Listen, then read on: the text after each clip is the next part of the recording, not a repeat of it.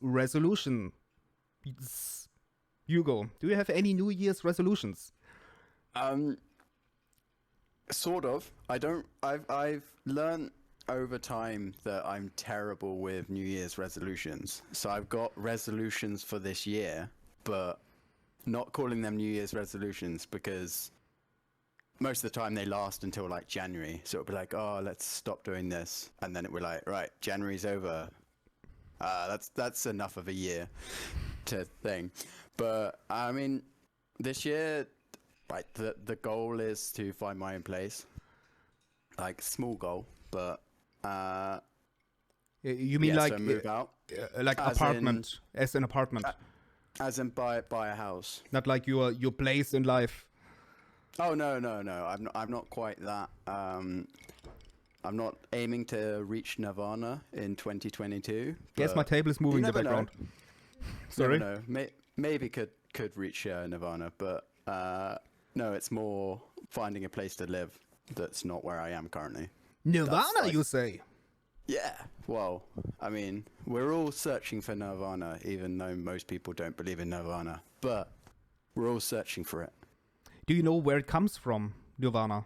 Well, obviously, The band, yeah, the band, obviously. Like, where else would it come from? But Smells like Teen Buddhism Spirit, exactly. Good old Buddhism. Seattle. or Hinduism, or both. Buddhism. Buddhism, Hinduism, potentially Sikhism. They all have a concept of it, I think. Yeah. Yeah, definitely. Is it Buddhism, girlfriend? Nirvana? I mean, you're Asian, you know shit about Buddhism.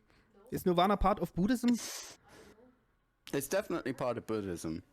Yeah, I Yeah. think. Alrighty. Sorry? Yeah, I mean, so aside from reaching Nirvana, it's finding a house. Okay. Is my main aim. That's awesome. So will you stay like in the same neighborhood, so to speak? No, I can't afford where I live. Like, I live with family, and it's like one of the most expensive places to live in the UK. So I can't afford it, basically. Okay. Yeah. So looking for somewhere more affordable. All right. Good luck. Yeah. Good luck. Yes. Rooting for you. Alrighty. Magnolia, over to you. Yeah, well, it's funny you mentioned Nirvana. Not really motivated by the New Year's thing. I just happen to meditate, and in the past, like when I've had some pretty rocky transitions in life or grieving a loss, I've fallen back on meditation a lot because like it has made me feel really grounded and like a lot more stable emotionally and not as reactive like when I do get worked up. And so I am like having a goal right now, and it started before New Year's, kind of over winter break, that I wanted to be like meditating up to 30 minutes a day. So I'm at like 7 minutes a day right That's now. And ambitious. so I'm just like slowly increasing that over time. But yeah, typically don't really do New Year's resolutions. I've always kind of just made a point to be like consistent and try to like find a good balance between being happy and like being healthy, you know, because some of the things that make me happy aren't very healthy. So I'm just like always kind of trying to monitor those things, be mindful. And the meditation does help. It does get me to kind of reflect on like, what am I really spending my time on? And like, how much is it like benefiting me both short term, long term? Like, so it's always a balance. But yeah, meditation, I do recommend it if anyone's ever been kind of curious about that or never tried it. Like it's been very helpful to me in a lot of different ways, like my mental and physical health. So Do you use an app for it, or is it like a book, or? yeah, actually there's a free app called Insight Headspace. Timer. Oh. Or Headspace works. Insight Timer is you just like pull up like what time you want to do, and it rings a bell, and then it rings another bell when it's finished. And I have like a little meditation cushion I sit on. Sometimes I lay down because I do like things that help my back. We were just talking about back pain. Wow, we Yes, are just prior to living the our stream. best lives. Yeah. So, Norris, yeah, a lot Norris of is times I'll be laying asking, down. how do you silence your mind, though? I have to throw in there. don't. I don't think you necessarily need to silence your mind to have a successful meditation. It's not like the end goal for meditation, right, Magnolia? Right. It takes a lot of time. Like when I really committed to meditation, like hardcore, it was when there was like a year where I was barely working at all. I was like looking for a job and I had a lot of free time. So I meditated a lot. And I would say it like took me like 8 months before I was like meditating and like fully, like my mind was like fully quiet. It took a long time to get there and I had to like build up to it. Yeah. So yeah. I think meditation is something I would recommend to everyone, no matter the age, gender, and whatnot. I think it's really good. Even if you're just talking about, I don't know, taking 15 minutes a day where you just listen to your inner voice and kind of reflect and really take a time out without checking Twitter or doing anything. Yeah. I think so many people are not doing that anymore, right? It's kind of Mm-hmm. sad. So everything is so fast. Need to go faster. Need to be more efficient and all that stuff. Gotta So be no one really takes the entertain- time. Entertain my face. Yeah. Yeah, it's sad. Yeah, Yeah. and about my New Year's resolutions, I don't Mhm. have any. I don't believe in that whole, oh, the new year in the calendar starts. I need to set up goals now that I will absolutely break. But it kind of makes sense as a content creator, since it's basically when the tax year ends, and it's kind of the time where you reflect on all your income, outcome, and whatnot. So it's actually a perfect time to sit down and think about your future goals with your content and whatnot. But I don't believe in New Year's resolutions. Funnily enough, I watched a video about New Year's resolutions by Dr. K, Healthy Gamer GG, and he said one big mistake many do is making it public. So basically, Yeah. stuff like stopping to drink and not eating potato chips in front of the TV anymore and whatever you could come up with. Because your mind can be a fucking asshole. Basically, when you are a public figure of sorts, even as a part-time streamer, you will have people congratulating you, basically just for, oh, you are so fucking awesome for attempting that, blah blah blah. So your mind is already fully pleased and confirmed by all the people being impressed by you attempting to do it. So you kind of fuck over your own mind. You know so what I what mean? you're trying to say is you don't want praise ever from your chat. Which is, Exactly it. I mean, yeah, that's all I heard from that. in regards of, you know what I mean, right? Yeah, no, I know. It's it.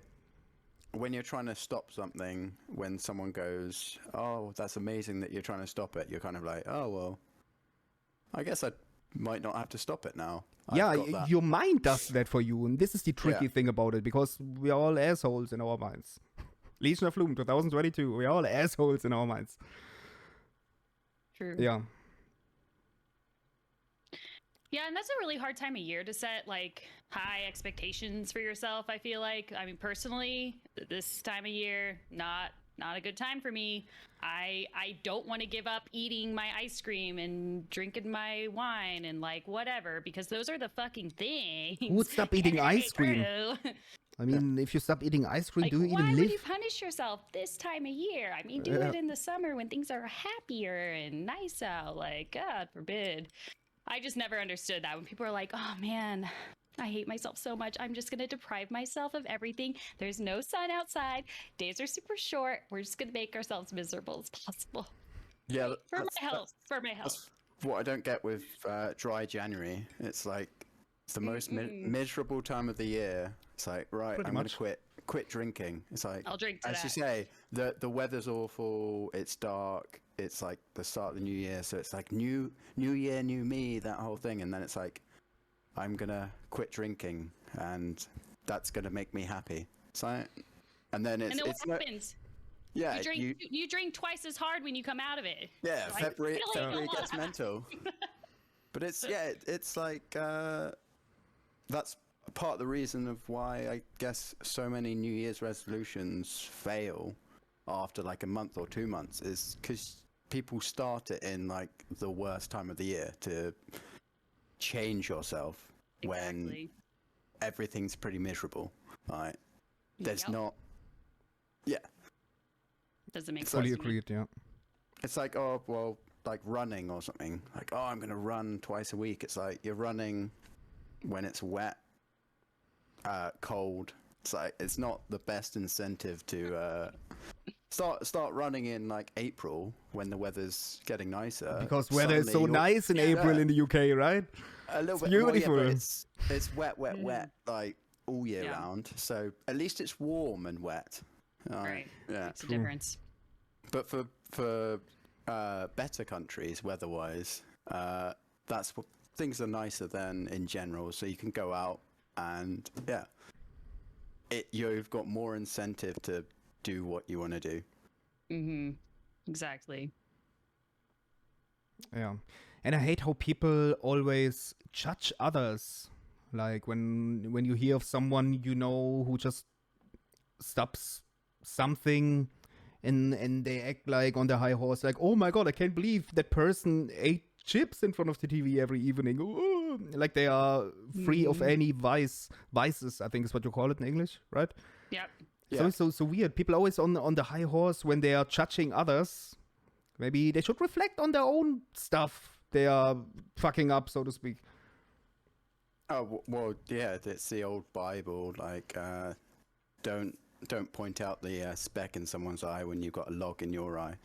Something like that. I don't That's have the logs in my eyes paraphrase. though. But, I'm bald, yo. yeah. Sorry. that concept of like, don't take the piss out of someone's habits or what makes them happy when you've got something equally bad. It's just doesn't help anyone. Yeah. And Do what works for you. That's what I always say. Kansky says, exactly, Hugo. Oh, shit. I can't read it anymore. It just disappeared. I'm on display capture. I sadly can't read it out, but it was funny. Okay? Scroll back to Kansky. It was fucking funny. Run when it's cold, wet, and miserable, so you're good looking for the pubs in the summer. I like that. Yes. Do you have to be good looking for a pub? I mean, all you have to be able to do is just handle your alcohol. So basically prep your alcoholism before summer and then it's fine. Much more important question. Do you have to be good looking in general? For what? For anything? For what? Is it important depends, to I be guess. good looking? I mean, it helps with a lot of things. I mean, it helps, like, they do enough studies about it that it helps for jobs. It helps for, like, finding a mate, these things, like... Helps for getting away with murder. That Went too. down the rabbit hole on Reddit, and I was reading this thread, and they were talking about how, like, these psychopaths would be like put on like TV on the news channel, and then people on Twitter would like advocate for them to like not get as bad of a punishment because they were like so good looking. There were like all these like hot and horny house moms that were like, but damn, I mean, he is so fine. Don't put that man in jail. Yeah. I love Reddit rabbit holes, by the way. It's crazy. Fucking entertaining. I know. Oh man, this is why I don't get enough sleep. Yep. Mr. Granin says, what do you mean with good looking? I mean, physical appearance, being pleasing to the average eye, so to speak. I mean, it To be helps good for a lot of looking things, like- in society. Yeah. So you say it helps for getting a better job, somewhat. Not necessarily every job, but it helps with certain jobs. It helps. It's like they do enough studies that if you find someone you're talking to like more attractive, they're more appealing it boosts them in a lot of ways. So if you had someone with exactly the same intelligence and one was more attractive than the other, then they're more than likely to go for the person that's more attractive. It's the same with gender stuff that we won't go down that rabbit hole, but you stick to certain genders for job positions, rightly or wrongly. I think looks play a part, but Always. I mean, yeah. It is just but how I mean, society is wired. But if you're good looking and an absolute moron, then it's not going to help you. But It helps on Twitch. And yeah, this, well, so I have to bring up that topic. This was the Are you whole. saying something, Legion? No, I was going down the road of the whole hot tub meta discussion where I got shit on by a lot of people online for just saying, do hot tub streamers steal your viewers? And I basically said to some extent, because physically attractive people always have a head start in life. That's just true. In some parts in life more than in other parts, but it is a fact. Basically, a sexy looking female will have quicker success sitting in a hot tub like Fat Peter from Washington doing whatever stuff. There is a flip side, though. Yeah. There's things that aren't good about that. Like, you're more likely to get sexually harassed. You're more likely to get harassed in general. You're more likely to, especially as a woman, like, be talked down to and belittled. Like, you don't understand. Let me mansplain. Like, because people tend to associate good looks with maybe lack of intelligence. So it's not all like, yeah, true. 100% agree. really roses all the time. Yeah. Yeah. That's why everyone thinks I'm an idiot, because I'm so good looking. That makes all the sense now. Same story for me. Yeah. I always get belittled in AoE and backseated by everyone because I'm looking too good. They think I'm dumb as fuck, yo. Oh my god.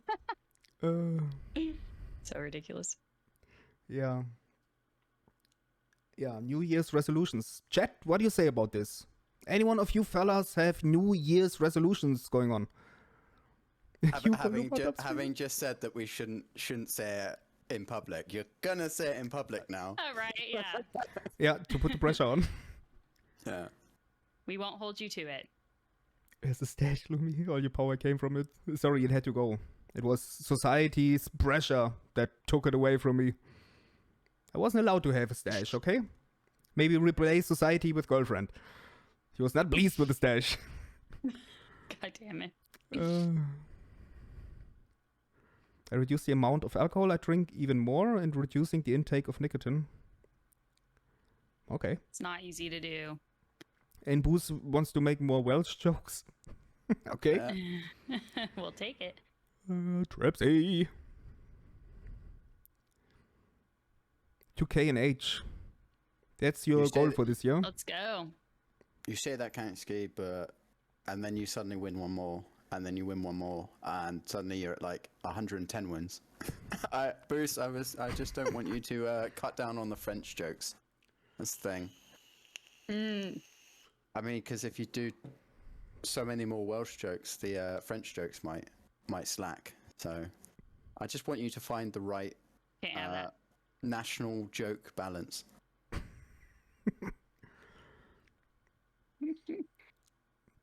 Dropping even more Elo. Okay. Right so there with you, Cranen. Goals can change. Eric, bonjour. Speaking of French. Yeah.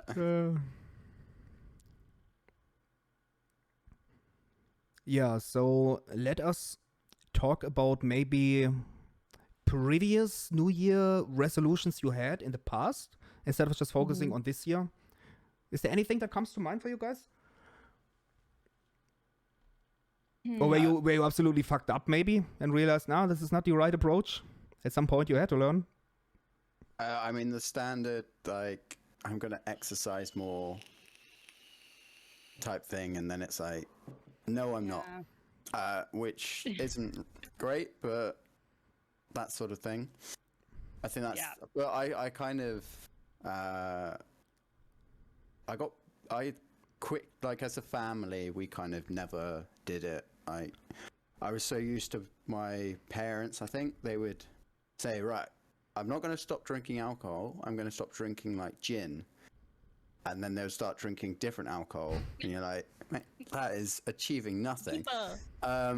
So it's like replace one with another. But yeah. So I kind of learned that they were terrible at it. So just make plans through the year. Then then New Year's resolutions. Alright. Also, my mum's really weird that she they lived out in Hong Kong. So what? They kind of semi-celebrate like Chinese New Year. So she's strange in the fact that she's like, oh, the New Year starts in like when the Chinese New Year. That's January, right? 1st of February this year. Oh, 1st of February. Okay. Yeah. So you can delay your New Year's resolution for a month. It's great. But Yeah, so New Year's resolutions in the past just either failed or didn't happen. It's more the whole year resolution is the plan. And Lord says often to get rid of one addiction, we get addicted to another thing. Yeah, we see that a lot, right? Like I had a great uncle, is I think what you call it. He used to drink quite a lot, as I remember, and at some point he stopped. And he started to drink a lot of coffee. Like unhealthy amounts of coffee. We're talking about, I don't know, 6 to 10 cups a day. So I don't know if that is really... But yeah. Yeah, I guess it depends if you have heart problems, then maybe not. Different ways. Yeah. Yeah, exactly.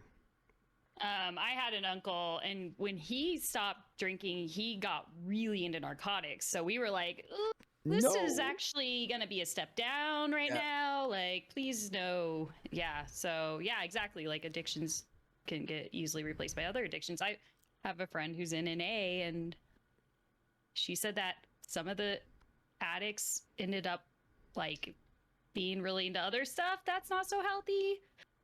Like, sex addiction or porn addiction and stuff. They're like, we just need something to get the dopamine. Get the dopamine now.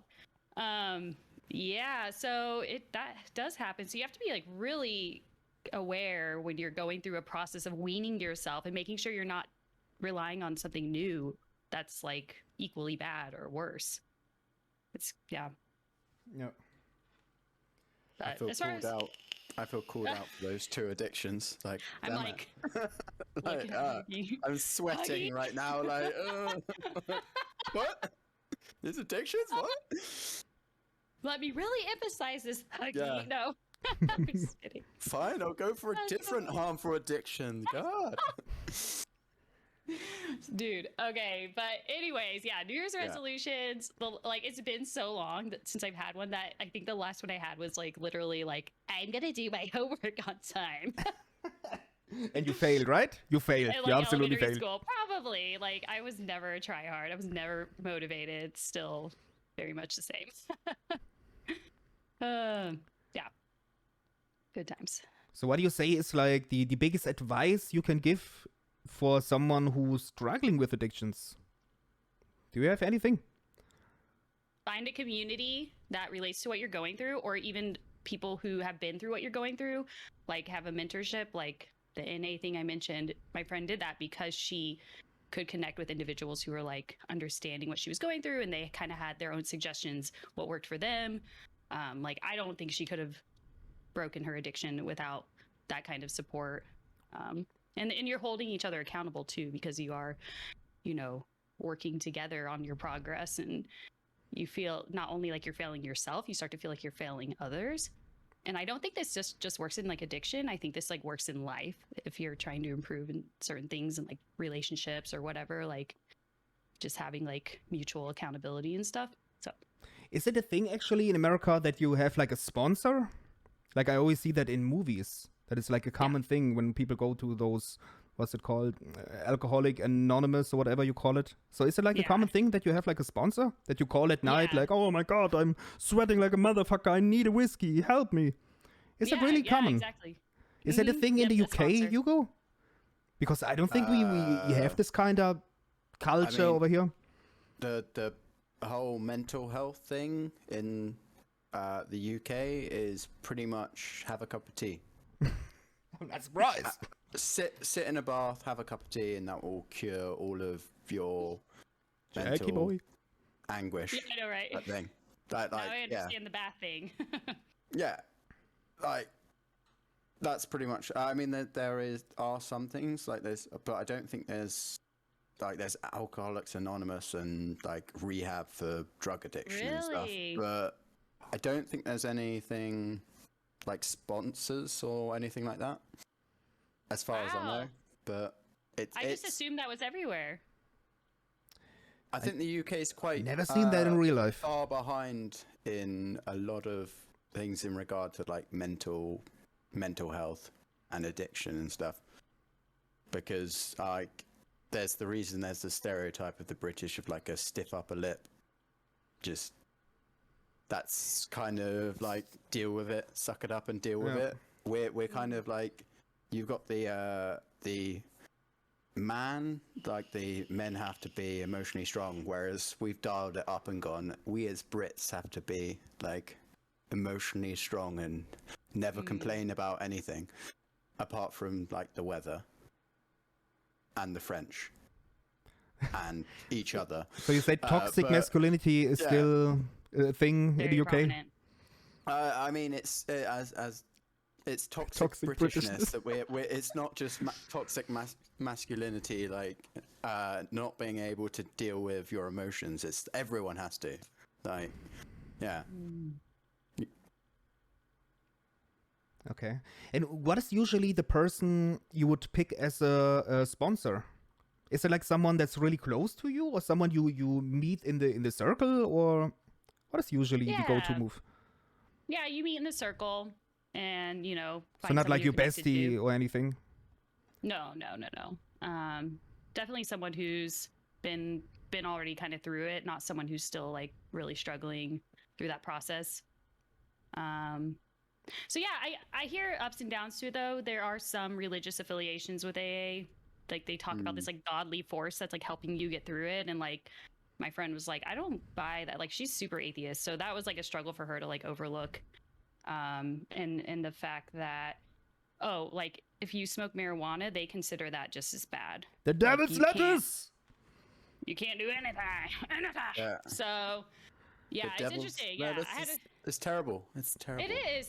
So like, it's you for monsters. some people it's worth those sacrifices, you know, to get the support they need. But I've had friends completely drop out from it.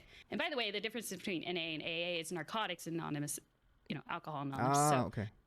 Just FYI. But yeah, I had friends drop out because they really wanted to smoke marijuana because it helped them a lot with like physical pain, headaches, things like that. And they had to kind of make a choice, like, am I going to just go and lie to people? Am I just going to stop going entirely so I can smoke my marijuana? But now I don't have this support group. Social outings are really important for them too, because like they can't find people to go out with who don't drink. Like it's just constantly people like alcohol in their face. And so it's nice to have other people who are like, yeah, I'll go bowling with you. We do not have to drink a pitcher of beer. Because yeah, temptation can be really a struggle for them. So I think that is a problem in the UK and in Germany as well. Like it's very common for men to go for drinks, right? Like going to a pub in England. It's rather tough to have like a friend circle who doesn't drink at all.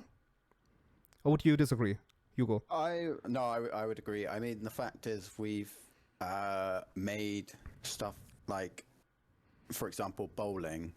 We've got Top Golf, which is the idea of, in part, is to drink and play golf. It's like a driving range with alcohol. It's like you go bowling and there's alcohol. There's these things that there shouldn't be alcohol necessarily. Like there's no need to have alcohol with, but it's like, come on, we'll have a couple of drinks whilst doing it. It will make it more fun. What's your least favorite country, Italy or France? France, no one ever says Italy. Well, what are you guys talking about in chat, by the way? And Volt, you're from Brazil. You're talking about colonization. Maybe check Brazil. Didn't you guys get colonized by Portugal? It's interesting that the conversations go everywhere. I mean, Voldy boy, you literally speak Portuguese, not Brazilian. So what are you saying? They speak Portuguese. Brazilians just their nationality. Yeah, exactly. I was joking. They speak Portuguese. Oh. That's my whole point. Because colonization. Because he was trash talking other countries. But all in good humor. Yeah, I know, Volt. There's a difference. Oh, okay. There is a difference. Yeah. Yeah. That makes it's sense. the same with Mexican Spanish and Spanish. And American or rather English. Latin Spanish. I think would be more fitting. Yeah. Yeah. Wait, you guys have your own English in England? It's not you freedom guys English. have It's own bastardized dialects and English. whatnot? Freedom English. That's how we say it. Freedom English. Oh god, this is so horrible. To really jut out your chin when you do freedom. I'm the expert colonized the here. Brits before Well, it was besides cool. Caboose, obviously.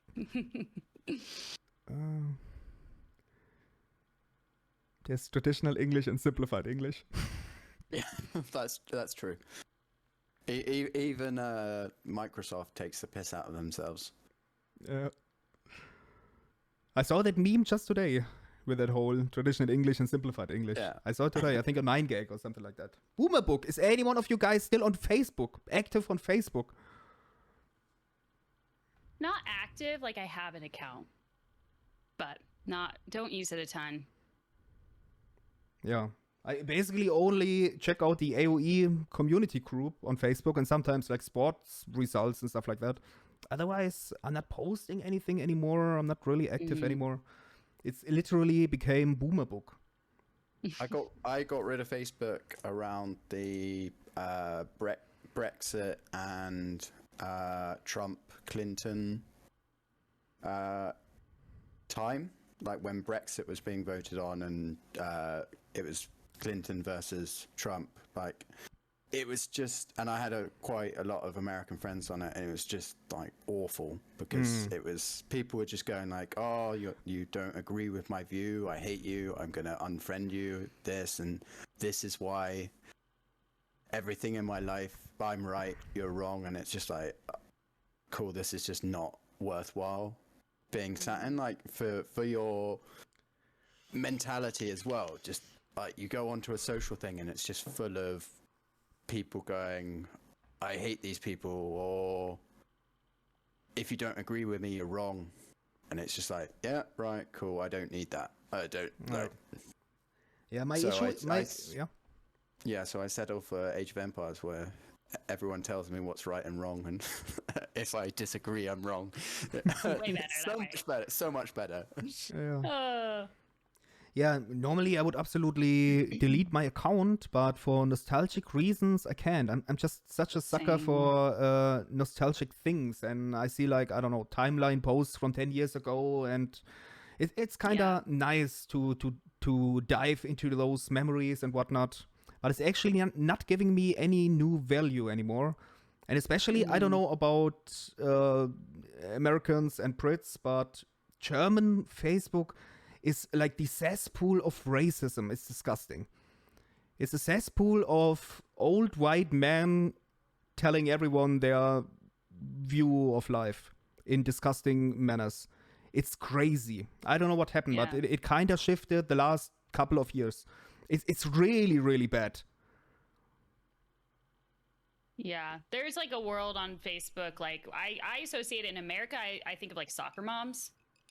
And like just kind of like groupthink fueling very anti-science, like anti-education beliefs that just fit some kind of conspiracy sort of theories. Like that's what soccer mom conspiracy theorist. It's a soccer mom a Karen. Like a very specific thing. Yeah, like that's what I think of when I think of Facebook, like that whole universe that I don't explore. I'm with you. It's conspiracies like my online catalog of my backed memories. up by stupid pictures some asshole made at home with a lot of grammar mistakes. That's my evidence. Listen to me, it's a conspiracy. Right? Exactly. Yeah. Fucking stupid. Yeah, pretty much.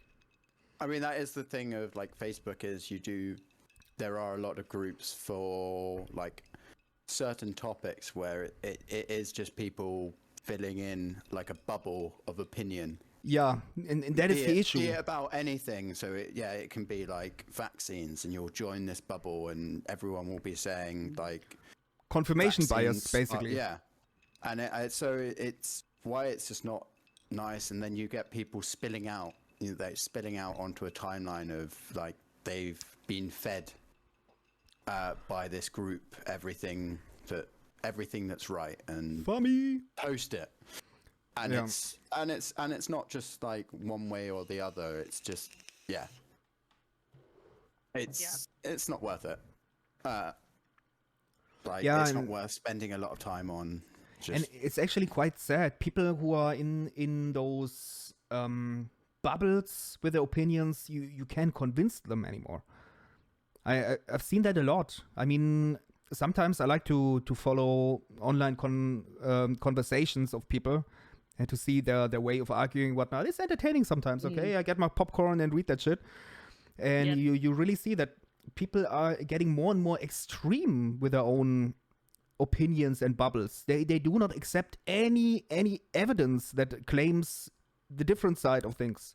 You know what I mean? It's kind of shocking, and I feel like it's getting more and more. It's disturbing. Yeah. Like it's fun, but then after a while you kind of realize like, I've wasted a lot of time just reading this person's like idiocy, and you're kind of like, why am I doing this as well? It's fun, and then at the same time you're like, why am I spending attention on this person that clearly has no rational thought? But I think that's the other issue with like Facebook, is that you can same with like Reddit or YouTube or Discord or whatever, you end up spending like 2-3 hours going down rabbit holes, and then you're like, why am I doing this? Like, why have I ended up with cats? Which is like the standard YouTube thing. It's like, why am I watching cats now? And like Facebook, you go, oh, this person's posting something stupid. Let's just and suddenly it's 2:00 in the morning. You're like, why am I reading this person's post? Yeah, at the end of the day, it always leaves me empty. So I don't know. That is one of those habits I need to get rid of. Like reading weird ass Karen's conversations on Facebook. It starts entertaining, but at the end of the day, I feel empty and sad. Yeah. It's really, really weird. Yeah, and coming back to the German Facebook, it's so disgusting. So, I mean, I assume you guys also have ads in your timeline, like from fashion brands and whatnot. I guess Use that's... ad blocker. Doesn't that get rid of it? Yeah, ad blocker? Does that work on the phone, though? On the phone, probably. Yeah. But you can get a phone version of ad blocker. But I mean, having Facebook on a phone is a recipe for disaster. Probably. Yeah. And it pops up as though like you're following it or something. Like it doesn't pop up the way an ad would. Like it almost just looks like an account that you're like it's part of your timeline. Yeah. Yeah, exactly. Yeah. Yeah, anyway, so these days you have like, I don't know, H&M or whatever brand, and they use a dark-skinned model, and the comments is really just a cesspool of disgusting racism of the worst kind. I don't know when that happened, because especially in Germany, basically I'm born 87. I'm used to the multicultural way of life in Germany, which is beautiful. You know, it's not a new thing that we have non-Germanic looking people being represented in ads and whatnot. And these days, you see a black person in a ad. They're like those typical old white mans absolutely slandering the model. And is this advertising for Africa? And what is this slave wear? Blah, blah, blah. And really like the worst kind of shit. Wow. So I had some days where I took time to report these kind of accounts, but it's getting tiring. And I don't know when that shift happened. So I wonder if it's the same for you guys. Or is that exclusive German? I feel like history is repeating itself again here. It's disgusting. Definitely not exclusive German. I mean, you like the World Cup after like obviously World Cup or Euros, whatever it was recently. Euros. England lost in the final, Rashford. And it happened to be that basically 3 black players missed penalties, and who was it? Rashford, Sterling, and Sancho. Like Saka, Sancho, and Rashford. Yeah. But it just happened that straight away you get those people going, right, I'm gonna make racist remarks about like nothing to do with their footballing ability. Like, I mean, it's not right, but fine, abuse a professional footballer for fucking up. Go, what the hell were you doing? But the fact that they missed a penalty was nothing to do with their race, and it was awful. And there was the mural. There's like a painting of Rashford that was up in Manchester for what he did. He made like got free school meals for people who basically couldn't afford to eat, and so there was a painting of him put up in recognition. And like a day after the Euros, boom, defaced with racist graffiti, and it's just like cool. Just yeah, you know that there's so much of that going on. Yeah, Magnolia, you have to understand. So European Championship, it is the finals. England, absolute football nation with a lot of history and a lot of pressure on them. And they ended up in penalty shootouts in the finals.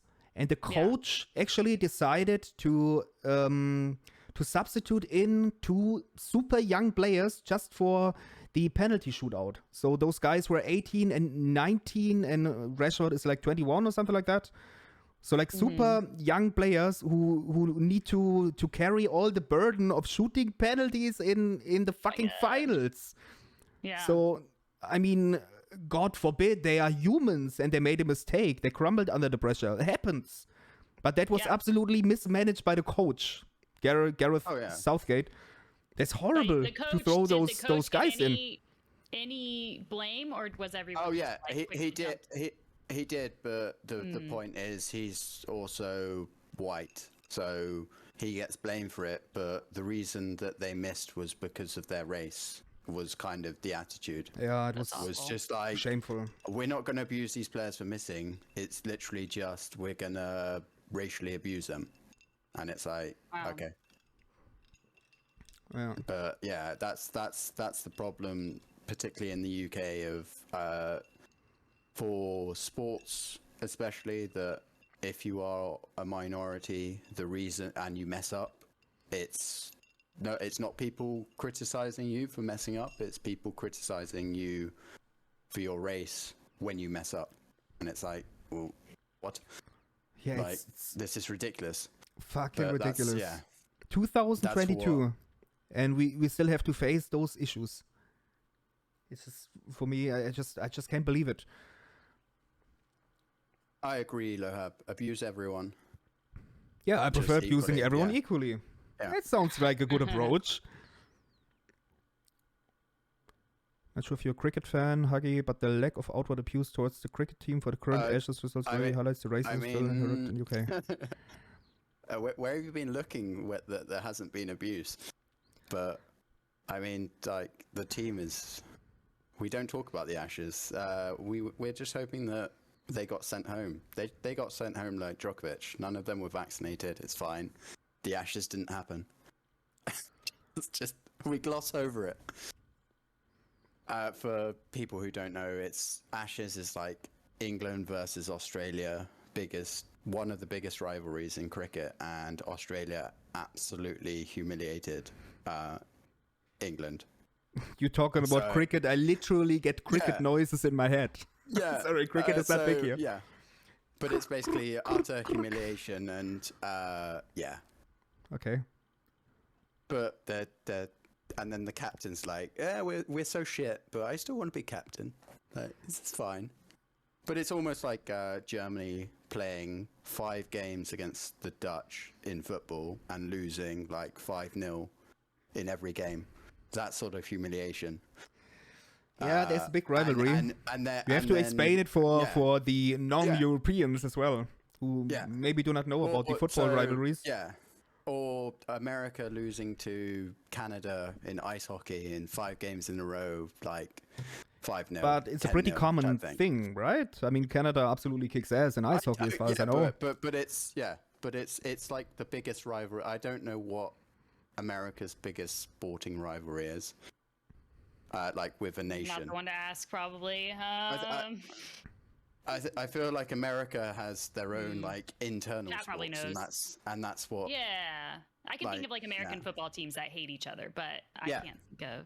Oh yeah, but yeah, something of the equivalent of like the 2 biggest rivals, and you lose massively. But yeah. But are there actually heated rivalries in America and US sports? Like super heated? I don't think it's the same like in Europe, where people literally beat the shit out of each other after the game. Yeah, no, when I was in college, though, we played against, oh my God, I might have to ask Kevin. I think it was Missouri, which was a rival college, and they did end up fighting on the floor, and security had to break it up, and like people like broke noses and stuff. Like it got pretty intense. So in college, games. And in football games, like I've seen some pretty It's the only terrifying shit. it's the only thing where we can basically say Americans are more civilized than like the rest of the world in the fact that they don't kill each other over a sport. Like, Yeah, I think it's the one time. comparably, like we're not Yeah. as bad. Yeah, for sure. But Yeah, Depends on the we fan base have- too. Some we cities have, are like, wild. murders and stuff over sports. Wow, Yeah, that is fucked up. It's got better in certain countries, but there's some that Mm-hmm. you just like don't want to go and watch sport there. Jesus. Yeah, that's terrifying. Wow. Volt says you have to remember one thing: US is the size of Europe, so state regional rivalries have the same impact as like Belgian, Dutch, and stuff like that. Yeah, but I'm talking about how heated the fans actually can get, which is very bad in Europe. Like in Germany, when you have like a classical matchup, for example, in the first league of soccer, football. Oh my god, I said soccer. I hate myself. Can someone punch me? Football. Schalke versus Dortmund. It's like the classical football matchup here. They literally do not allow the fans afterwards to drive in one train. They have separated trains for the fans of the wow. teams. It's this heated because they would beat the shit out of each other. What the Shit fuck? and hell would break loose. And I don't think you have that in US sports. No. No, that's so absurd. Like we might give each other the stink eye and be like, Yeah. I don't like you. To be fair, I think it's fucking stupid, okay? I'm not a fan of that. is, I'm a yeah. football fan, okay? I love football. I follow German football. I follow English football. But Yeah. I'm not one of those heated fans who would get emotionally this much involved that I would like hate someone for wearing the different colors. I don't will know. say that football is like the only sport that has it as well. Like, so rugby, like nothing happens. Cricket, India, Pakistan, but that's a whole different like Political issue, probably. political issue of Oh, why, gotcha, yeah. but cricket, like you're never gonna see a team. You're never gonna play like England, even England, Australia, one of the biggest rivalries. Everyone, you're sat in a stand chilling and stuff. It's only football really that it's weird. It's it's the joke of football and rugby that football is a gentleman's game supported by like monsters, and then rugby is like a monsters game supported by gentlemen. Yeah. It's a slight stereotype, but the football is around the world is bad. Of like every country that plays football has some terrible fans still. South America, for example, because Fami just said, I've always had the impression that football rivalries are huge in Brazil. They are. Yeah. It's also fucking crazy, and then though.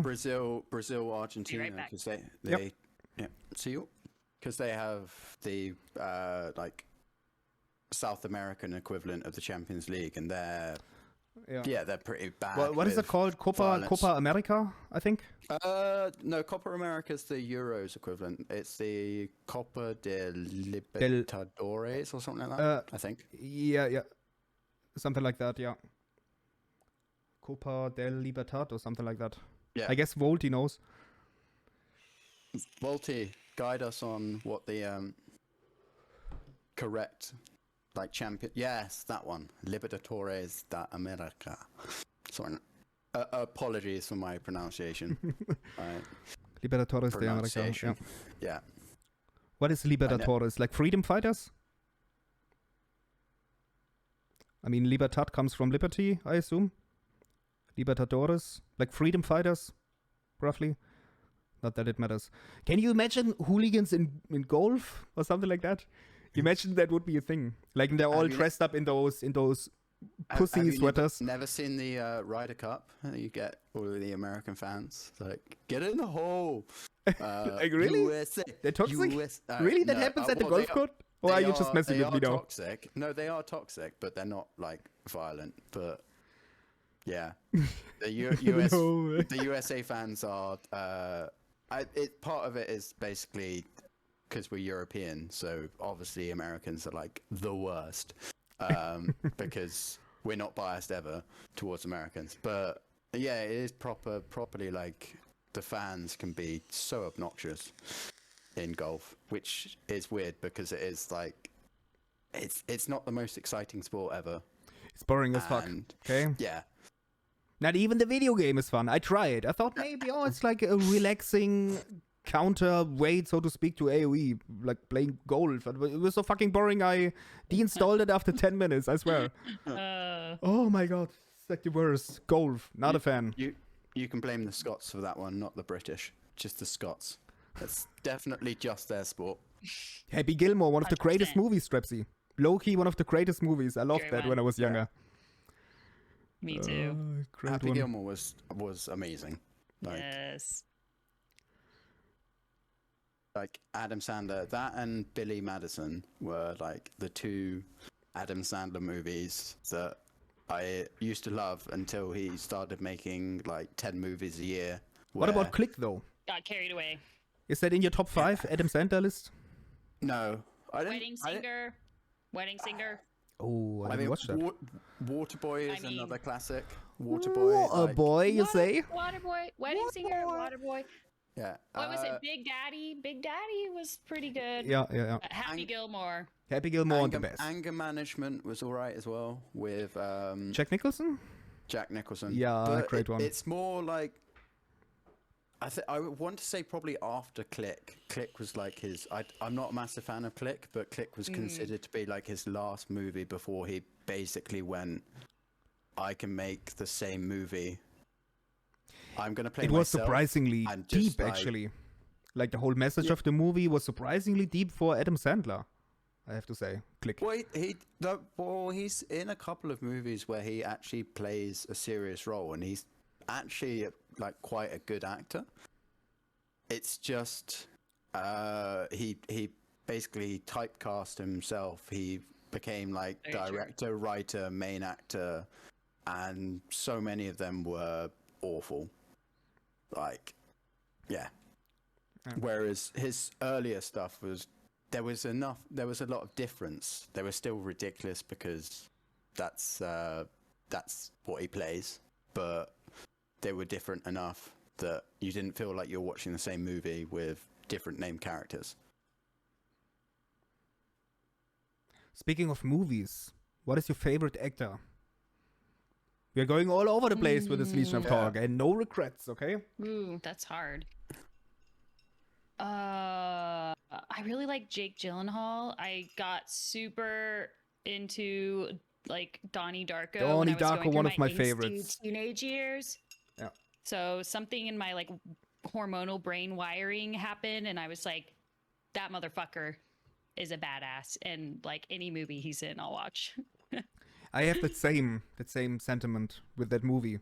So this is why I also like Jake. Yes. Is it Gyllenhaal? How you pronounce it? I always wondered. Gyllenhaal, yeah. Gyllenhaal, and his okay. sister Maggie Gyllenhaal is like fucking phenomenal actress. Like, Yeah. yeah, that family's She got was in the movie as well, talent. right? Donnie Darko. She might have been. I think I'm she trying to played the think. sister in the movie, actually. I'm quite sure. No, but that was the girl from The Ring. Fun fact. Fun Oh. fact. What's The Samara? American Since you The know. Ring. The American The Ring. What, Samara Weaving? Is that her name? Yeah. The girl that was actually the creepy girl in The Ring. Yeah, this girl. She was jumping on the trampoline in Donnie Darko is the little sister. Ah. She moved up from jumping on the trampoline to jumping out of a television and Yeah. freaking the fuck out of Yeah. everyone. That is like the limit of my random facts movie knowledge. You're welcome. Thank you. What about favorite British actor? Ooh. I mean, Hugo probably has some. I mean, my favorite actor, like, I'm never really sure, but I mean, Gary Oldman has to be up there. Okay. Is he from Like, England? yes, but he's in so much stuff. But he was Sirius Black. Sirius Black in Harry Potter. Oh yeah. Hey, I gotta agree Jana. with you. But that's like the worst movie he's in, but he was in the Kingsman. What was that called? Something about the Kingsman or something like that. he was in Tinker Tailor Soldier Spy, not the Kingsman. Okay, I'm probably thinking of the wrong. Are you thinking of Colin Firth? No, not Colin Firth. What's his name? Oh, The King's Speech. Yeah. Wasn't he in that? Am I crazy? No, oh, you're thinking of Who's the King's Speech guy? He's really... I've forgotten his name. don't yeah, it is Colin Firth. Oh, Colin Firth.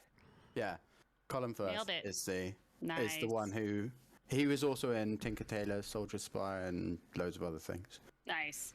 I mean, the other one that has to be up there is Bendy Dick Coming to Snatch, or whatever his name is. Yeah, Benedict Cumberbatch. Like, yeah. But just because of his name as well, because you can say it anyway and it's funny. But like, he's a brilliant actor in so much stuff. Do you guys know those Netflix interviews with what is his name? That Greek guy, Gafilianiakis, something like that. Between Two Ferns. Yeah. Yes, I've like seen clips of it. Zach Galifianakis? Yeah, that one.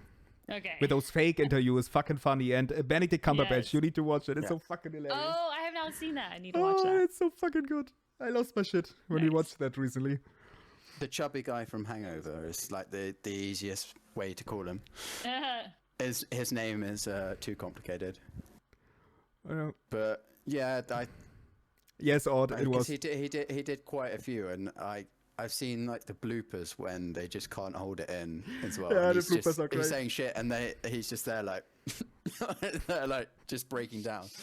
Yes. Yeah, because some of the jokes are actually written by the team, so he sees them first time when he reads them out. So sometimes it's too much for him to handle. It's fucking hilarious. It's quite similar to what's his name? Ricky Gervais did a similar one, similar concept and he did a sketch with Johnny Depp, and it's amazing because it's basically it's Johnny Depp playing himself and Ricky Gervais playing himself, and they're serious, and it's like taking the piss out of him about like Christopher Nolan and stuff, that the only movies you can ever do are with Christopher Nolan. And he's there like, and he's like, well, I'm still better than you. And it's like completely deadpan, but like they're taking the piss, and it's just there. Yeah.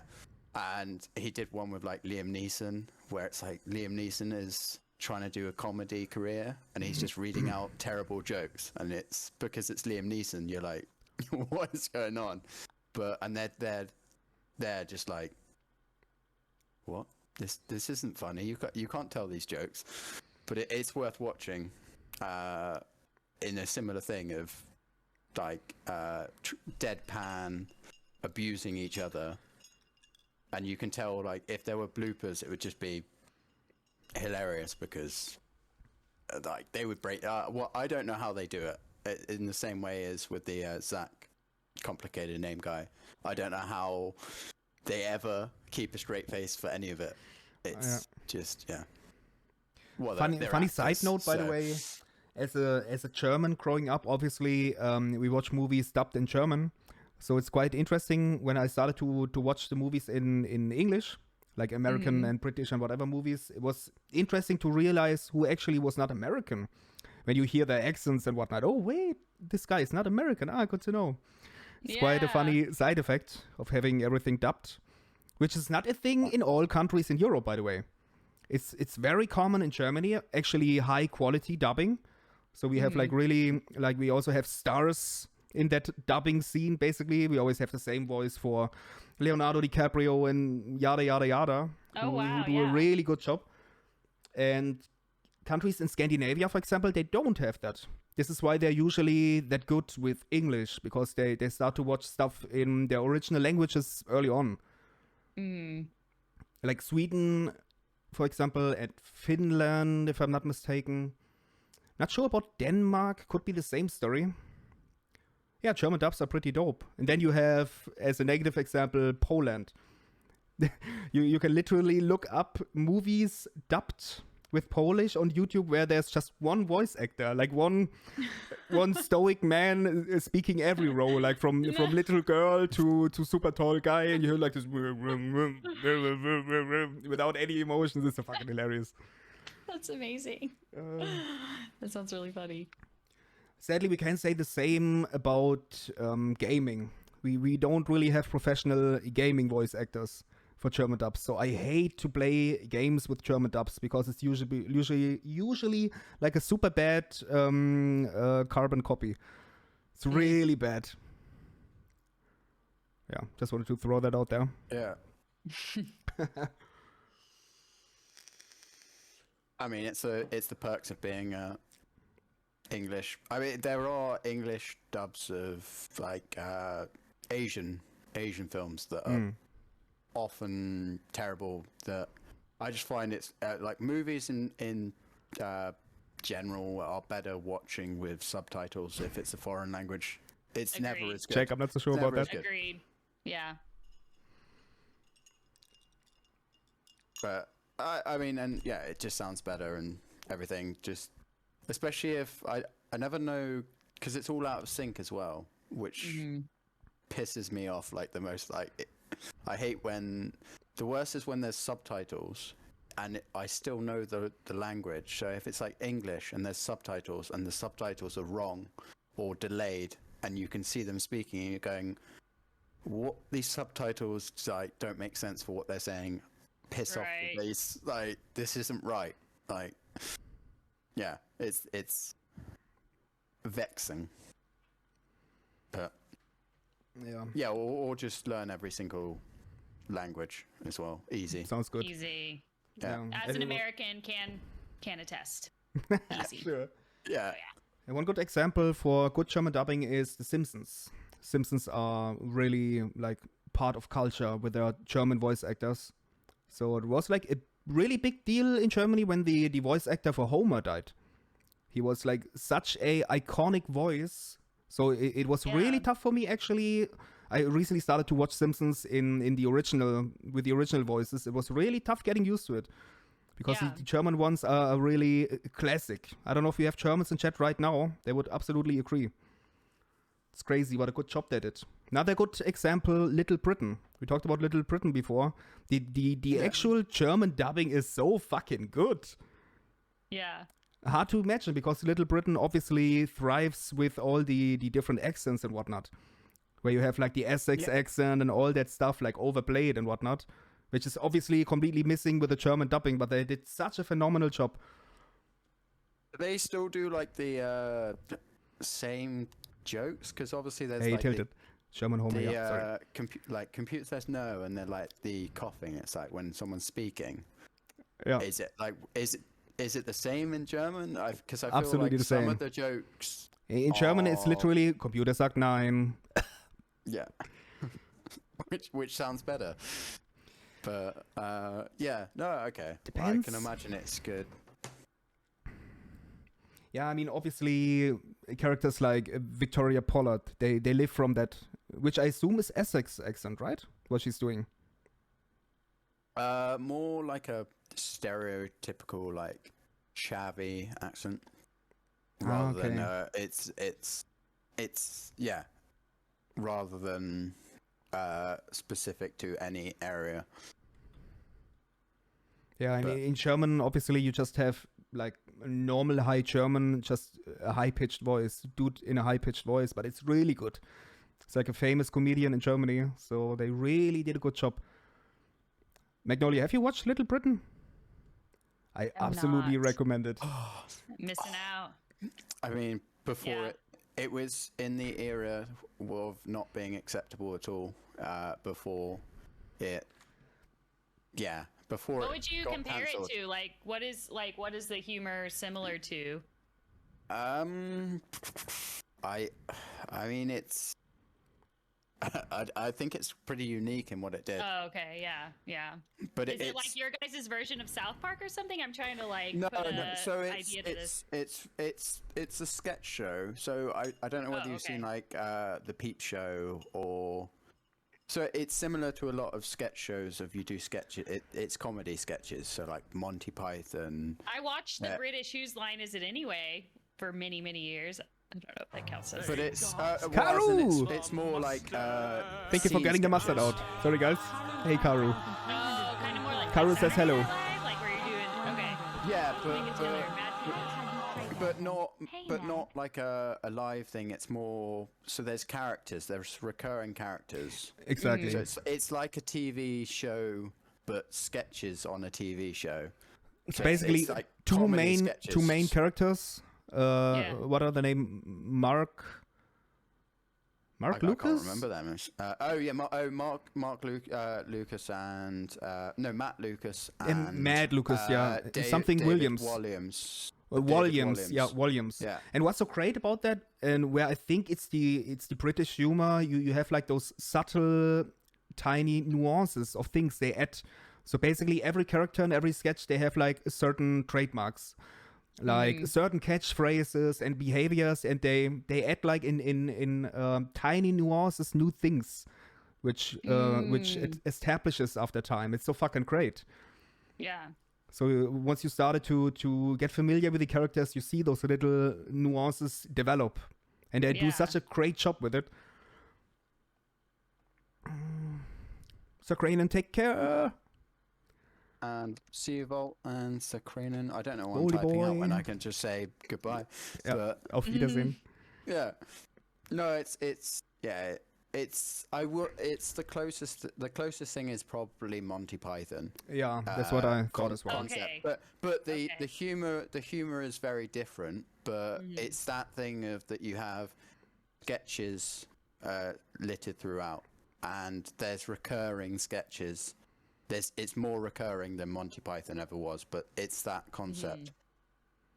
But yeah, it was brilliant in its time. And then they did a couple of other ones that weren't as good.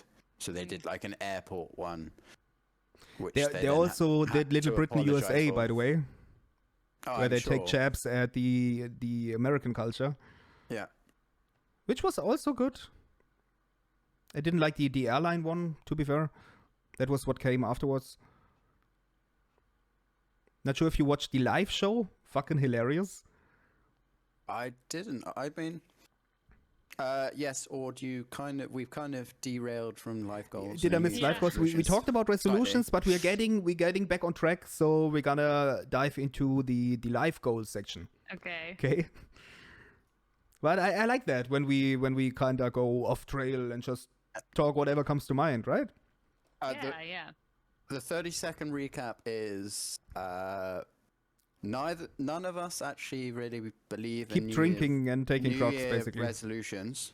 But basically you should set goals for the year. But basically New Year's resolutions suck because it all starts at the worst Why time would of the you year. punish yourself? It's the worst time of year. Yeah. We already got seasonal depression. We're just trying to get through these months. Like, why punish yourself? Blah, blah, blah, blah. Yeah. Yeah.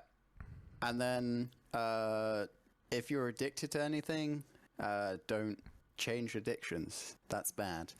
And seek proper help was kind of the thing. But yeah, basically setting goals through the year is better than just trying to remove something from your life at the start of the year when things are super shit.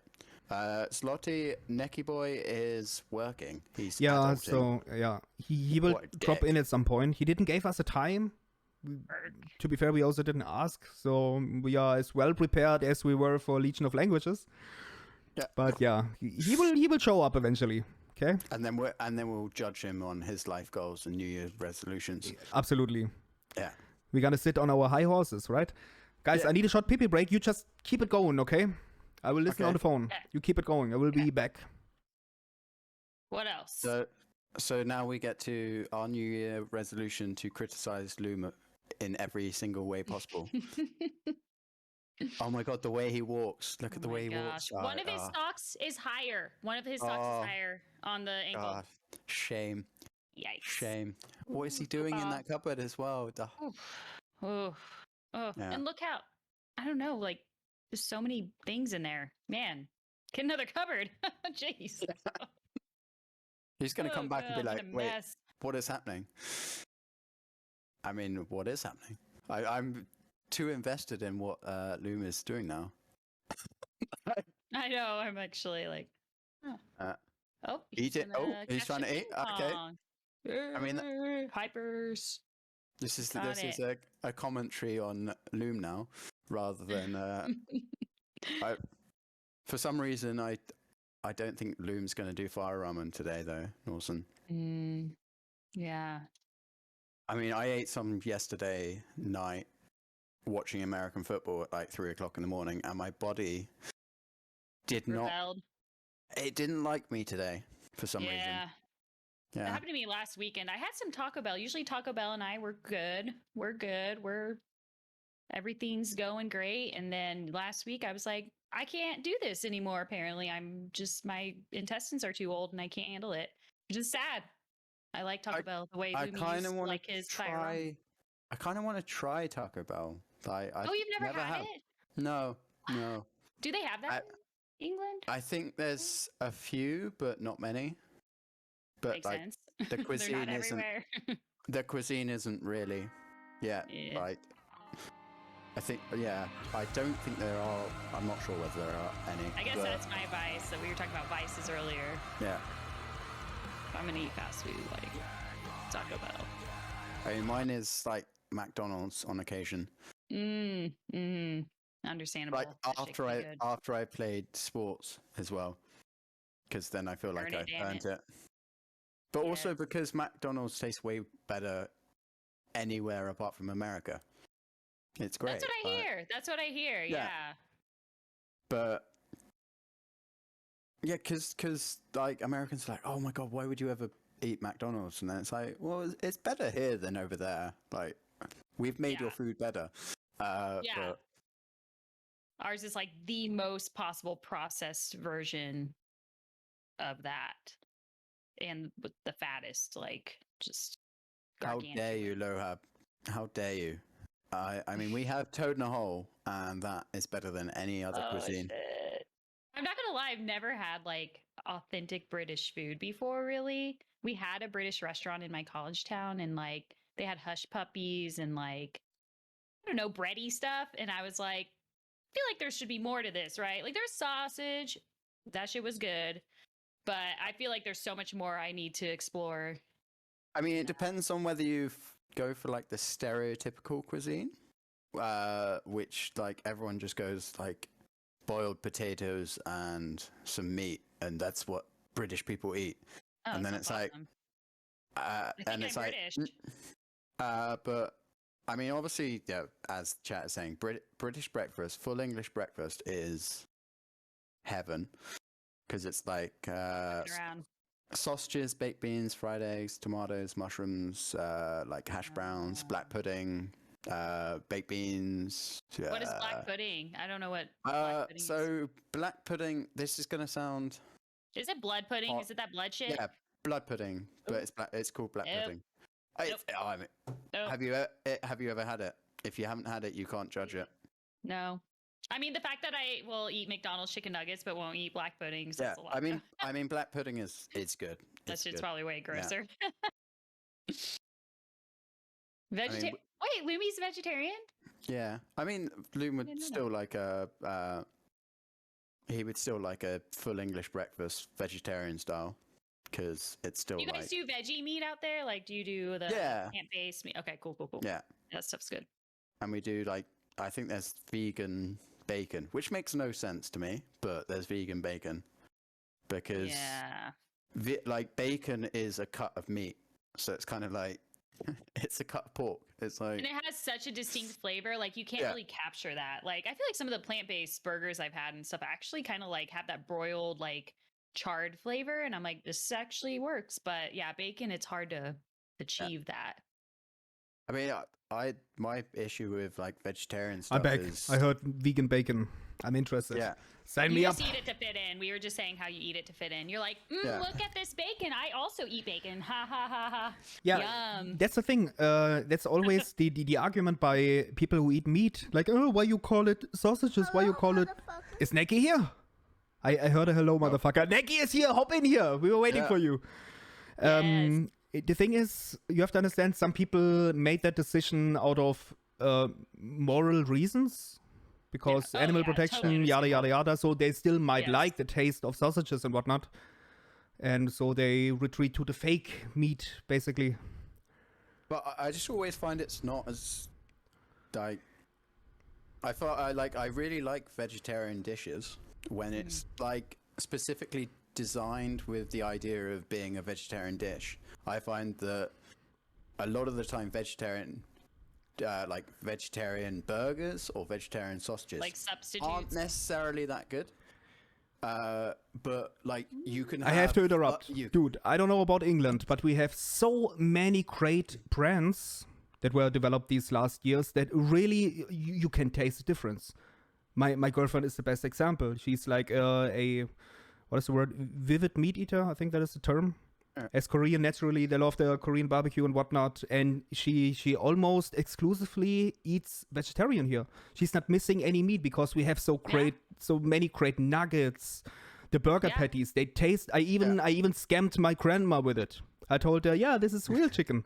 She didn't taste difference. I told her, Oh, yeah, nice, it's real yeah. chicken from my girlfriend. You can have the one leftover burger. It was actually the vegetarian patty. And it tasted like original chicken. We have You're so scamming your many. grandma. Yes, That's great. absolutely scammed her. Yeah. And we have so many great brands that come close. Like Yeah, Schnitzel, there are really good Necky ones. Boy, Good Morning, Aussie, Aussie, Aussie! Aussie, Aussie, Aussie. Oi. Aussie, Aussie, Aussie! Oh, oi, oi, oi. Aussie! Catching on. Oi. Oi, Aussie! Oi. oi. Aussie! Oi. Okay, enough. Necky Yeah, Boy, That's good having you. beautiful. That's beautiful. I'm here. I'm full of energy, ready to pep up some talk Nice. and either turn off streamers or potentially get you banned off Twitch and YouTube. So I'm ready. Let's go. Let's go. Who needs active income anyway? It's overrated. How am I doing? What have I okay. missed? Anything fun? Yeah, I mean, we're I'd on- say. We're on vegetarian food right now, but we can go back to your if you have a New Year's resolution, so we can judge you for Yeah, it. yeah. Oh, okay. On the hot seat already. Yeah. I do. I actually look at mine a little bit differently. Normally, I find that people tend to restrict themselves or take things away at New Year's resolutions. It's like, I'm going to lose fat. I'm going to take away alcohol, whatever it is. I want to add shit, right? I'm 30 now. I'm recently single. I want more one-night stands. That's my goal. I just applaud want to that. add shit. Go right? on. Yeah, thank you. Yeah, I just want to. My for you. my life philosophy and my life goal is essentially to have a life worthy of having a movie made about me later on. So I just want to create Wow. Coming in with the big guns. all these random events. I just want that to Butt happen. naked to build adventures? this- Or what will you call it? Pretty much. Hey, how are we supposed to judge this from our pedestal again? Like, Yeah, that judge if was you want. that was far too inspiring. I can't judge. yeah, yeah. I mean, yeah. The real question myself is who's gonna play you? Oh well, I've actually been told I look like, and I don't agree with it. But what's his name? From 50 Shades, Jamie Dornan. Is Okay, that his I have name? to look this up. I mean, Not sure if the name is correct, but don't yeah. I'm not. I feel like, is that just because it's like close It's just- cut beard and everything? Like, I don't see it particularly, but maybe. Shut up, Ed Sheeran. I think it's Exactly just a- that. Like, Dude. yeah, it's just the raw sex appeal. That's what it is. yeah. Obviously, What can I boils say? down to. What can I say? Yeah. Yeah, Jamie Dornan. Yeah, Nightbot's got it. Yeah. But I want to pick up some more hobbies as well. So that's something I've been working on. So I want to. Do you know those? I don't know what they're called. They've got a name. Those little transparent things that FBI and Secret Service wear. Do you know those little earpiece things? Yeah. Yeah, No. I want to buy one of those and just stand out the front of like clinics that like treat people with like paranoid schizophrenia, and just follow people home. Yeah. I'm just working on a few things. Yeah, just a few little bit. hobbies. Would be fun. Deletion of talk That's officially a little started. bit dark. You know, you knit, you get into paint by numbers, and then you trick schizophrenic patients outside the. Yeah. It gets me out of the house. It gets me out of the house. Gets me exercising, so that's all right. And when they run away from you, it's free exercise as well. Right? Yeah, well, Yeah. I actually had someone with. This is what prompted the idea. I had someone with paranoid schizophrenia want to fight me in the park about 6 months ago. So I thought, okay, maybe I can turn this into a passion or a hobby of mine. So Happens all the time. It Might happens, as well. right? It happens all the yeah. time.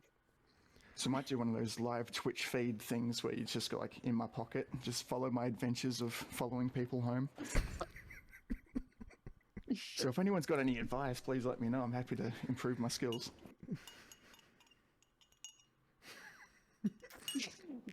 I love how we all grab the drinks. I mean, Anyways. I'm just assessing the Chris O'Dowd call. I can see it, kind of, except he's like, I don't know whether has anyone seen the IT crowd or the IT crowd? It was No, but I'm gonna okay. look up Chris O'Dowd though. I mean, it's a classic that show with. No, don't compare me to him. No, that's the comparison of me to him. Oh, okay. Yeah. I'm gonna say I don't look like anything like him. No, I can see that. it's the now that I've got a haircut, I look less like Ed Sheeran and more like Roy from the It Crowd. I don't know whether like to take offense or... the tip from Slicker for neck. Buzz cut, no head, aviator, sunglasses. Can you imagine That would be neck good, with that would help. aviator sunglasses? Would be fucking sexy, okay? Alright, that'd be pretty cool. I'm down for that. But yeah, just on, I think he was in Bridesmaids, so that's a good movie. But I think I'm on track to getting a movie made after me. I've got 3 or 4 events so far that pretty noteworthy. Some of you may or may not know about them as well, but when I was an infant, I was actually kidnapped. By Yes, I retarded wanted to people. bring that up, the Yep. kidnapping Did you gig. know that one? God, no. Can we bring that up again, Yep. please? If it's not uncomfortable for weather. you. It's R-tarded. It's R-tarded. Please do not use the Oh, R is it? word. Yeah. It's a hard R. Wait, yeah. is that a bad word? Why is it bad? No. It People are is. too sensitive. What if I call myself retarded? Is that actually bad? Because I constantly call me retarded when I play 1v1s on stream. Is that I mean, bad? yeah, it is bad because it's a mental illness that's. I thought it just means stupid. And I call myself Well, no, stupid. but it's like from a literal translation, it is basically people who are mentally disabled. So it's basically, yeah. It's the Yeah, and history behind people the get word. offended by anything anyway, so okay. I take Yeah. notes of that. I will avoid it. Yeah. It's a proper medical condition rather than I'm stupid type thing. Were you eaten by a it's- dingo? But There I was- compare there it was to, a- like dwarfism, right? Little people, dwarfism, midgets. Yeah, that's how it is, pretty much. Yeah. Like we don't say Okay, yeah. M-word. Yeah. Yeah. But I feel like we say the C word over here all the time. It's fine. The R word's nothing. R word we can have for breakfast. That's fine. I think it's it's definitely like where you live in the world for sure. I mean, in Australia, think everywhere there's is that no way. censor. There's no censor in Australia. That's the thing. All And I'm I going work to say I work is- at a school, so like I have to be like really sensitive to like certain words. Just a lot more hyper awareness around it in my like work culture. So that's probably why I'm like, Yeah. Mhm. All I'm going to say is, as I'm assuming the only person that's been kidnapped by retarded people here, I think I'm the expert here. Okay, so take note. Take note. okay. And you Well, can tell how it hasn't old- messed me up. How old were Oh you? my god. I was how old 6 would you- months. Roughly 6 Okay. months. Yeah. So I couldn't fight back yet. Plus, I got super strength as well. So no chance. Not even to today's standards. And like, how Sorry, long were Loomy. you? How long were you kidnapped? How long was I? Going. I was probably this long. Yeah. Yeah, I need measurements. How heavy were you? Like, this sounds a lot like what I did when I was younger, kidnapping someone. No, but Oh I'm more... yeah, maybe you're the small world. Maybe. Yeah, I don't do know. remember traveling, even though I'm younger than Neck, but I recommended. Yeah, I can Wait. remember seeing it Yeah. from the posters. Yeah, that makes Yeah. sense now. But how much did it affect you as a person growing up? That's what I want to know. Did it had any impact on your life? What do you think? I'd say not at all, because I don't remember the instance. Like it barely made the news, right? It was some local sort of thing, but and How if long you don't were you- remember it, it can't affect you. kidnapped for like. About 8 hours. And it was a Okay, group of them. so yeah. It was a gang effort. So yeah, I mean, I guess that's not going to have a lasting impression on when you don't remember anything when you're that young.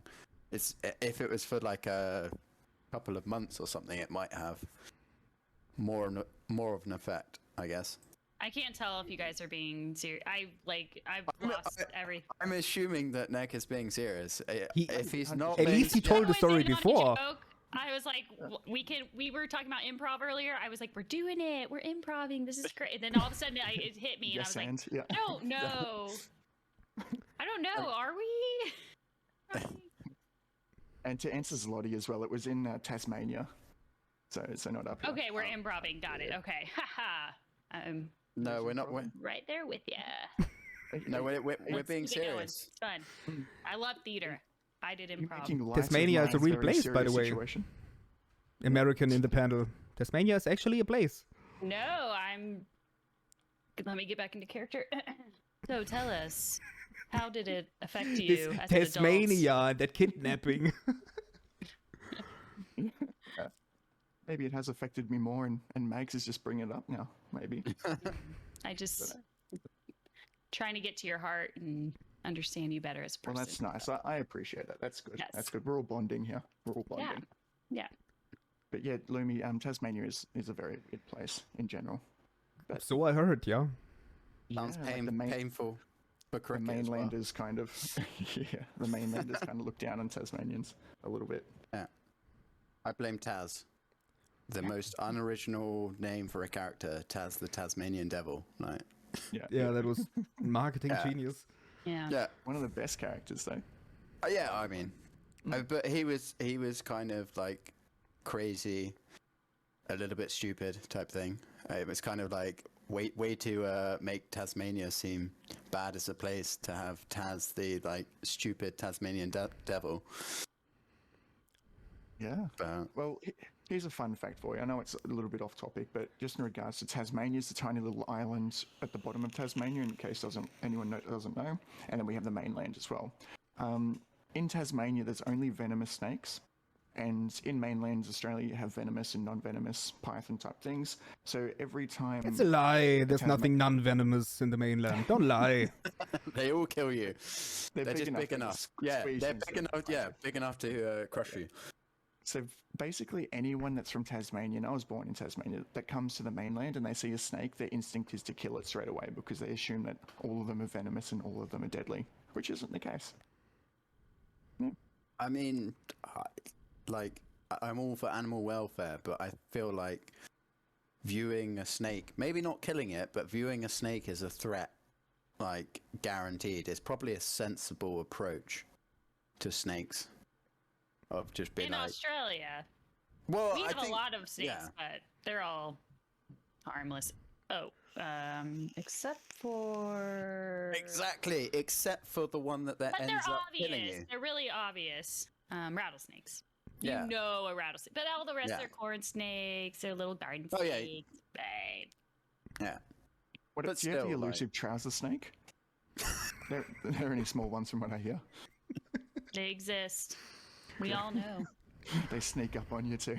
They're nocturnal creatures, yeah. I was about to ask if you guys ever touched snakes, but Nick will turn it dirty. I don't want to ask anymore. Well, can't talk about snakes anymore. From a non-dirty point of view, yes, I've had a snake like sliding down my back, like, which felt amazing, which also then sounds dirty, but because their underbelly's so smooth, it's like a free massage, which is weird, but yeah, it felt See that? it felt weirdly nice considering it was a snake. There's no lying- kink shaming sliding on, down. on Yeah. Legend of Talk, don't worry about it. Yeah. Yeah, Exactly. and it was at that point I Snake massage. realized I had a fetish for snakes. that I've now told Was it a big everyone. one? No, it Think the was big like, ones feel smoother? yeah, it was like a small corn snake, so not fully grown. So like less like a foot maybe long. Okay. Quite small. So, this is going to sound like a very Australian answer, but growing up, my dad had pet snakes, and even to this day, he's got about 35 pet snakes. 35. Wild. Just a little casual 35 because 35, yeah. They're And I like remember cats for you guys. pretty Yeah. much. Cats that I'm don't such a cuddle you. snake person. So is he the mad snake person, like rather than the mad cat person? Yeah, exactly. Must be. Like you're gonna It's die getting eaten alive by your snakes rather than your cats. Yeah. Like I'm gonna die by cats, but got it. Does he have a whole like heated room, or are they It's in the like garage. free? Yeah.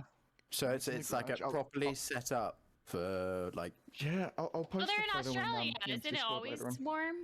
It's just What? outside. Yeah. Yeah. Well, you still need like proper conditions, I guess, to some. If they're pets, because pet animals are a lot more sensitive than non-pet animals. You're right, but as pets go, they're super easy. He feeds them once a month. It's like, how much do you have to really look after these things? They just do their own thing. Oh my god! Imagine a garage full of 35 snakes. How many times kinda is he counting them to make sure they are still all there? Well, the thing is, it's really difficult to get them to breed in captivity. We've had heaps escape, so we're not worried about increasing numbers, but yeah, like you said, they might escape. We've had heaps, I'd say 5 or 6 that have disappeared. And we've even had, for a while, we had, if anyone's familiar with them, lace-monitored lizards. So they're about 1.5 meters long, scary looking things. And we had 2 of those, and one of them escaped too, and we don't know how. And they were terrifying. Oh boy. So yeah, real Steve Irwin shit over here, for sure. It's a whole different world. Is it like, are they venomous lizards or are they chill lizards? No, they're not, right? They're no, just no venomous lizards. They're just massive. I don't know if there's a way to put a photo in Are the those link or the whatnot, but, assholes who attack with their tail? yeah, Like they with are. that They whip attack? yeah. And we used to feed them tinned cat food. That's all you could kind Wild. of get them. You didn't feed them cats? Just straight up cats? Didn't have any cats. I had one cat. Thank and he was a That dick, would be so- too weird, right? Uh, Having cats at home, happens. like, what are you guys? Are you They weird? all can't be perfect like my cats.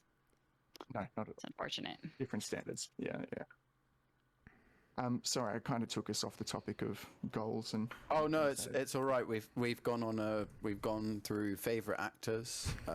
Like we got onto food, vegetarian food, nice. British food, sport for a while. Hooliganism. We're basically on take it wherever you want Nice. that territory. Although we were trying to roughly go back to life goals. I think we were actually going to attempt at some point to get back to one of the Well, with life headline goals, topics. we can open it up to like, does anyone have a bucket list or any items on a bucket list? Not officially. I do have a few things I would like to do. I guess. Such as? Would you like to? Would you like to share? Would you like those? just Growing long ass hair again? No, just kidding. Won't ever happen. Fixing my camera, that's a goal right now. Okay. It's better. Yeah, there we go. All right. I think it just I'll achieve it just that. boils down to certain countries I would like to visit. That's Yeah. pretty much it for me, I think. Otherwise, just for my content creation career that I have a bucket list. Things I really want to do, like in real life vlogging and basically taking you guys to different cultures and countries and whatnot. And yeah, but it doesn't really count as bucket list, I think. But this is as far as I can go, I think. What about you? I've got 2 that I want to work on this year. So one is I want to have a public breakup to the point where like they're throwing plates in a restaurant. Yes. That's- Maybe that's after your one of one the night things I want. stand, you guys can have a Yeah. feisty Maybe, fight. Yeah. Yeah. but it's make the one night stand a little bit more committed, but then not committed. That's Yeah. that's like the Give recipe mixed for signals. Oh, Mixed Yeah. signals. mixed signals, say that you're together but not together, and then be like, well, Well, some sorry, people you are. yeah, I'm seeing someone else later today. And Bring them then to one what? wedding. Bring them to one wedding. That'll plant the seed, and then when you and then you're like, what? Yeah. We weren't serious. No, Okay, that's good. I like that. Yeah. Yeah, you'll definitely have plates. yeah, I just needed a +1 for this wedding. Like, how did you think it was serious? And it can't be. Is it the Greek weddings where they throw plates anyway? That's Oh yeah, no, like, that's too Okay, natural. but I don't that's want a that. cop out. You can't use that. no. No, I'm plate not throwing. going to do that. perfect. I also want to. It's another trope as well, but I want to have that scene where, it happens in a lot of movies. Basically, I'm basing my life off American Pie, but I want to have it where the husband comes home and I have to sneak out the bedroom window with like only my underpants on. That's for Housewives. There we go. Yeah.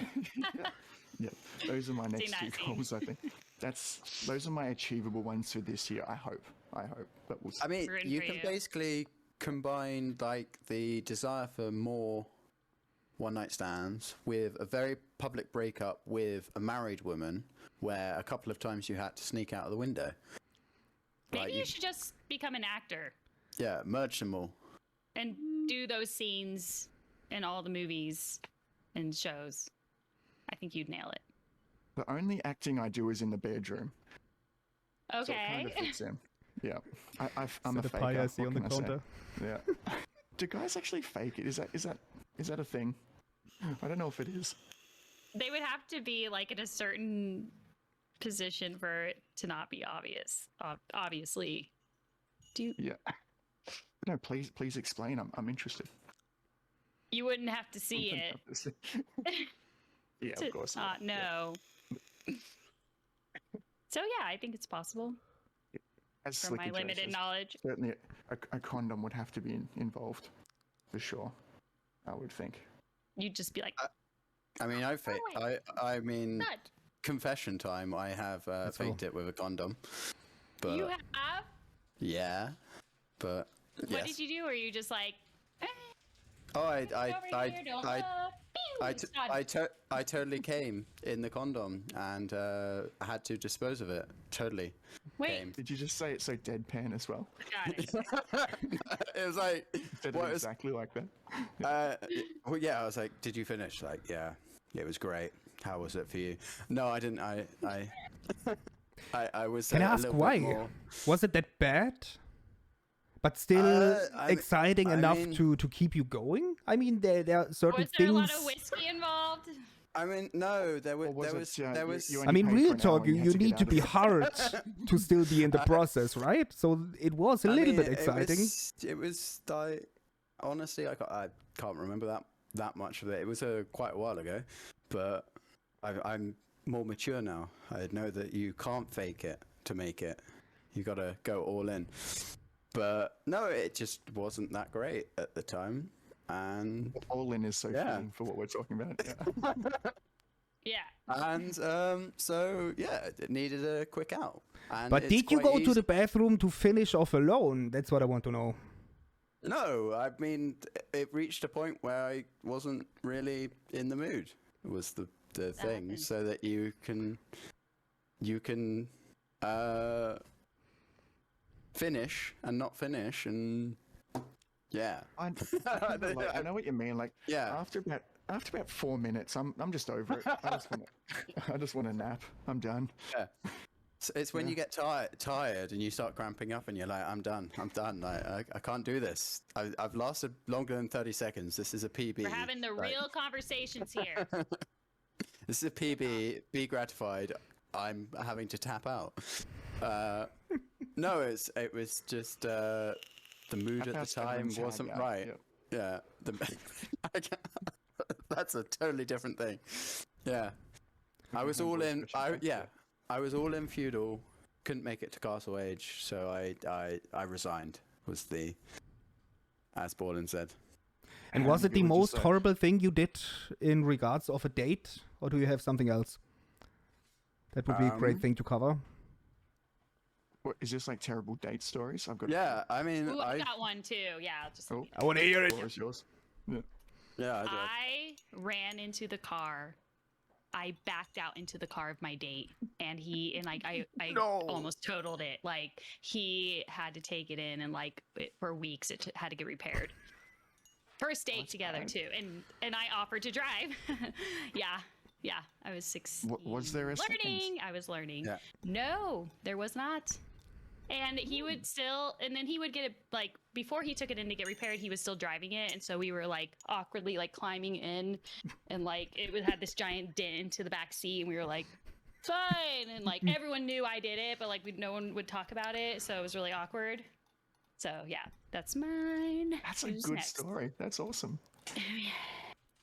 We went out to eat that night too. Like, we're like, don't talk about the car, and like eating sushi. Like, so. That is so awkward. It's all fine. Sushi And makes I said, everything like, better. oh, I drove the other day. I was like, never mind. Let's not talk about me driving. Change the subject. Yeah. Anyways. That's a good one. I like that. Yeah. Shall I go next? Go for it. I think one thing that was awkward was when I was meeting someone with a online app. I don't know what it was. And yeah, it was a short story. And I immediately met another one on that app, which by coincidence was her roommate. That was a little bit awkward. I mean, the world is small, right? That was awkward. And one time when I was young, pretty young, not old enough to be direct, so I had a date. She came over here, and we just didn't click. It was so fucking boring. Like, really, I couldn't even imagine giving her pity sex. It was really bad. No. So instead of just telling her, like, yeah, sorry, it's not working. Oh, there's no chemistry, blah, blah, blah. I fake called myself. Basically, with my phone, I called my home line to have an excuse to go to the bedroom. So I acted for 20 minutes like I'm talking, and then faked falling asleep, so that when she eventually checks on me, that she will find me asleep so that she will leave. That's horrible, right? It worked, okay? That's She pretty left. She left. And after that, I hung up the phone and turned on my PlayStation, had a good evening. No time wasted. That was not good. Goddamn. Okay, I'm not proud of it. I was like, I don't know, 21 or something like that. Long time ago. Yeah, Loomy, what the actual fuck? Yeah. Sorry. It is what it is. That's a good one. But I think Neck can absolutely top that. I have a feeling. Yeah. Well, I've got a few, but I actually love awkward moments and situations. I thrive on that shit. I don't know why. I love awkwardness. That's Because amazing. as long as you embrace it, it shouldn't affect you, right? So I've got one. Luckily it's nothing I did, but the worst date I've been on, we went to just like a Thai restaurant or something like that, and her cousin had just been diagnosed with like incurable brain cancer. So the entire time, it's like the very first date, like I knew her from work, but I hadn't really spoken that much to her. And the entire time she was talking about how she's going to miss doing jet skiing and all these random things with her cousin and all the things she liked about her cousin, all this sort of stuff. And because it's first date, you haven't established those like the physical boundaries yet. It's like they're there. I don't know, how do you comfort someone if they're just crying at a dinner table? I don't know. It was awkward, but I kind of enjoyed it. Yeah. I mean, But no pity sex. it's a weird like topic of conversation to bring up from her.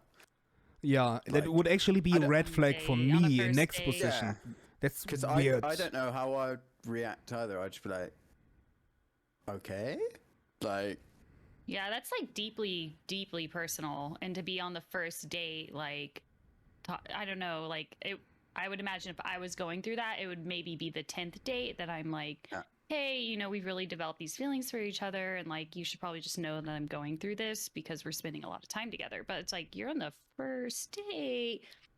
Yeah. That's also it just kills any sort of dating mood as well. Like, yeah.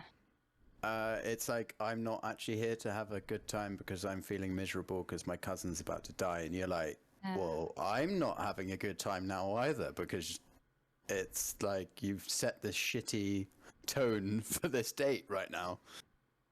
it's kind of that thing of like when you start talking about like an ex or something at a date. Like, not that I ever have, but there are people that go on, like, you see the TV shows and it's like first dates or whatever, and they're like, oh, here's why I miss my ex or whatever, and you're there going like, No. well, I don't want to date you, like, fuck off. Yeah.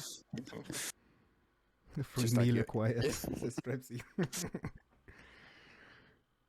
Well, that's just the subtle walk to the bathroom and then magically leave the restaurant at the same time.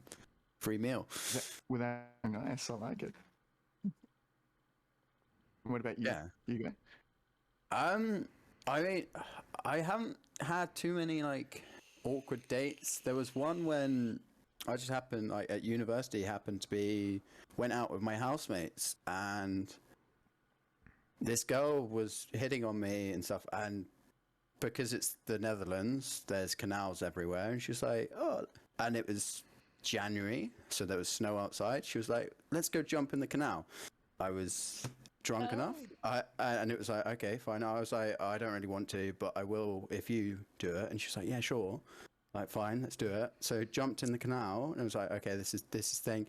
And then it was like continued on going quite well, and then went back to her place, and then it was like, oh, I've got a boyfriend. I was like, okay, this is like, you have given me the You're halfway to complete my dream, mate. Yeah. and then she did the like called up her boyfriend type thing. I was like, wow, you have given me the totally wrong signals of being in a relationship. Like, because I had no intention of like trying to pick someone up there, because it was like with my housemates, and it's fucking weird if you suddenly get hit on by someone. I was like, fuck it. Does I'll it put go you for guys in this. a moral dilemma? If you were like with the intentions of having a one night stand and a girl or boy tells you, oh, sorry, I have a partner. Neck, so Well, I mean, I you don't was give a kind shit? of like, I was kind of still up for it, but then it was like, that didn't happen. So it was kind of like, wow, like you have really led me down a route, and then gone, ha, The line You're was baited. crossed when she Yeah. said come over. Like, yeah. I don't know if that's just me. But then it was like, I'm that's gonna have a given the wrong idea. call with my boyfriend and have a big discussion with him, and then it's like, wow, you have fucking debated me into your house, and then so I was like, that was like the most awkward. I was like, cool, like, that's really awkward. That's yeah. really awkward. Yeah. It's like, I guess I'll go. I kind of feel bad Yeah. for the boyfriend. Like, if your girlfriend's like inviting guys over and But then not flirting with going- them, like sounds like Yeah. she was being flirtatious. Okay. Yeah. Yeah. It's The awkward. big issue is guys are terrible at picking up signs of when they're being hit on, in my experience. We're clueless. I mean, I'm terrible, but I'm pretty sure her coming over and like saying I look good, and then basically jumping in a canal half naked Oh, is okay. kind of That sounds it's cold. yeah. Oh Which yeah. half? Well, no, as in she was just underwear type thing, because also this canal had like floating bikes in. Do not do it. Not worth it. Oh, God. But yeah, but it was still kind of like a. There were a lot of signals, I think, that I picked up on at that point, but apparently not. Apparently, I assumed No, too much. I mean, like, yeah, I like being a woman. Like, if I was telling a guy, jump in here with me, and then, oh, come back to my place, like, yeah, I would be hitting on them. I would be like, what up? Let's go, you know? Yeah, And so, but especially when she said come over, that's the line. Like, Yeah, that's pretty obvious, I think. But I actually I went wonder on a what her date once. intentions. I don't get that. Yeah, go ahead. yeah. I went on a date once for 2 hours, and I had no idea it was a date until she tried to kiss me at the end. How does that happen? Because I'm clueless, because I'm stupid. And I mean, So what was she the like, reason for meeting meeting up? coffee or something? Yeah. You want to Netflix and chill, and you were like, yeah, I'm no, down it to was- watch movies or what? It was kind of strange the way it kind of came around. It was a girl that was in the grade under me at school. Didn't really talk too much to them throughout my schooling years, but her cousin was one of my friends in my grade. So we talked at a few like house parties here or there, but nothing really. came of it. Not my type, that sort of thing. And then she ended up catching up. Like, this is like 5-6 years after school, saying, "Oh, let's catch up. It's been a while." This sort of stuff. It's like, "Oh, okay, let's do it." We went to like a shopping center. This is during COVID times, and we thought, "Okay, we'll just go down to a cafe, sit down somewhere." But everything's closed because COVID, right? So all we could do was walk awkwardly up and down this shopping center for about an hour and a half, just talking random shit because nothing was open. And then it kind of just went from there. It's like, oh, okay, so we're just catching up, but apparently not. I misread the messages. Interesting. Because that's a decently long time to be chatting, to like be starting to pick up on cues. Like, was she leaning into you a little bit more, like laughing really loud when you said something, like anything? We were holding hands, but I think that was just, at the time I thought it was just because we were crossing the road and she was careful. Are you fucking serious? And I mean, Nick knows he's hilarious, so loud laughing is no indicator. He knows he's a fucking funny bastard, so there's nothing out of the ordinary. But they'll laugh even harder if they really like you. Yeah, that is far too subtle, though. That's far too subtle a hint of someone being into you. Like, I need it plain and simple. Yeah. Like, almost guys, it's fine. Okay, holding hands. That is an obvious cue. And take note. Yeah. It depends on the handhold as well. Like, you know, there's different ways of holding hands. There's like, is it this one, or is it like the interlocked ones? Which is more sensual. Yeah. That one is kind of like hand unless I'm into them. Like, I would never hold my guy friend's hand. That's like a congrats, we're having a good time. That's like intimate. Even just for first date, it's too much. Don't mean anything. High fives don't mean anything. Yeah. Holding the hand, that's a clue. Hold on, can we just rewind? High fives don't mean anything? Yeah, how dare you? What? Like, they mean something. Nothing. Do you even know how to flirt, Megs? You have a bunch of fake friends, and they're all faking their high fives with you. What do you do after sex? Do you not high five and go, good job? Right? This is like my biggest sign of affection, when I high five someone. Oh my god. How was it for you? High five? No? Okay, I guess I did not do well. Oh man. Yeah. Okay. Oh, I actually have to go for a little bit. Yeah. But I will be Pick back. up your friend or something like that, right? Yeah. Alrighty. Yeah. See you later. To do some fake high fives. Yeah, I'll do that. Drive safe, don't back into them. Yeah. Interesting topic. Boys. Yeah. Boom. Alright. Back to a boys club. Now it's just the boys, we don't need to hold back. Yeah. Which we never would anyway.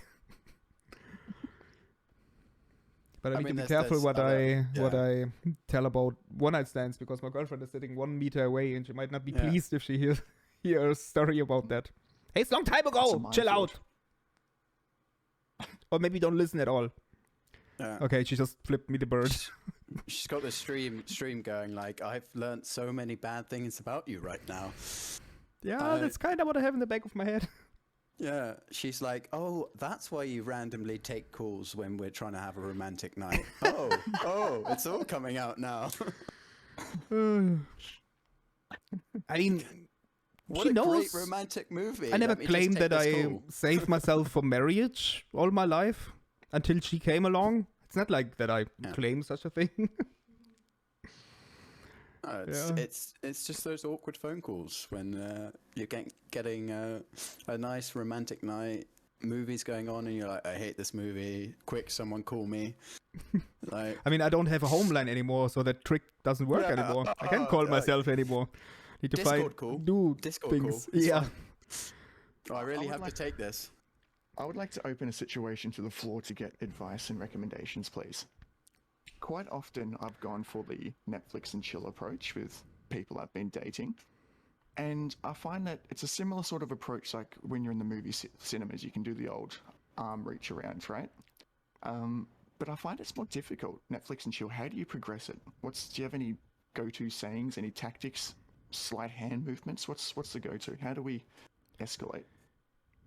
Shall I go first? Yeah, feel free. I'm someone who's pretty straightforward with things, so I try to pick off signs when I physically get close. Like, I don't know, just casually laying a hand on her leg and stuff like that, and then picking up the body language and stuff like that. I'm pretty good with that. It might sound like I'm a creepy serial killer, but I'm pretty good with actually picking up the clues. So like the opposite of what Nick said. I'm pretty good with that. Because I don't know, I'm someone who enjoys studying people and their behavior and stuff like that. Even like people I do not know, like out in the public. I'm that kind of person who watches people's body languages and kind of tries to figure out what's going on. I don't know why. It's like my hobby. Okay, so one of my hobbies, Nick. I got hobbies. Yeah. I watch people in public too, but sometimes it's hard to pick up on body language because their school bag's covering so much. Wait, sorry, I was reading chat. I was distracted. That was pretty rough. I'm sorry. I didn't hear it. Did I miss a good one? Hear it. It was an inappropriate joke. It was the toddler level. Yeah, type thing. Yeah. Shit. That's good. That's an underrated skill to have to pick up on body language and things. But I mean, my thing is, like, any time I've gone for the Netflix and chill is just choose a movie that's like an action movie type thing. You don't really miss anything. There's not a story to get. You don't get invested, and then also nobody really gives a shit about missing the movie at all. And then just like I've never had an issue of getting it further along in proceedings type thing. Like, is it almost like, from what I understand, you're saying it's like a contrast between the worse the movie is, the better your luck could be of progressing? I don't think you want like a terrible movie, because otherwise she's like, why are we watching this? I hate this. But you need like a alright movie, but one that it still goes on and you don't get invested in it. So like an action movie is perfect because shit's happening, but actually like you watch it on autopilot. Like I don't know, let's say the Expendables is like a prime example of there's shit happening, nobody cares about anything in the movie, so you can actually just I mean, is this not like a sign enough for you, Nick? When you like invite someone who's not a bestie or like a friend or something, you invite someone for something stupid like, hey, let's watch the Expendables. That's a pretty good clue, actually, that you will get some action besides the movie action. I think the issue I might be having is the movie I always seem to choose is One Night in Paris, and it's just not working for me. It's not working for me. Oh, why do I know that movie? That's the other question. Why do we all know that movie? All the boxes, the storyline you can watch on autopilot. Yeah, it's not a very long movie though. 40 minutes. I feel pressured. Yeah, in fairness, whoever like came up with that the name of that movie was well thought out. Like, they deserved a paycheck for that. Certainly. The subtlety was wonderful. Yeah, but coming back to the dates, basically when I had dates with those intentions, I never held back to show my intentions, because I was like, what do I have to lose? If it's just a meaningless date anyway, where I have something in my mind, where I'm hoping for that she has the same in mind. So why should I be shy and hold back and be afraid of the consequences? I mean, she might turn it down. Okay, then we move on with our lives, you know? And can I actually answer that seriously, please? Yes, go ahead.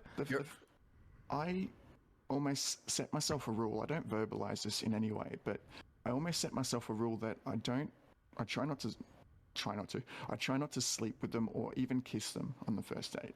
And the whole reason I do that is, if I'm on a first date, I'm trying to get to know them, and if I'm in my head trying to build up the right moment to kiss them or do that sort of thing, I feel like that takes away from me actually getting to know them as a person. And I feel like it's adding pressure onto me, and then I start kind of analyzing, is this the moment, all this sort of stuff, and it just adds too much pressure, and I feel like it doesn't actually help me build a connection with them, if that makes sense. No, makes sense. I mean, I guess it depends on what the date is, as to whether you're going in with the intention of it being more down the line, which is why you would then potentially delay things on first, second, third date if you're having a connection. But if it's like a one night stand date concept, then like you're not going. It once it hits like a third date, it's kind of ventured from the one night stand concept to something more, like I would say. So I think if you're only wanting something like short term, the first, second date is probably your golden period, let's say. And once it's got longer than that, it's a bit more serious, because you spent a lot of time with them, and it's, yeah. Unpopular opinion, probably amongst most men, I'm not the biggest fan of one-night stands. This was never the highlight for me when I went through the whole dance of getting someone interested in me and blah, blah, blah. For me, the highest reward actually was that whole dance of convincing someone that you're interesting enough. You know what I mean? Not even like this going to a club and seeing someone and that person's into you because, I don't know, my appearance is appealing to the person. More like that you with your friend circle, you meet another friend circle and someone is getting interested in you by your personality, the way you interact with people, and you kind of get the attention of that person through that. And then you start to talk and interact and building the tension and whatnot. This was always the most interesting thing about it. I would. The sex itself is just like, I was never too focused on it. I did had my fair share. Not bragging, just saying. I don't think that's an unpopular opinion. I think like having a proper intimate relationship, more than just a sexual relationship with people, is always more appealing. Like having a connection with someone in any way is more than just like a short and sweet in and out, bye-bye, great job, high five type thing. It's, I think, I think having that is always going to be more appealing. And I've never gone out drinking or whatever with friends going, you know what, I'm going to try and pick up someone tonight. It happens, like sometimes you pick up people, but that's never been my intention. And it's same with like dating people. I've never really gone on dates with people with the idea of like, oh, you know what, this date I'm going to sleep with you at the end of it.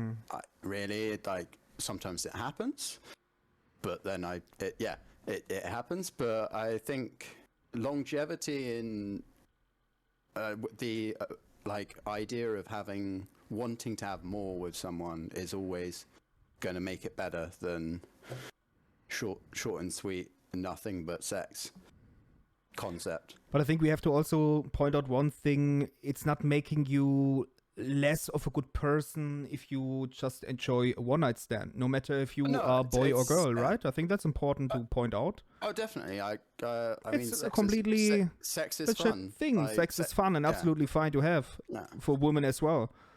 Yeah. I hate that whole stigma for women who are open with their sexuality, who can enjoy a one-night stand. What's wrong with that? Yeah. I mean, if that's what you want to do, like that makes a lot of sense. It's pleasurable. Personally, I think most people will aim for something serious, but won't turn down the offer of a good time, given the thing, given the opportunity, or given the circumstances. But in general, most people would prefer something longer term, is my opinion, at least. Are you guys the cuddling type at a one-night stand? Yeah. Non-negotiable. Always cuddling. Always little spoon. Yeah. Depends how the chemistry was with a girl, in my opinion. If the chemistry was not there, but the chemistry was still good enough to finish the job, not in a condom like other people. It's good for cuddling know gives what you I a mean? rest period as well. It's great. Yeah, and then you can go again and be like, I am a sexual god. It's like had I'm a my good cuddler. Yeah, I had my little reboot. I'm ready to go again for another 30 seconds. I'm gonna blow your mind. Yeah. To be fair, I also don't see any sexual in cuddling, or in general like physical things going on, if that makes sense. So it was never a weird thing for me to have like a good female friend actually here for actual Netflix and chill without intentions that we cuddle. Completely non-sexual. Just two human beings who enjoy their company and feeling each other's warmth. You know what I mean? Absolutely not sexual for me. Not weird at all. I mean, I've never had that. It's In the fact intimacy, that not sex. Yeah, that. In the fact that anyone I've been, I completely understand that. It's just anyone I've had that intimacy, there's been sexual aspects. But I agree that you can have cuddles with someone without going, you know what, let's have sex because we're cuddling. Like you can have a cuddle with someone and be like, this is nice. Yeah, like I don't think there's an overlap, but it's not that you can have one without the other, basically. Yeah. I was going to say Keep it something going. I go for a inappropriate, but short I've stopped cigarette. myself. Keep it Go going. for it, Nick. Okay, Loom's going for a short cigarette break. This is the prime time to say your inappropriate joke. Actually, I don't think I will on this one. I think I'm going to hold back. I'm so think I'm- disappointed. I feel like this one I was about to say is probably a step too far. Okay. I enough. think so. I'm trying to work on that. I think. Yeah. Reading the room, as Norton said earlier. I think so. All right. So we've got the captive audience now. Is there anything you would like to share with the world, Huggy? I mean, I don't know. I feel like it's just gonna descend into bad sex stories soon. Like even worse than or like the most interesting sexual experience. But probably need to steer away from that. I mean, Why not? I mean, I can go for like. I don't know whether I want this on the internet or not.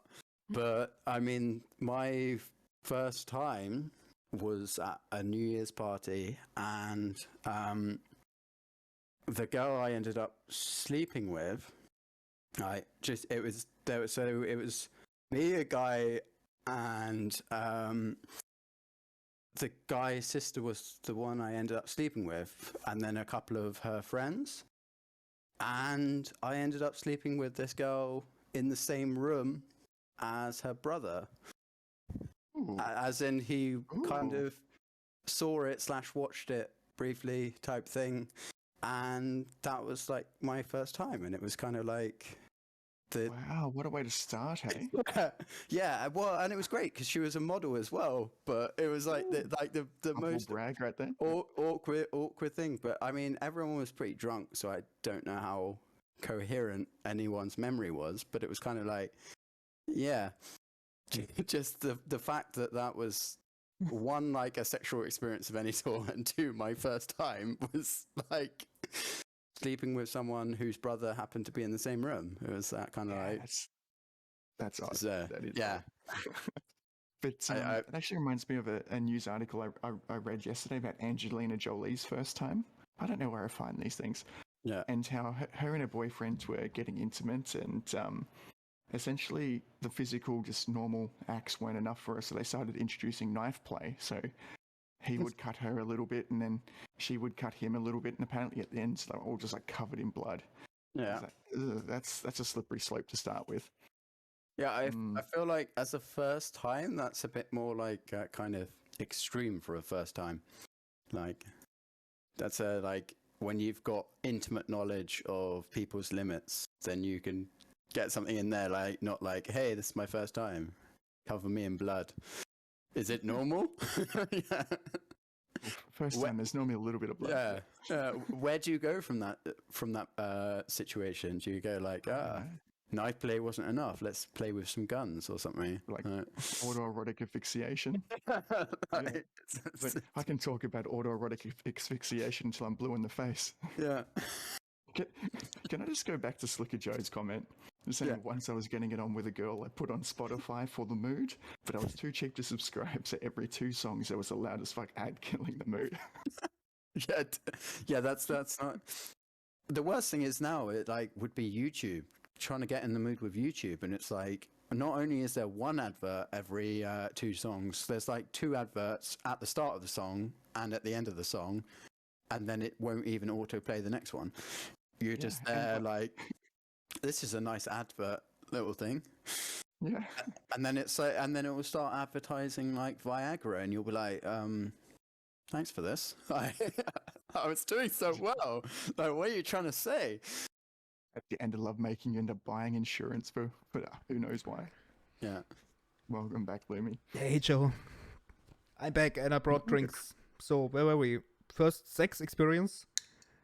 I know that it was more weird sex experience, which happened to be my first time, was my thing. But we don't have to go on that path if no one else wants to share. What about first kisses?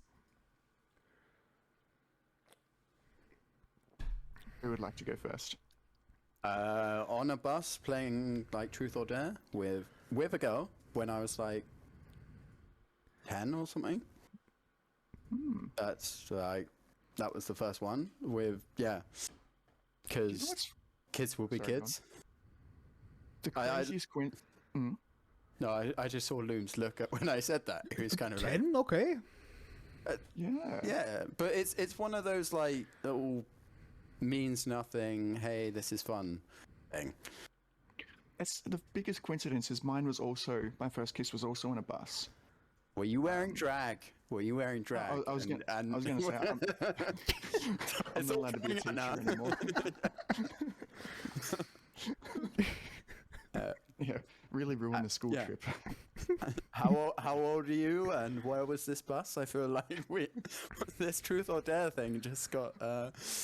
No, mine was actually in a swimming pool at a 4th grade birthday party. And that's really as exciting as the story gets. Yeah. There was water involved, that's all. Yeah. You both got wet? It's like... We were kids, Huggy, that's gross. Sicko. MC Toddler strikes again. I mean, in fairness, I have no idea what age any grades are because it's like complicated stuff. Years and grades make no sense. Just numbers, right? As long as they have teeth. Or what is where you're getting at? I mean, I feel like that's going into a very dark path. FBI, open up. I mean, no, sorry, go on. The old joke is if there's grass on the wicket, it's ready for cricket. But that's an analogy that no one else will understand. Could have been a neck, Mr. Fluffy Bunny. That could have been a neck statement. We didn't hear Loom's first kiss story. Yeah. There actually 3 different stages, I have to say. Okay. First one was the classic, what is that game called with the spinning bottle? How do you call it in English? Spin the bottle. You call it? Never mind then. I thought it had a fancy name. Yeah, it was like me being 12 or 13, super awkward, slightly overweight teenager. And my crush from school was in the game as well, and of course my legends of friends set me up with, oh, you have to kiss him, and so she gave me that quick kiss on the lips, and Okay, she literally said, oh my god, this is like kissing my brother. Worst experience ever. Oh. And she was like really disgusted. Yeah, that didn't help my confidence at all. I assume she kind of stopped being your crush at that point. Pretty much, yeah. Yeah. Like, I masturbated less frequently over her. Yeah, and the second one was actually weird thing. We used to do a thing when we were like 14 where we used to drink beer. Both people would drink beer and then exchange the beer with their mouths. Must be a German thing. I mean, Yeah. beer. Super weird. So this was like the first time tongue actually got involved, but it doesn't really count as a real tongue kiss, I think. I mean, the real question is, what was the beer? This is A mixed this beer, cola beer. I remember. Oh. Why were you? I mean, we were young. Yeah, but do you not like start young? Like I remember drinking from like age. I mean, in fairness, the UK has a specific law that You have to drink when you turn 12. Well, no. We have a law that says from the age of like 7, it's legal to serve alcohol to a child. Like with parents, as in at home, you're allowed to drink at home from the age of 7. And given our like legal system, it means that there has to have been a case previously where this was then decided. Because like whereas like we have common law, whereas rest of Europe has like different law. So it means that laws become in place when it comes to court and they make laws according to that and then look back at other cases. But so it means that at some point a judge decided that like 5 is the suitable age for a child to be able to handle alcohol. Any younger, not on. But from that point on, it's fine. But so yeah, like I think I was probably not much older than that when I first drunk alcohol. As in, my parents would give me a little sip, not like proper binging like a whole bottle of wine at the age of 7, but like just trying things. But I mean, yeah, by age 14, I ended up in hospital, like Oh my God. after a night out drinking in London. My first alcohol wasn't actually actually 'cause of the was alcohol. in candies. Do you guys know Mancherie? I think you have them in England at least. Ferrero Mancherie, like with a cherry in the middle, like a full cherry in the middle, covered in booze and chocolate, Oh yeah, like those little like, yeah, praline or whatever you call it. yeah. And I used to binge eat those motherfuckers when I was like 9 or something. But the disgusting part comes. I was not all too keen about cherries, so I always spit the cherries in the corner of my grandma's bedroom.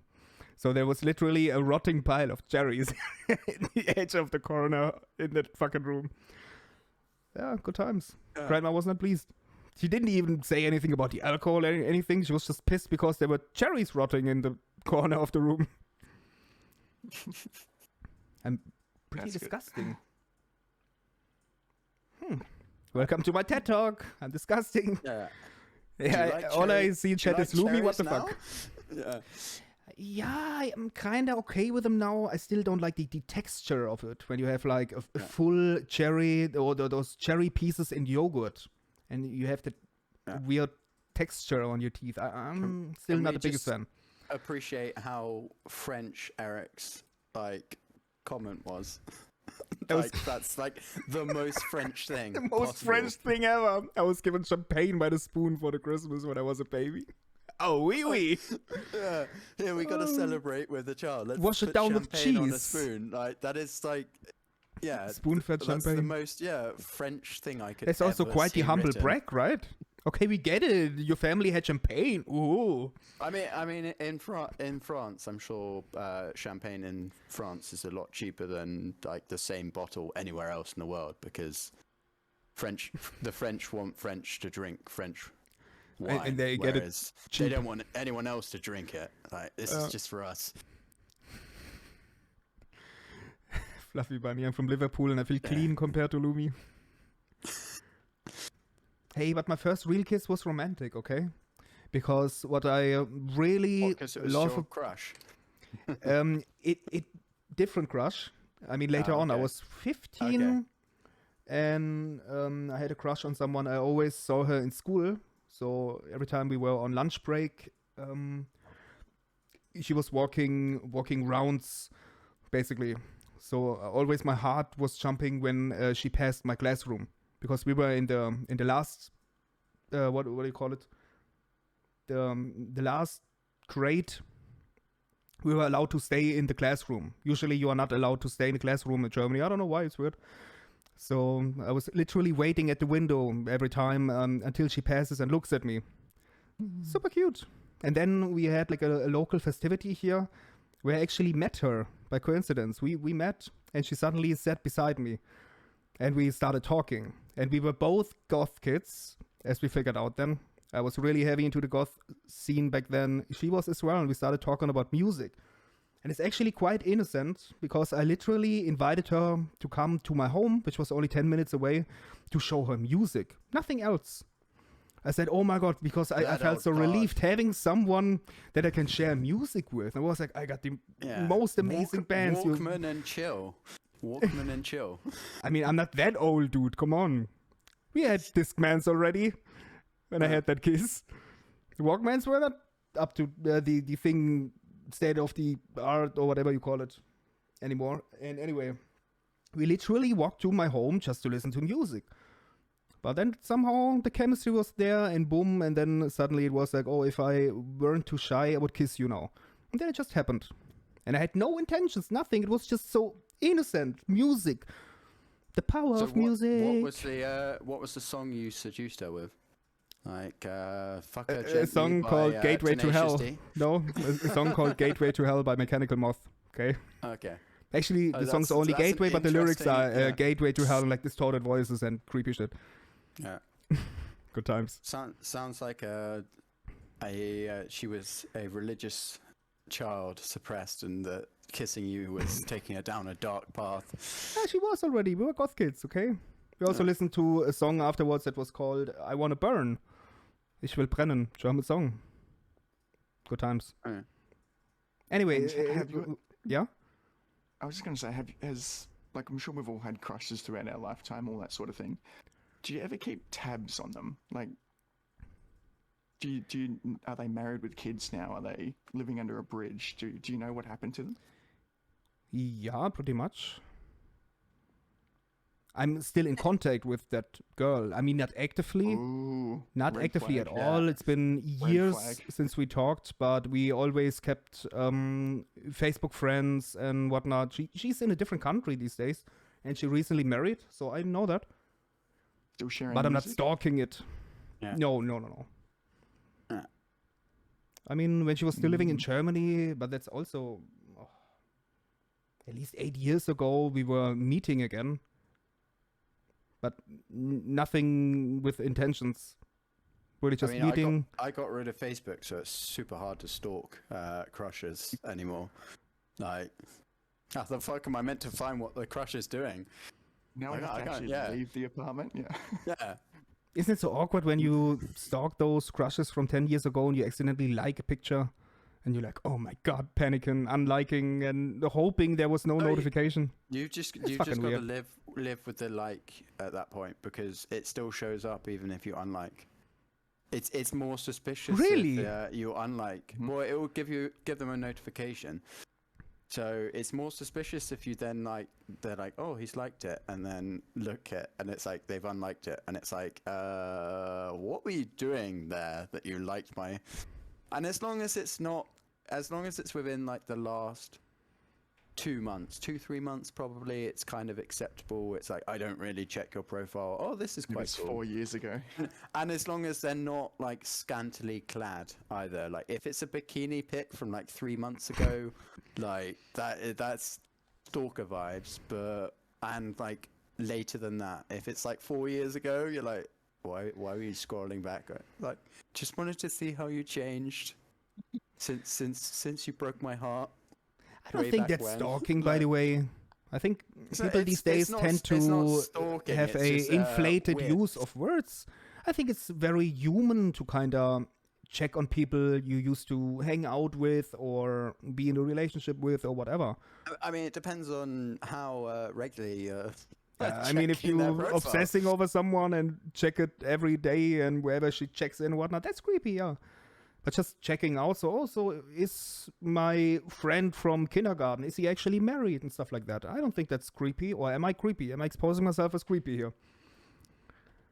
I mean, I do you were always creepy, so it's fine. Yeah, fair enough. I mean, You're not if we exposed at this point. You're a full-fledged creep. It's fine. if we call that creepy, you'll probably say what I do is creepy, where I actually print out all their Instagram photos and put it like a nice collage on the wall. Apparently that's creepy too, according to you guys. Get out of here. Yeah. The little fat bank, but it's a fat wall. Who Can do you- I want today? Hugo, you can say that out loud, what you just type. There are bikini pics of me floating about on the internet. You can say that out loud. Oh no, it was more like in response to what Jack wanting to see your bikini pics. I didn't want to draw attention to the fact that everyone wants you in a hot tub and in a bikini, and that you need to do that ASAP. Just like content. Call it content. We all know that you would love it, but call it content. Little notes on them. Didn't like my Star Wars figures.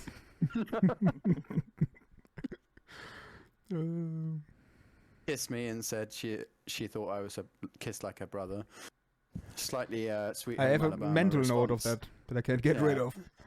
So as Kids can be so Fluff- cruel, right? I mean, But think as about it.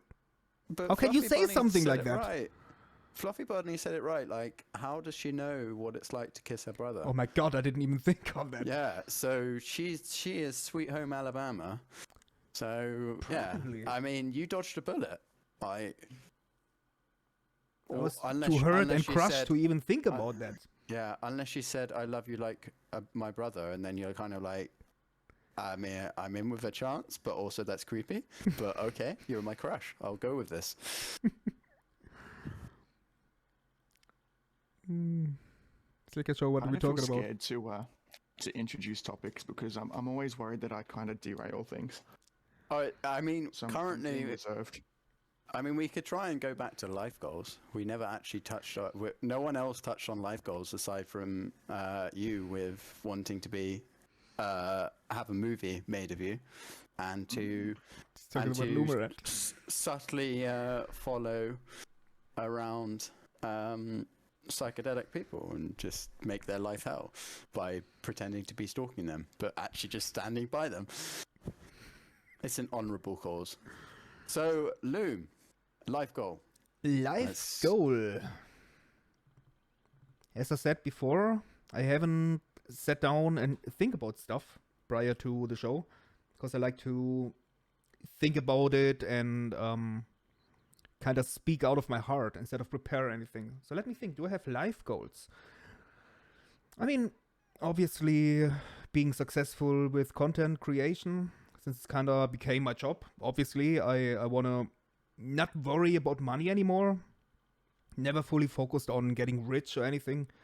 I mean, we all know by now Twitch is not a get-rich-quick scheme, not at all. And I do not care if I will be rich top 1% on Twitch at all. But I kinda would love to reach a point where I do not need to worry about paying bills. That would be a goal. To have like a stable income. To have like my YouTube side gig that actually is monetized, where I can just freely let my creativity flow without worrying about, oh, I need to get this ready at this day, and what about the income there? No, I just want to be comfortably monetized, so to speak. But I guess everyone thinks that, who does this full time. I guess. That's a good goal. That's good. I like that. I guess, yeah.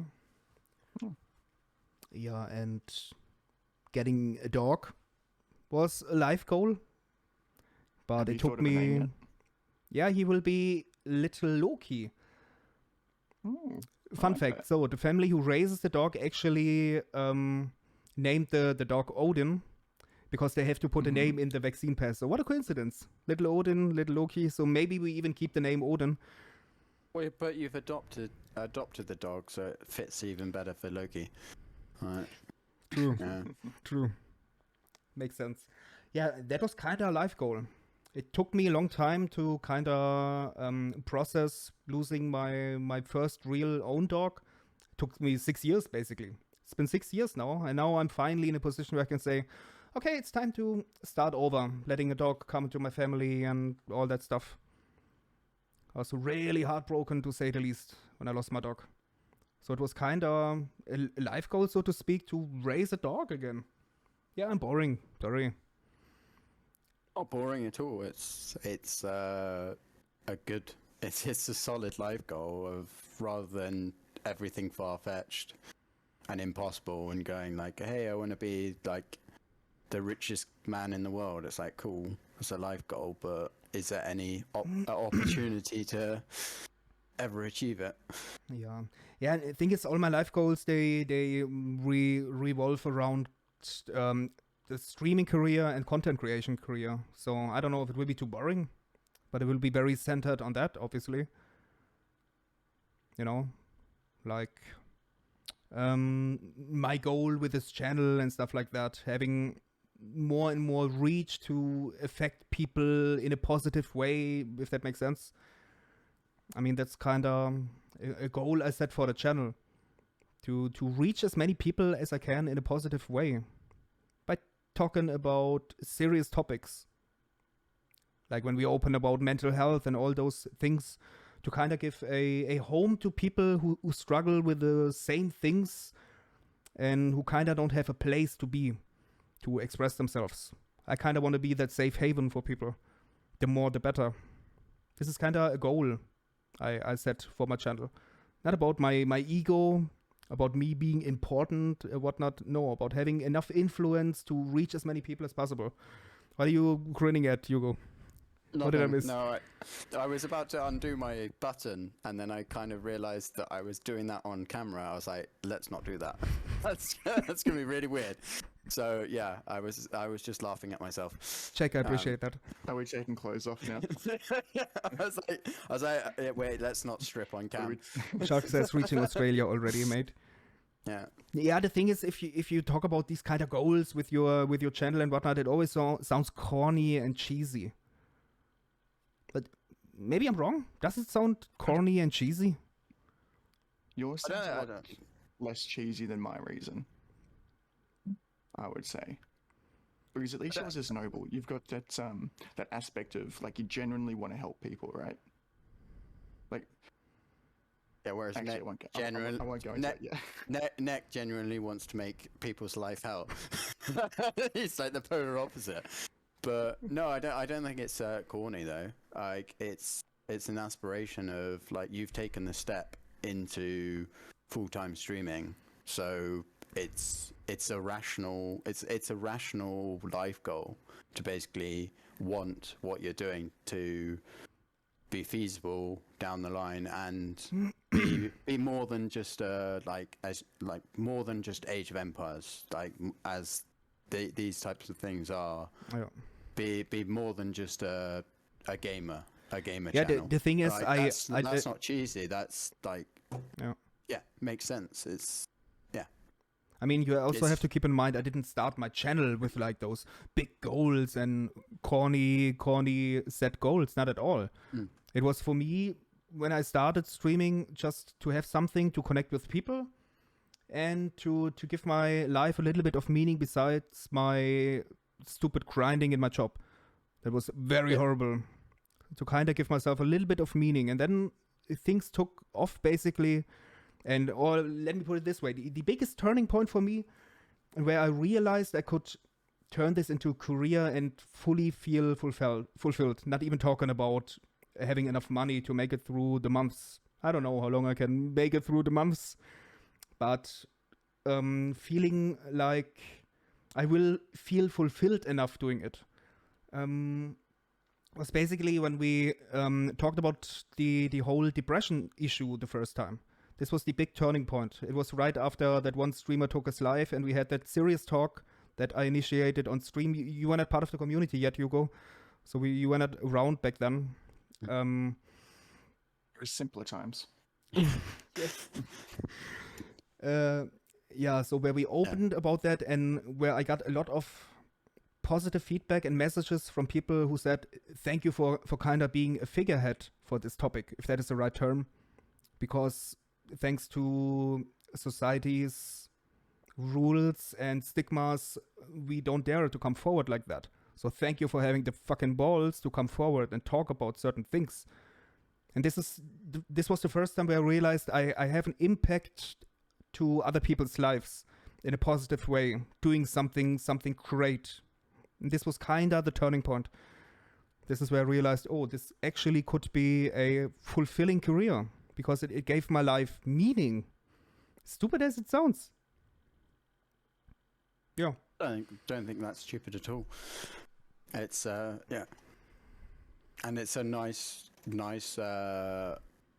thing to remember. Whatever happens, that you've had that point, you've had that feedback from people, and it's like an extra incentive to continue. Yeah. Yeah, it's a super noble reason you're doing it, and I think people can pick up on how genuine you are about helping others too. It's not forced or faked, and people pick up on that, and it resonates with people. So, yeah, not cheesy at all, mate. Thank you. See, me on the other hand, mine is almost there's a long message from Shark there. Oh, Let us streaming for read me it. is. Can Yeah, we I'll read go it through it. real quick before we get into yours? Yeah, go for it. How far the channels I participated in for you too? Yours by far the one that I felt like more group of friends and being a part of something even bigger than the stream. Even I'm not playing, Age of Empires your community, yourself is someone I'm drawn back to and really love to watch and part of the stream. Not to mention all the support you give to other people around you and the awareness you have given to some really rough illnesses that a lot of people go through, I guess. Thank you for that. That is really the shit that keeps me going, as stupid as it sounds. Oh. Struggle silently, making them feel like they have a place here to have support and friends and something to take their minds off the struggles of day to day. Yeah, that is basically what I want to build. And I want to make people feel welcome and equal. Like, I want everyone to be part of this family, to have a place to go to. So I don't treat people differently. It doesn't even matter if it's someone who donated a lot or not. It doesn't make a difference, because at first people come in as non-subs and being strangers, and I try to welcome everyone the same way. You know what I mean? And I think that might be something that resonates with people as well. I guess. I hope. I mean, good example is Whiskey. He's one of the biggest supporters of the channel now. Like, he really helped this channel grow a lot monetarily, and also being part of the community and whatnot. I remember when he first came in chat, I had no idea who he is. And he was saying he's rather new to the game and whatnot. And the first thing I offered was, hey, let us have a little 1v1 and we can talk over the rec. I did it on stream. So I was just welcoming him into the family like that. And this is how I want to approach it. I hope my points come across. Yeah. Always tough to explain things in English at times.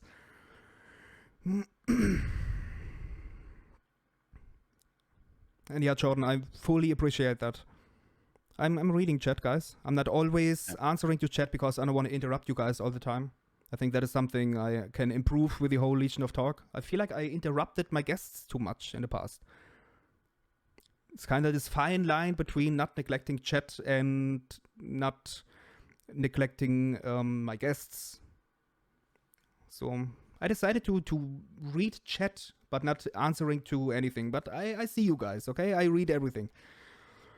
I'll just interrupt on your behalf. I'll just be like, all right, like anything I don't comment on chat is just terrible. That's why I don't react to it. You gotta earn your mention.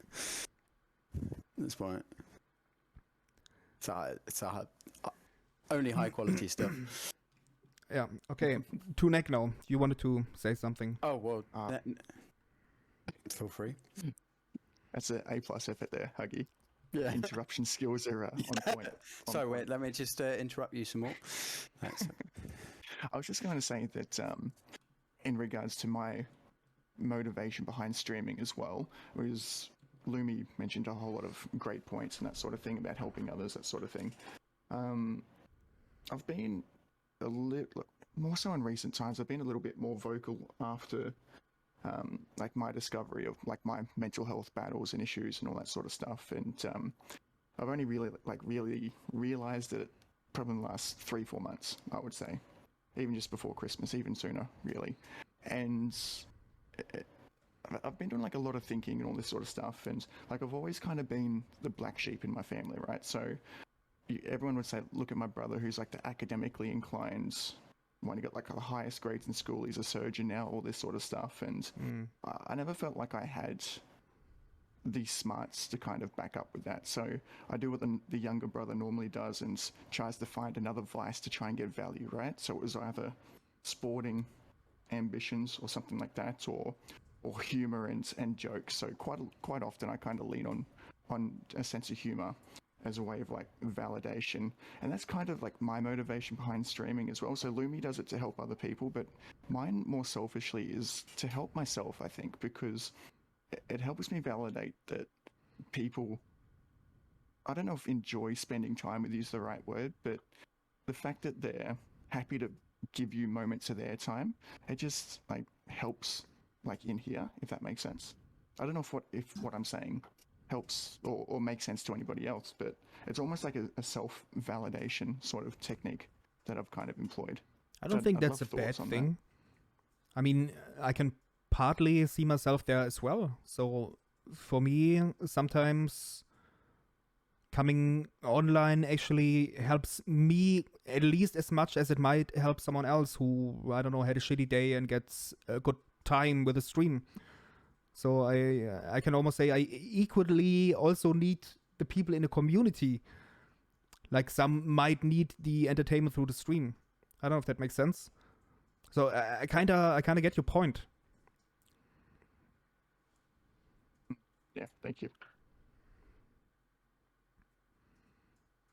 It's a hard thing to do without getting some like positive feedback from people, but getting that positive feedback is makes you feel better as well, because it's nice for someone to basically go, you know what, I enjoy what you're doing, like I enjoy your content or whatever, and that gives you a buzz. It might not necessarily be the sole purpose for anyone to do it, but to get that appreciation from people is always like, that validation from people is, for any streamer, it's always gonna like give you enjoyment. So I don't think that's, it makes a lot of sense to have that desire from streaming. And I think if you didn't enjoy getting like the feedback from people, you would just like, what's the point of streaming? Like, there's just no point if you don't get enjoyment from who you're interacting with. I mean, for some people, it's also, I think, overcoming their own shyness, like kind of challenging themselves. I think some people really just stream for themselves. To kind of, people who might be socially awkward, who would not dare to go to a pub to overcome their anxiety, who kind of tackle their own anxiety with streaming. I think there are actually quite a lot who have that approach. Your thoughts? Yeah, I think it is a good thing because you can adapt a stream for however you want it to be. So yeah, it does make sense, because it can be your confidence. When you're confident, and you can end a stream if you're not confident with someone in that regard. Like, you can be like, you know what, I'm not feeling it, or I don't feel like streaming today. Like, but to have that thing, and it's meeting people, complete strangers online, and then you build up a repartee with them, and it's good in that regard, because actually it's not face to face, aside from obviously this, but you don't even have to show yourself. Like, you can just be talking to people, and you don't have everyone can be like yeah, you can be behind a screen but still interacting with people, so it's perfect in that regard. Yeah. Of like, you can tailor your stream to however you want it to be, to build up confidence for whatever purpose you want, and that's the benefit of streaming. Yeah, it's actually Here's a the question most. for you. Yeah, Sorry, go Lynn, ahead. you No, sorry. Go ahead. I was just going to say, what if you can tailor a stream? Absolutely. What would a Hugo stream look like?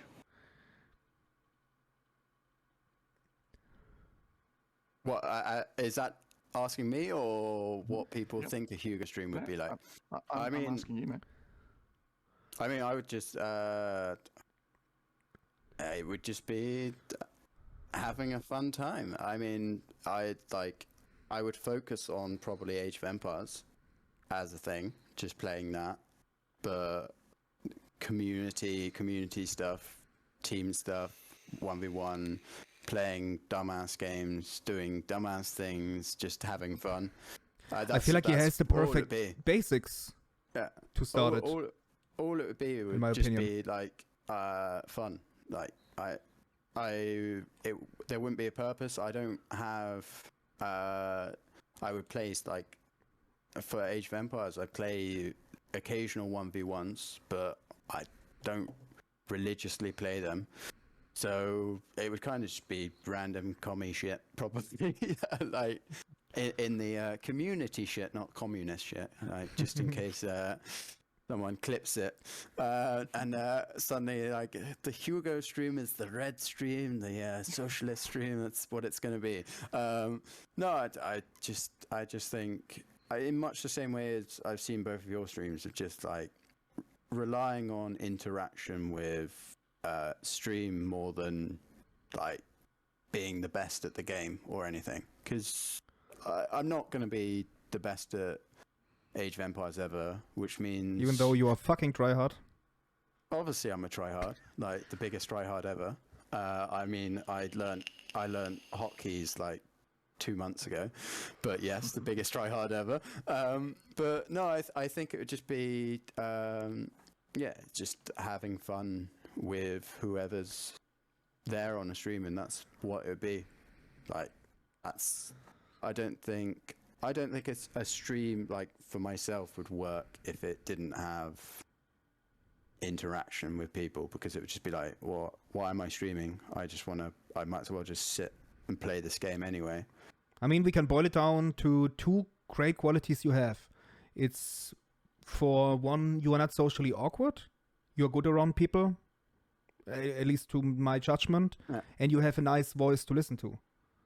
No homo, but I love mean, your voice and your accent. It's smooth. It's nice to listen to. I'm not getting tired. I could not imagine getting tired watching a 8-hour Yugo stream because I'm like, oh, the voice is annoying. I can't bear this guy.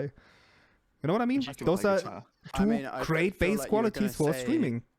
I'm outrageously handsome and I'm hilarious. I feel like you could have added that as well, I but fine. could've. Like, that's not what as I was important. going to say. We'll take in turns. okay, Yep. yeah. Oh, sorry. Okay, now, Nick, tell me why I would be such a good streamer. Flatter me. I would, No. I would actually watch the absolute shit out of your stream, man. Oh, It's the devilishly good looks, you know. The oh humor, yeah. the Stop accent. it. Stop it. It's everything. Yeah. No, I know that the accent is a big positive for something. Like, because I remember like Zero Empires. I don't know whether Yeah. any of you remember Yeah. him. What's but his I name? know Zach, that- I think? Yeah, Zach. But like Zero, he was. A lot of people used to love his content, like just before, because in part his British accent, and I feel like there's a niche of some sort of there's always a niche of British people that people like hearing British people talking. So I understand that would probably be appealing for some people, but equally I couldn't just monologue a whole stream.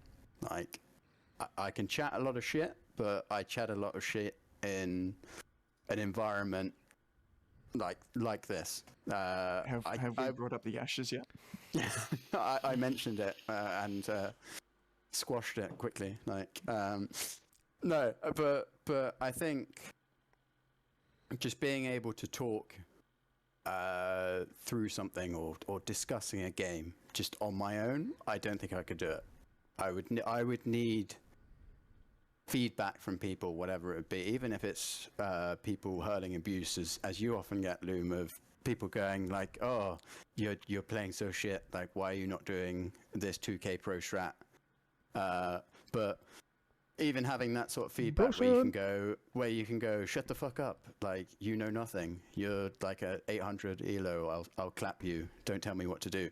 But having people that you can talk to, it makes the stream better, and that's what I would want if I'm going to stream. Yeah, what I wanted to add earlier about the streaming itself, the craziest fact for me is still the amount of people I met through Twitch that I legit can call friends and that I want to see in real life. I never dreamt of this, but I met so many people. I mean, we're always talking about the LoomCon, but I can legit imagine us guys and many more just meeting up and having the greatest time of our lives. Just minus the stream, just us in real life. Like people in the community, you guys. And it would be like one hell of a time. I mean, good example, Amnesty. We randomly met during a 1v1 stream or something like that. He came in with a raid and we started to know each other, and then he ended up here in my place and we had a good time with beer and whatnot. And that's fucking amazing. Yeah. Magnolia, she's back. But imagine like a real meetup if we didn't have a pandemic and obvious money issues for some to meet at the place. I mean, we got all continents. How fucking awesome would that be? It'd be amazing, but it'd be a little bit strange. We'd need name tags with our actual Twitch names on them. Otherwise, you wouldn't recognize half the people. Obviously, that aren't streamers, right? I mean, that was the thing of like, I went. This at least I feel would be better from a stream. But I went to the GB meetup having not met many people at all from that, and that was kind of just like a what? Like, oh god, who are these people like talking? And then it's like, this is my gamer tag. This is my real life name. It's like, oh shit, what am I going to call you?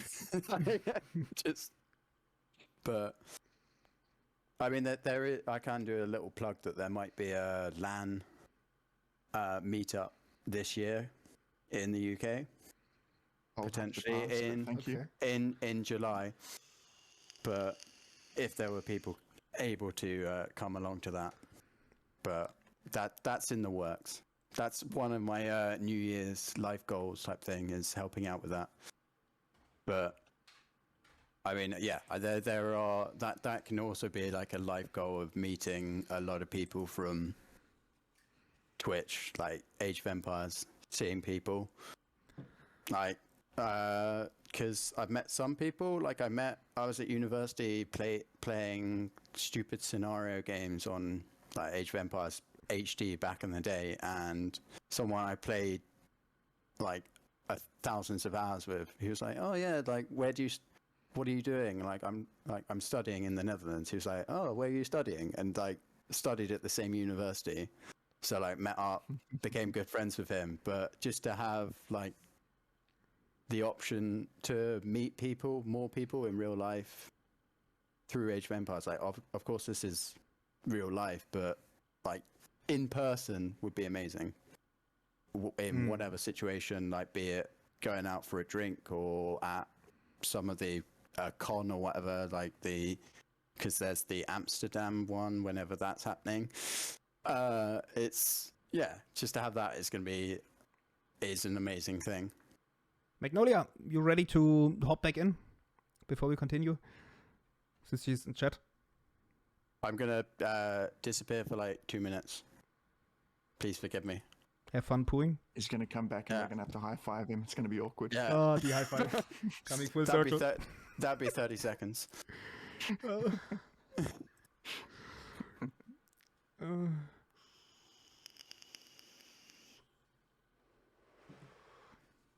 Now it's just us, honey.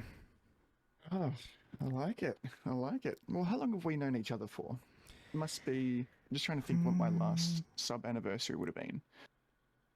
Over a year. It's definitely over a year, right? I would think. I can't remember. I lose track. I lose track. I can't remember the circumstances. If you randomly found my stream, because I know we met on my stream and you had a different name. It was Farn Neck or something like that. It must be some inside joke that I don't get. What does it mean? Can you tell us? So Is it PG? My original, not really. My original username was Fagneck.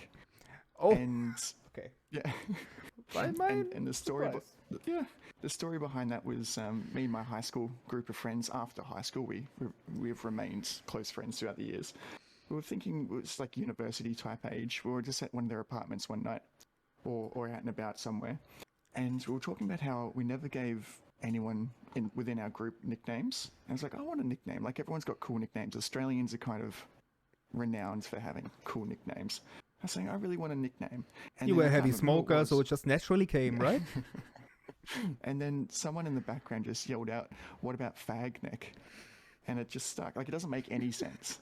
Like, at no point has never been a penis in or around my neck. So no idea. Not like there's anything wrong with that, but you know what friends are like, and it just stuck from there. So I've kind of learned to embrace it, like you do with all negative nicknames, and gone from there. But of course, I've had to switch it because of TOS and censorship and all that sort of stuff. But yeah, of course. yeah, so that's how you would have first known me. And I think I found you. I think you posted in Facebook, the AOE2 group, potentially. Yeah. I don't know if it was a stream link or it was just a comment or something, and then Yeah, I could checked be. out your stream after that, and Yeah. now I'm going to be the best man at your wedding. It's weird how this stuff just Exactly. kind of comes around, right? Yeah. But isn't it I'll get crazy dressed up how for it. those little coincidences can lead to something like that? Yeah. Quite crazy. Really is. Really is. Yeah. Mag's back. Max back, nice.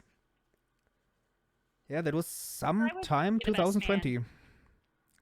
What? No, I'm the best man. I'll fight you for it. Oh, I think you'll win. Never mind. You can have it. That's why I don't want to meet up with anyone in real life, because I'll realize I'm only 3 feet tall. I'm safe behind my camera and my filters. And I'm like 7 feet. People are like, "Oh, you are a giraffe." Okay. Was Oh, it? he's changed his My shirt. headphones were crazy. He always changes his shirt. Button undone. Beautiful. I can now undo the button. It's great. Just still did it on stream. Just for the Just content. trying to one up us. Yeah. So We we don't were have basically buttons. just talking how we met. I know Hugo. I met Hugo after a raid. He came in with a Brentos raid. Yep. I remember that. And Magnolia, I found on Instagram randomly. I rarely use Instagram. It's like, I don't know, every 2 weeks I open Instagram and scroll a bit and get annoyed. And she was recommended because she had a post with AoE in the tag. Then I saw, she's a streamer. I check her out and thought she's hilarious. Followed her and told Bree immediately, "Oh, do you know Magnolia? She's so funny." And she was like, "Yeah, I know her. She also plays DM." Fucking crazy. World is small, okay? The Aw. world is small. This So is that how was, it that happened. was a really subtle way of saying he stalked you. No, it's- No, I okay, wasn't then even we're a follower. all It stalkers just then. it happened on We're my all timeline. stalkers then, because I find a lot of streamers through Instagram that I like lurk in, and I'm like, are they? There was a whole lot of red flags there. Like searching for you on Instagram, then finding you on other things, following you, pretending Because like, yeah, AoE, oh my god. yeah, It's a religion. AoE, Hard honest. to like, yeah, find people in AOE. Once you're in, you kind of just like meet everyone. Go from there. I You're quite just- often wonder that, because on like the Twitch main screen, you see like Age of Empires, and you see, I scroll down, it says recommended to you, like people you don't actually follow or subscribe to, and you see like 30, 40 people viewing, or even more sometimes. And I keep thinking, is there like a different community, like an entirely different side to AoE Twitch that I'm not even exposed to at all? I feel like we've got like our sort of half, and then there's like another half I have no idea about. I think there are Yeah.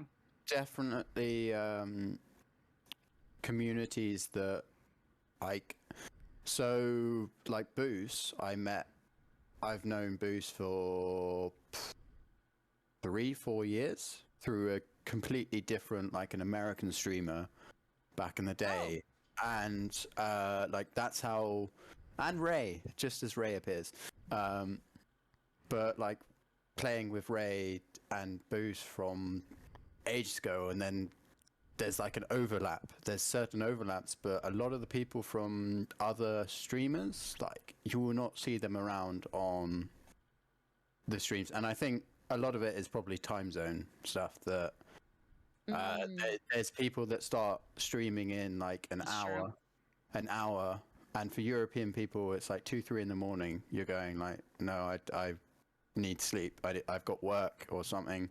So you get American Twitch streamers that, I mean, T90 obviously he streams at reasonable, well, doesn't Twitch stream, but used to Twitch stream before he disappeared to Boomer Book.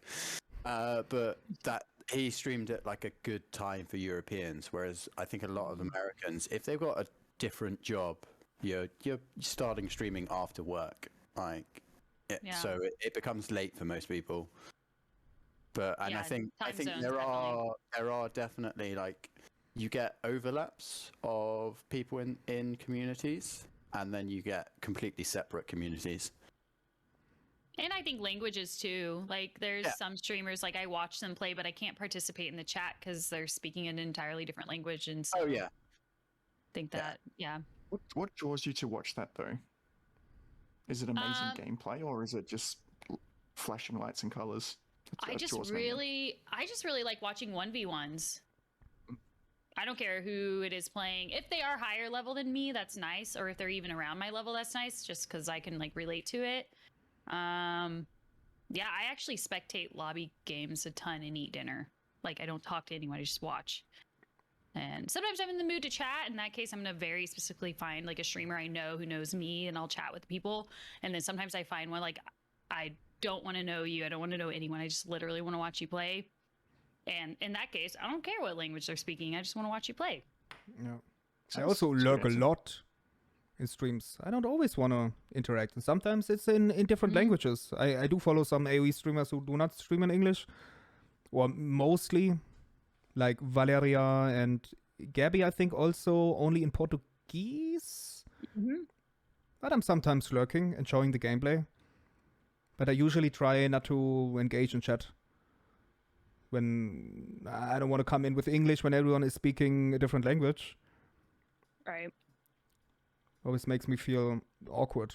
Good example, Ayano, who sometimes pops in here. She's a Polish streamer, and she streams in Polish.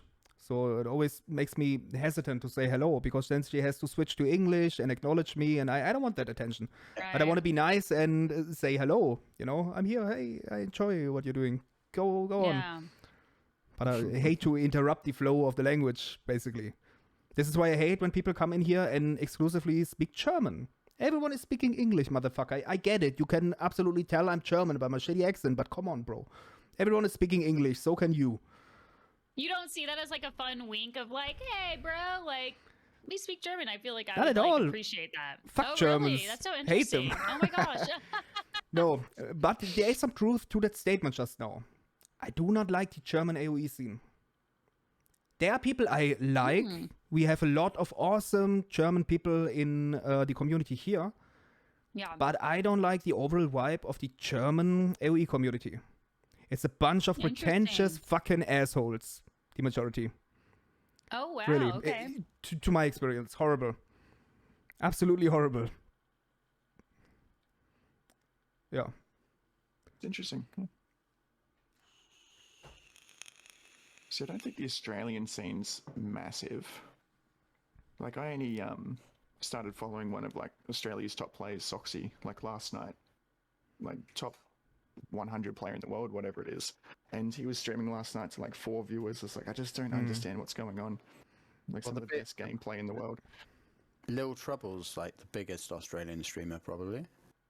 I guess. I would say so. Yeah. I mean, give me a couple You of mean in months. general? Give me a couple of months. Yes. Yeah. I mean, I said it in the beginning, Nick, when I met you. I told you that you absolutely, if you double down with your streaming career, you will get a fucking huge audience because you got a certain charisma with you and you are a smart fella. And you look okay too. Thank you. I It's like one of the first things I told you. I remember that. When you had your stream and you had no viewers. I mean, yeah, you and whatnot. Oh, thank you. My validation meter's getting a little bit higher. Yeah. Yeah, I mean, it's true. But And yeah, Nightbot is I would agree asking, that- sorry to interrupt, do you have a big German following? Not big in comparison. I think the majority actually is North American.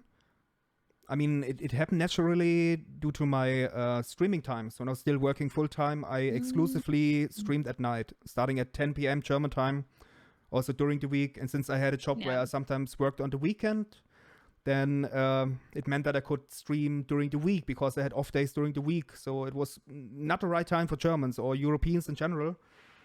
So Can I I ask you a naturally built question, my William? And I American think- following. Yeah, go ahead. I was just going to ask you a question, and I think I already know the answer to this, but with the analytical side of your stream and your channel, do you ever look into where geographically the people that are watching you are from, or where your followers are from, or doesn't it? You mean like matter Twitch for you metrics? at all? I do look into it, but I do not change anything about my content and about about the streaming times. I tried different times. I wanted to see if certain earlier times will work better and also cater to the Europeans more, at least once a week. But sadly, there is no clear line for me. It's all over the place. Sometimes my 1v1 Wednesdays that I streamed earlier were massive. Sometimes I had like 20 more viewers than my average, like right from the start, right out of the bat. I don't know why. And then 1 week later, same content, same time, same Bloom content, and I had 30 viewers less. So I can't make anything out of the metrics, sadly. So I don't sense. know. It's weird. I've seen a Thank you, lot of Eric. Appreciate it. Twitch streamers that do have like the nationalities below their stream where you can see like live numbers Yeah. of I know where what you mean. people are from. But it's kind of like, what does it matter? Like, Yeah. I mean, it matters if you're suddenly not getting viewers and stuff, but really, like, streaming is about what's right for you rather than trying to stream for It's like a widget. when people would watch it. Yeah. I mean, it seems kind of illogical. It makes sense, but I think as a streamer, it makes the most sense to do it when it's right for you, because then you can tailor content or tailor whatever you want for you. Speaking from a non-streamer, telling you how your stream should work, but yeah, it just seems to make sense Well, that it does not your matter. content is always going to be better when it's like the best time for you, because otherwise you're trying to please someone else. But do But I those don't want you to metrics actually matter at all? Like, except for finding the proper streaming time, and you have the luxury that you can pick. Because I don't No, cater to a certain audience. I'm myself and have my way of entertainment and my brand, how I represent it. But it's not catered to like Americans, or it's not catered to Europeans exclusively. Doesn't really matter. I guess the only thing would be like where would be subs. Do you get the same amount? This is probing into your financial things. Do you get the same amount from a sub from anywhere, or do you get half of the sub amount? So obviously there's different costs for how much a sub costs depending on your where you are. Yeah, Do you but that get a recently different- changed. That's Yeah, not a do you thing that's get been a there forever. But do you get a different amount, or do you just get a fixed amount for every sub? Because that's Actually, the I only, don't know. Because that's the only thing I could think that would make a difference. Of basically, you want as many viewers from whoever pays the most for subs would be. So you're to basically maximize asking your- about the splits from Twitch with certain countries. Yeah, that's the. I'm that's the actually not only- sure. Only thing that could potentially make a difference of where your viewers are from, but actually, ultimately, it's like that doesn't even matter either. Because if you get 50 viewers from the UK and 39 from the US, you want 50 viewers either way. Or yeah. I mean, I guess it makes sense to pay attention to that, especially doing this full time. I am dependent of subs and money, of course. I don't need to lie about that. I mean, at the end of the day, I also have bills to pay. But I kind of hate the idea of neglecting a certain part of the world because they can't contribute enough monetarily. You know what I mean? Makes me feel horrible. For example, Latin America is the least amount of subs, but that's due to their economy, okay? They don't have the money to spare. And I fully understand that, and I don't want to feel like that I exclude them, that I intentionally set up streaming times because I don't want Latin America anyway. They are not paying money anyway. Fuck them. I kind of hate this approach. It's bad for business. Let me just end this sentence with, it's bad for business. I know that I should be more money-focused, as evil as it sounds. But since it's paying my bills, I should work more towards making them... What's happening? Nibot, thank you for the gifted subs. The real question is... I was not begging, but thank you. Are the gifted subs from Nibot as good as other gifted subs now? Now you need to know. Nibot them VPN them through Latin America. Yeah. This is what I don't know. Subs. It might not be as good though. Maybe you guys know. You, Magnolia and Neck, but I'm not sure like with that whole gifted Twitch subs is, like, statement. It's super confusing. Big Bree, portion thank you. of AoE 2. I think that gifted subs is a big portion of AoE 2 streamers' income, in their Twitch income. Crystal Bees. Seeing as I watch Twitch like sometimes 4 to 5 hours a day, like I can't help but notice that there's a lot of giving in this community, and I feel like talking about Twitch streaming full time and just like what you're gaining from it is really different as an Age of Empires 2 streamer compared to a, I don't know, Heroes of the Storm or some other game. Like it's very different because there's just such a tight-knit community, and we're big enough to have like a lot of reach, but we're also small enough to like know just about everyone. It's kind of a weird world. And so personally, like, in my stream, gift subs are where 90% of my Twitch income comes from. And it's usually from like mods and people who like frequent my stream a lot. So I don't know. It's just interesting. Like when people talk about like broadly Twitch, I'm like, okay, wait, are we talking broadly Twitch or are we talking Age of Empires 2? Because it sounds kind of, we're talking Age of Empires 2, which is a whole different world. It is. Yeah. Sorry, you go on. I just wanted to say, it's crazy when I compare my sub count to the average on Twitch. It's damn fucking high for the size of my channel, which shows that the AoE community is really supportive. It's really fucking amazing. Yeah.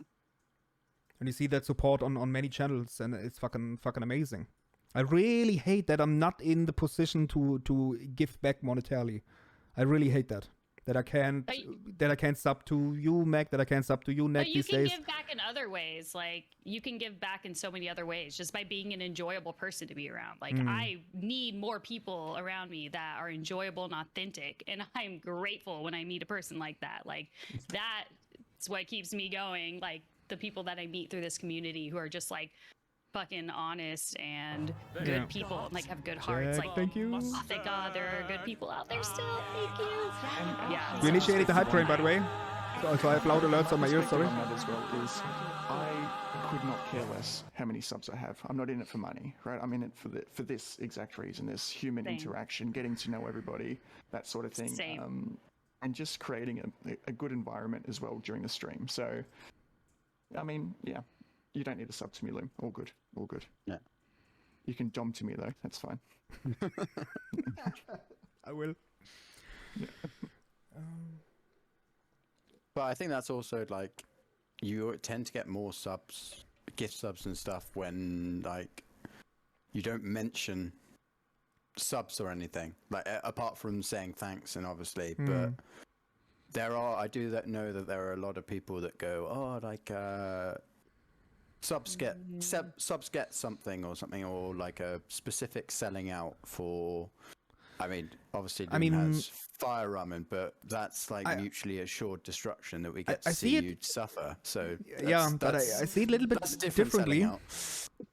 It's more like, for me, actually giving incentive, giving additional stuff. Yeah, of course, it's good for business. It kind of has that sell-out vibe. but I'm not that kind of streamer who remembers people that they can sub and whatnot. It's like the only mention is in one of my Nightbot comments, Prime subs are free, wink wink, besides the follows. Yeah. I'm not the kind of person who keeps reminding people, by the way, there's a sub button, you can sub and monetarily support me. I hate that. I'm just not a beggar It's so kind awkward. of person. Yeah. It's so awkward. There's people who I like love their stream and like, but then they do that and I'm like, oh man, why is this so cringe? I don't know if it's okay. It's not just me apparently, but I'm like, you don't need to beg. We like you. You don't like, we like you for you and we'll sub. Like, don't go too far with that. Like, that's my personal opinion. On the other hand, I would definitely give this advice to every aspiring streamer. Don't be afraid to bring up the topic money. Like, seriously. There's nothing wrong with it, especially it's not wrong having a donation button and mentioning that there is a possibility to donate. Because for many people, it's part of the experience, actually. Yeah. That's something I learned, because I used to feel a little bit awkward with having a donation panel. I'm not one of those fucking wanker.ttvs who have nothing but a donation panel in their profile. I had from day one a real profile with a lot of panels and informations and shit. And one of those panels was a dono panel. Guys, more gift subs. Thank you. We're talking about not selling out, and it's working so well for selling out. Yeah, and to some people it will sound like that this is some low-key psychological moves I'm pulling. But that advice, Loomy, would that be primarily targeted towards people that are doing Twitch full-time or doing it for monetary gains? I mean, for both people who have a monetized channel. Which you have, Nick, because you are affiliate. So, I mean, the thing is, there are many people who do it as a part-time gig, and they're too scared of mentioning that people can monetarily support. But it is part of the fun, part of the experience to some people. To me as well, when I was still in my full-time job and I had income to spare, I enjoyed that, being part of, I don't know, playing funny alerts. Like, I don't know, cheering 111 bits on this channel to see the Loom stash or something like that. Hashtag sell out. Obviously, I never do that, okay? This was just a one-timer, okay? I never sell out. And it's kind of fun to be part of the community and also to support, because the thing is, Twitch streaming is some form of art. You are some form of artist in a way, and it's still super underappreciated, in my opinion. And I think... I agree. Right? There are millions of people. Donate. Yeah. I mean, fuck those streamers who are like, guys, you haven't subbed since 10 minutes. Oh my god, I can't believe it. It's only $4.99. Those kind of people, fuck that, okay? Those are worthless money whores. But just remember, Neck and Magnolia are also streamers, and you can donate to them too. There we go. That's a sellout for them. Jack, thank you for the next gift sub. I actually put on purpose my donation link. I don't have a donation link. Yeah, I've got a panel on my thing, but it's not clickable. I made it not clickable. Something someone said to me once was like, okay, I pay, this much a month for Netflix, I pay this much a month for Amazon Prime or whatever to watch my TV shows, to watch my entertainment. So why wouldn't it make sense to be paying a subscription to Twitch where you're supporting, like Legion said, like an artist or someone that you appreciate? Like, there's musicians that I watch on Twitch that I subscribe to because I feel like I'm paying for a concert sometimes. Like, I'm paying for entertainment. And so I kind of hit a point where I'm watching someone so much that I'm like, oh, damn, like I owe them something. This is the least I can do. Like, if anything, like, you don't make much off of a sub, but I'm like, this is like the very bare minimum I can do. And I wish I could do more, and that's where gift subs come in, which is great. Like, you can always do that if you're like, damn, like I want to give more to this person because they entertain me and they're such a great person. I enjoy them, like, etc. So I don't know. That put it in perspective for me when someone mentioned that. I also think people still underappreciate the amount of work it actually is, even if you're just talking about a stream. I guess you both can agree to that, like having even a 6-hour stream. How fucking mentally tiring this is. So I think people should appreciate it more. I only stream once a week, so and that's why like it's mentally taxing, and I don't know, people want to see more bells and whistles. Like the more you're on, I feel like there's a higher expectation, so I almost started to set like this really casual tone. Yeah, I'm like, I can't speak the way like what you're experiencing. Like you put a lot more work, I think, into your stream, and it pays off. It's amazing. Yeah, to be fair, but I'm doing it full time, so it's not fair to compare us. If you had the time for it, I think it would be a different story as well. Nice. Eric, thank you for the 69. Nice. Epic Sea Dragon. My cheers. very first stream X69 was a 12-hour stream. Really? Your first stream?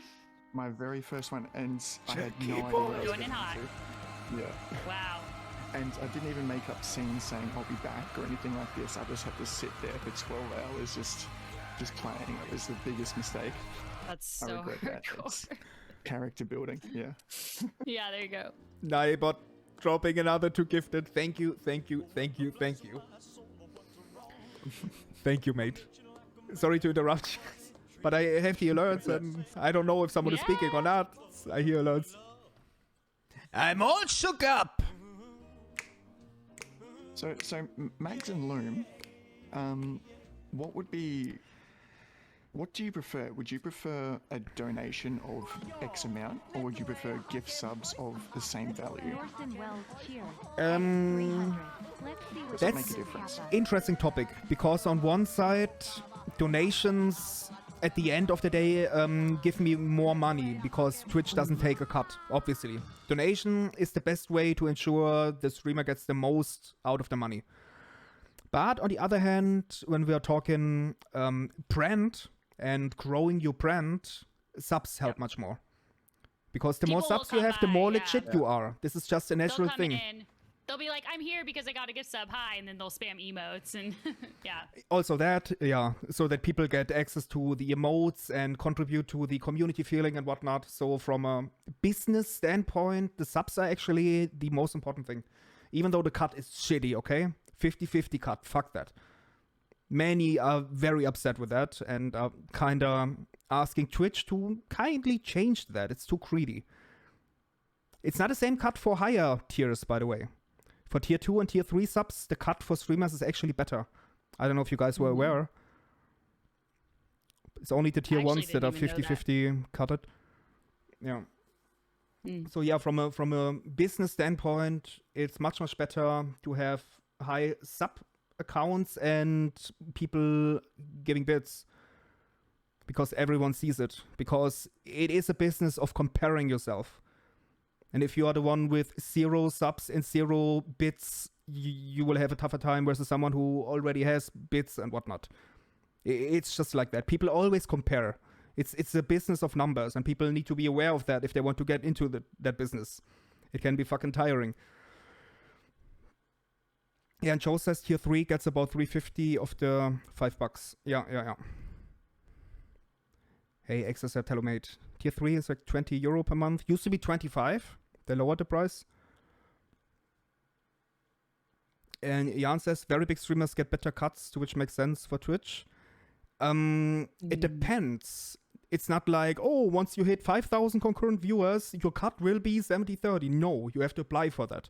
You have to actively engage with people in charge and negotiate. There's no fucking set rule where you will get a certain amount. That's like a common misconception on the internet with big Twitch streamers. Is if you hit partner, do you make more from your cut? No. I mean, obviously you have. No. Oh, really? I Okay. know from people who are partnered. No, absolutely no. You have to negotiate. And it's Which is interesting because shitty. people are really like raging about people leaving Twitch for other platforms, but like you kind of start to see why I mean, if Facebook they're doing it is full better. time, especially. Good question by Kev. Do you think there should be a streamers union? I guess. Would not be the worst. I think it'd be complicated to do across nationalities, though, because obviously the rules for things are different for every country of what Yep. you pay on what you have and stuff like that. That it would be logistically, it would probably be a nightmare. Oh, interesting. I didn't know about T90 talking to Twitch before he made the transition. I just thought they were like, here's some money at your face. And he was like, okay. That's how I imagined it.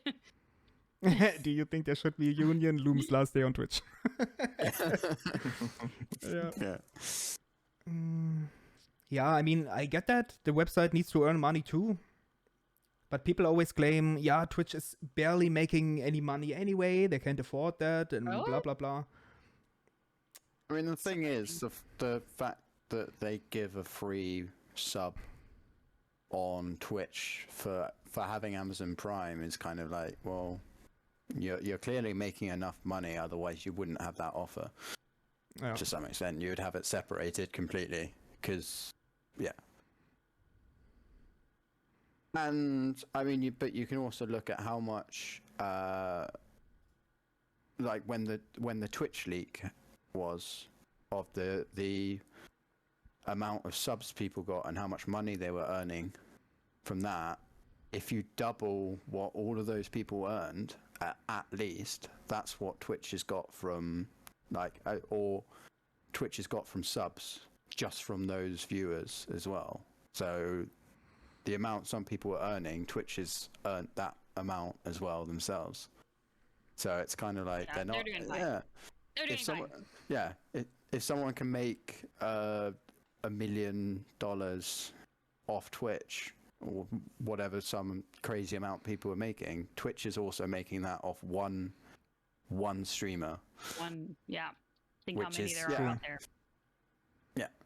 I mean, another thing to think about is like with unions, like they have so much more on the line. Their life is on the line. This is their only income, and it's a sufficient enough income to like support their housing and all their needs. Twitch is rarely supporting someone fully, like in the way that they need to like live comfortably, you know? And so forming a union, there's just not enough on the line. Like if I were to join a union on Twitch, I'm not going to care nearly as much as if when I was in a teachers union, which I was in for 5 years. Like I was like fighting for my well-being, like my you know, my whole future depended on it. But Twitch is like, oh, if I don't like this, then I'm just out and I'm just going to rely on my normal income, find a job in real life. Like, it's just not realistic to have a union for a bunch of small streamers. I don't think. I think the question comes down to, with unions, I'm not really experienced with them at all, but do we have to pay like a monthly subscription fee to be a part of a union? How does it kind of work? You do, yeah. You pay a monthly fee. Does And Twitch you have get like half of regular that union fee? meetings.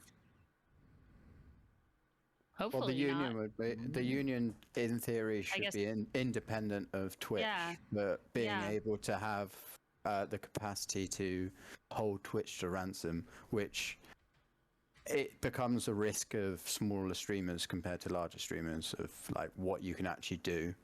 That you would need the larger streamers to like be on board it, but the larger streamers can also afford to be on board for like a week Minimal of cost. not a week of not streaming, and then come back and it'll be like, oh well, I might have lost a couple of viewers, but I still got huge amounts of viewers and getting in my money. Whereas if you stop streaming when you're a small streamer and you stop streaming for 2 weeks or something and then come back, you're not gonna have the same numbers, and it's not gonna be viable.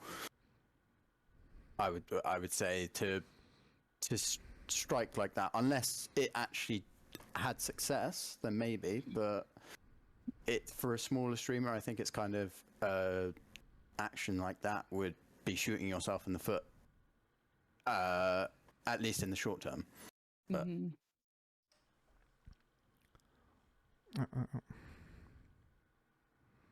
Yeah, even someone like Survivors would really struggle in a strike situation. Oh.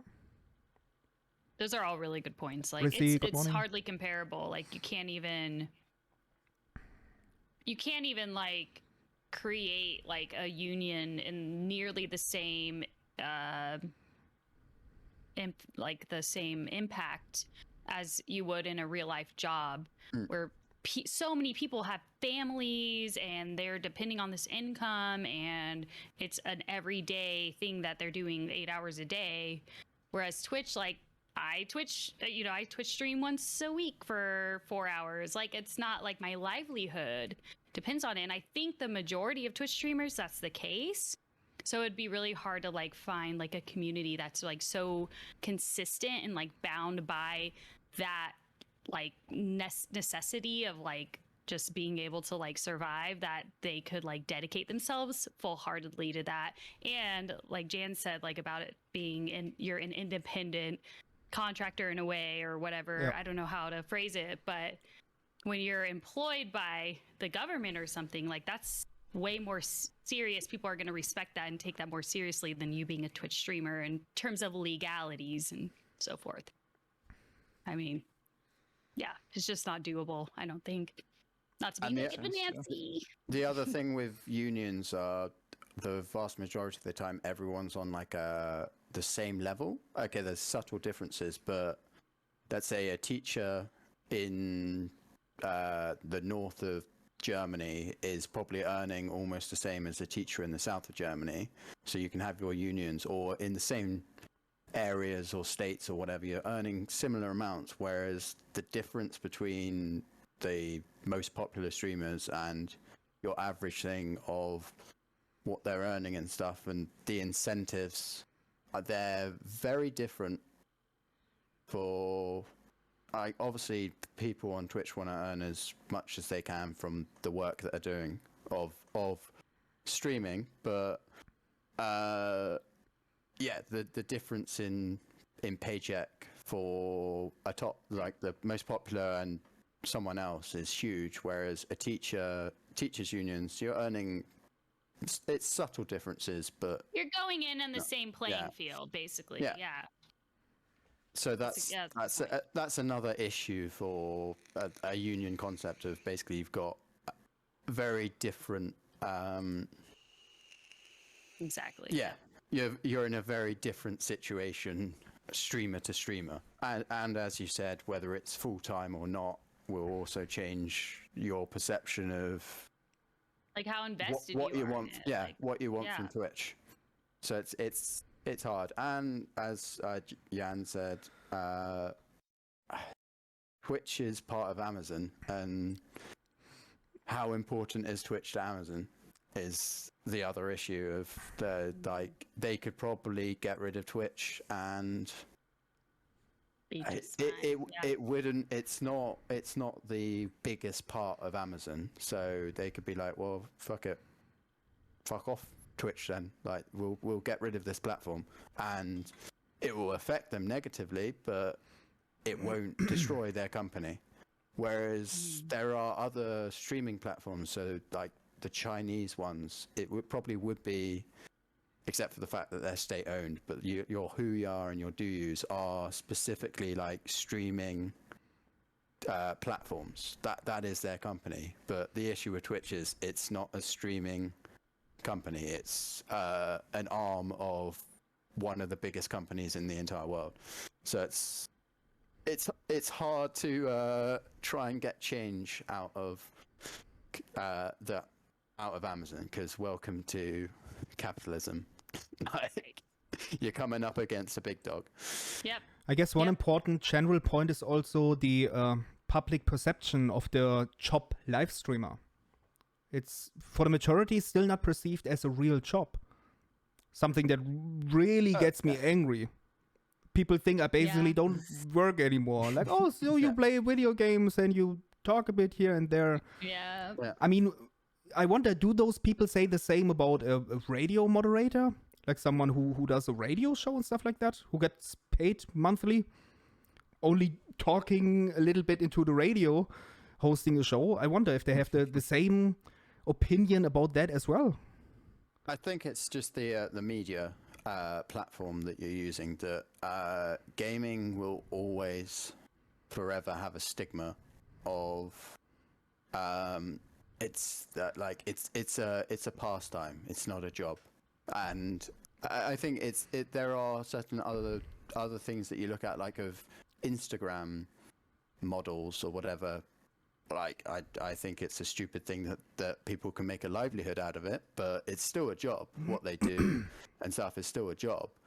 But that is also seen as all you do is like dress up and post pictures every day. That's not proper work. That sort of thing. That unfortunately Twitch as a gaming platform is always going to have that stigma of gaming is just what people do in their spare time, and it's the same for professional gamers as well. Like the next level up where they're earning so I've got I play hockey with someone whose son is a or was a professional League of Legends player, not Fortnite player, like making a living out of that, getting paid every year, and his dad is still like, it's still a joke, like he's just it's going to be a couple of years of having fun type thing. And it's like, well, that's your son and he's earning quite a lot, and but that's just the stigma of that's what it's not proper 9 till 5 work, so it doesn't count. I think that's changing though. It is changing, and I think people like this last few years for gaming has changed people's perception of it so much, partly because of like the companies that have grown from it are like massive now, and also so many people went back to gaming or gamed more, and then Twitch boomed, that it suddenly became, you know what, that is a viable thing. But it's going to take more time, and I think it's a generation thing that 10 years down the line, people's perception of Twitch and stuff, if it's still going strong, it's going to be very different to what it is now, because it's the environment people grow up in as well. That the vast until like 30 years ago, no one had a computer. Now almost everyone in the developed world probably has their own computer. True. I still wonder where does society draw the line? What is real work? Where does the real work begin? When I work in a fucking coal mine and using tools and what? Where do we draw the line? What is still work? Depends who you ask. Yeah, Yeah. that's I'm kind just of gonna say, Hopefully that'll stupid. change. Nibot's called me out here. He's noticed that unless the topic's like super inappropriate, I don't contribute. Yeah. I'll let the grown-ups talk. Yeah. I follow a subreddit called Anti-Work, which is an odd name for it because it's actually not so much about anti-working. It's more about having fair and respectful expectations and work-life balance. And it's like what has fueled like all of my motivations and how I communicate at work, like how I shape my career, and just making sure that like I am being an efficient, effective worker, but also like understanding that I'm a human and I need time to myself for my mental health, like for my physical health. Like I need to like find that balance, and like I need to advocate for myself as much as possible.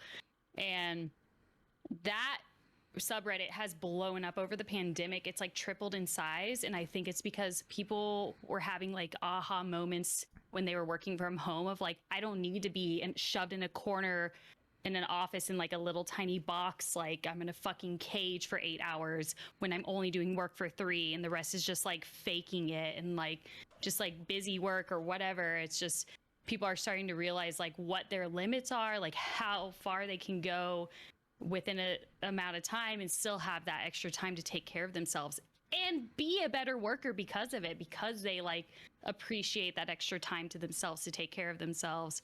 And so I'm just hoping that like movements like that, those conversations are so important that it's going to eventually hopefully evolve into more and more serious like expectations, like in the day-to-day workplace, and like what is normal, like normalized, and not coal mines any fucking more, please God. Like, let's not be the Industrial Revolution anymore, please. That would be great. Enslave the children again. Woo. Right. Yeah.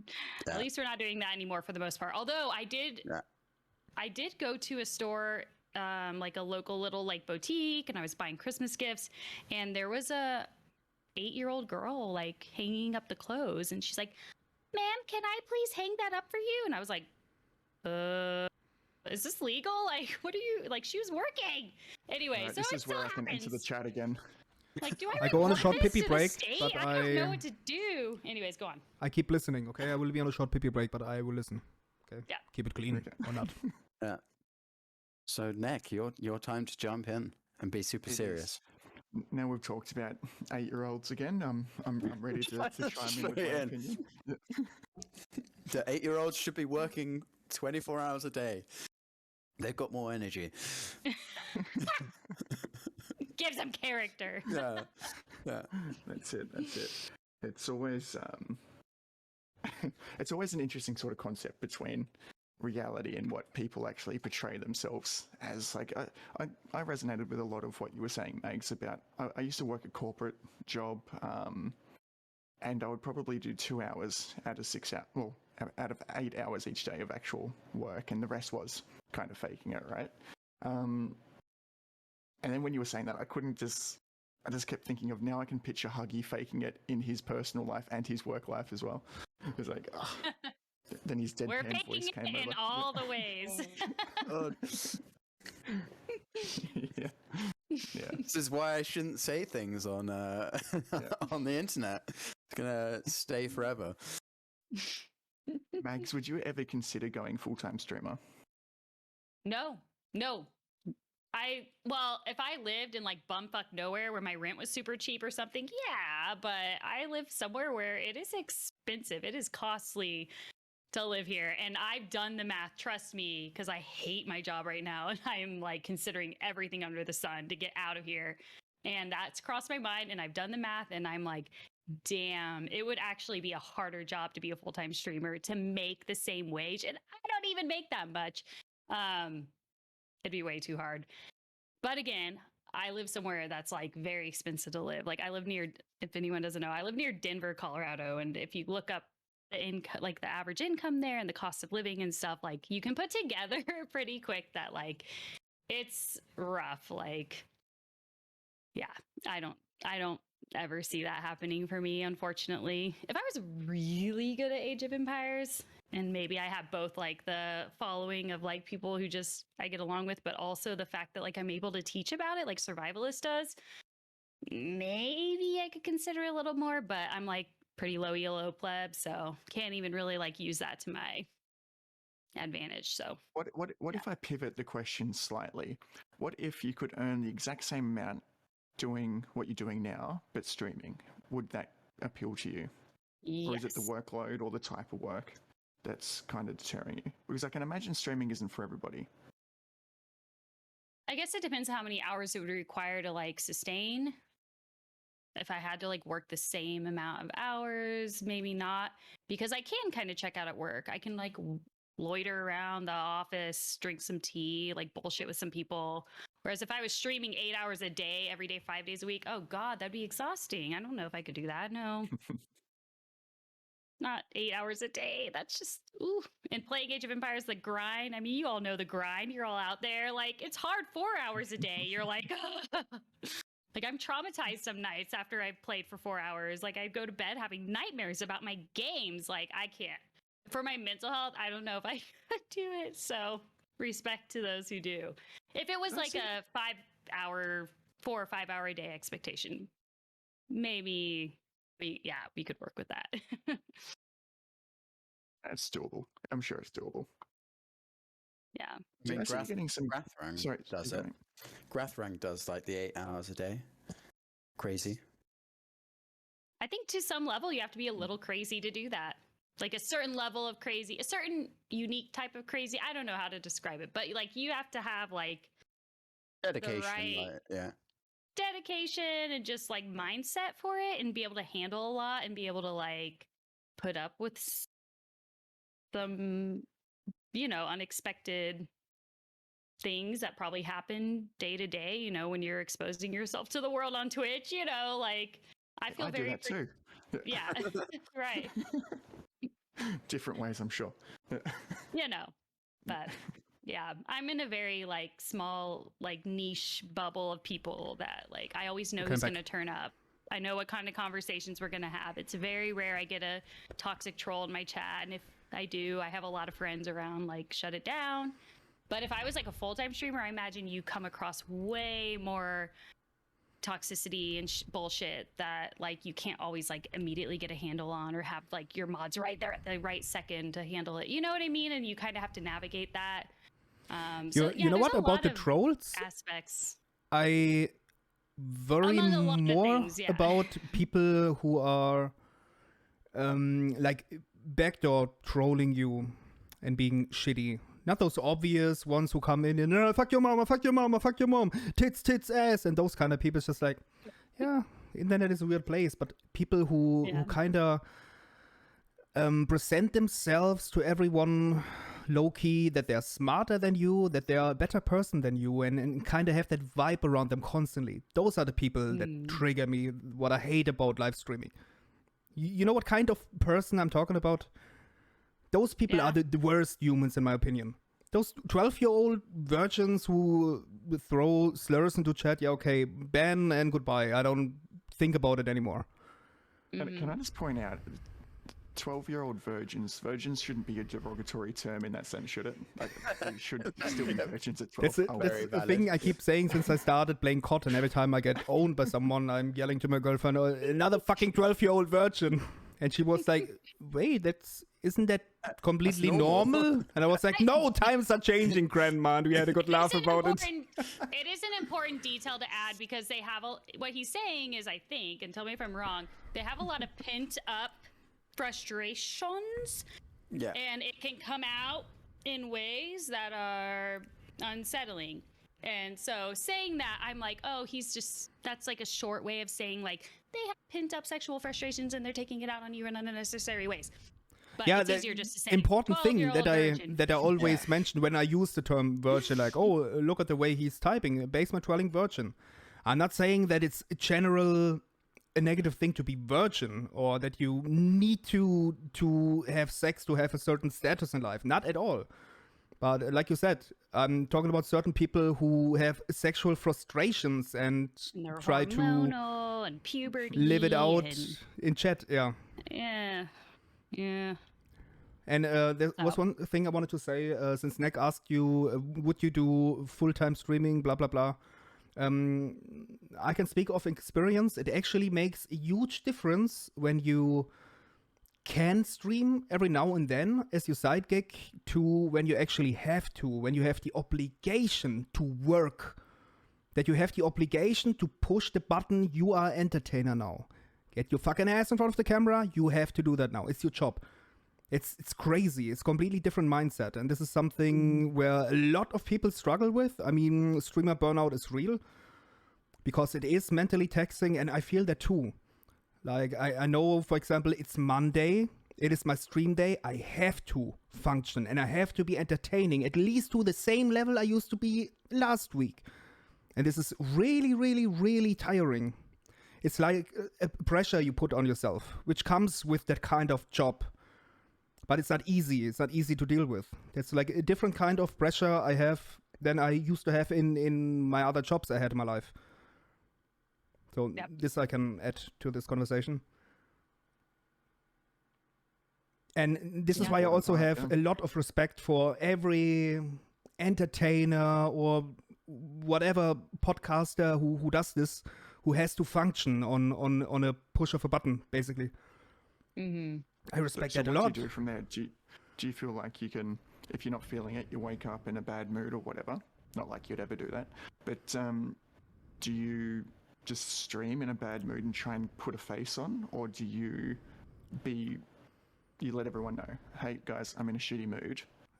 This is what's happening. Or is it somewhere in the middle? I actually have go-to people who drag me out of deep holes a lot. I mean, again, big shout out to Brazilian, of course. And she just types in chat. What a coincidence. So many times where I was like, again, mentally in the worst spot possible, like really in a deep black hole, where she pulled me out just with being a good friend. So that actually helps a lot. And also other people. I mean, I regularly talk to on Discord and whatnot. And I talk with Hugo and call him a tryhard and all those things that really helps my mindset. But yeah, I do have streams where I'm not in the right mindset. And the sad thing is, I'm not hating the streaming at that moment. I'm not hating the game. I'm hating myself for not being able to provide the same level of entertainment that people are used to, basically. So it's like a downward spiral because I start to hate myself for being that shitty entertainer. Oh my god, what a entitled bitch. He has viewers and he can't even deliver now. What a entitled little bitch. And I start to kind of drag me down even more. It's like a whole chain of events. Does that make sense? Do you understand what I mean? Yeah. We're our own worst enemies sometimes, I think. It's Yeah. so easy to like get in your head and one thought leads to another. And like, if you don't get like practice, and we going way back to the very first like 20 minutes of our conversation, why I meditate is because I was taking that voice like way too seriously and like judging myself so harshly that I had to like figure out a way to like not take it seriously. So when it goes off, I can just be like, okay, I'm not attached to that voice. Let it do its thing. I'm not going to like respond to it. I'm not going to like, give into it and worsen it, because it's so easy to let it spiral, like you said. And not just in Twitch, but like in life. And so anytime you have eyes on you or any sort of judgment on you, it's easy to like question yourself and feel negative, and especially in this day and age. It's just like, so difference is just sensitive. Yeah. when you work in a company, you don't carry the whole burden, the whole responsibility. You're only part of a wheel. But as a Very streamer, true. as a content creator, you are the It's one all on you. responsible for everything. And that can Yeah. get into your head and can fuck you up. This is why I personally say being a streamer is not an easy job, not at all. Yes, on the I don't outside, think I it's could just full-time a stream. dude who plays video games 3 times a week, but there's so much more to it. And like I said, the streamer burnout is real. You keep reading this from a lot of streamers from all sizes of channels.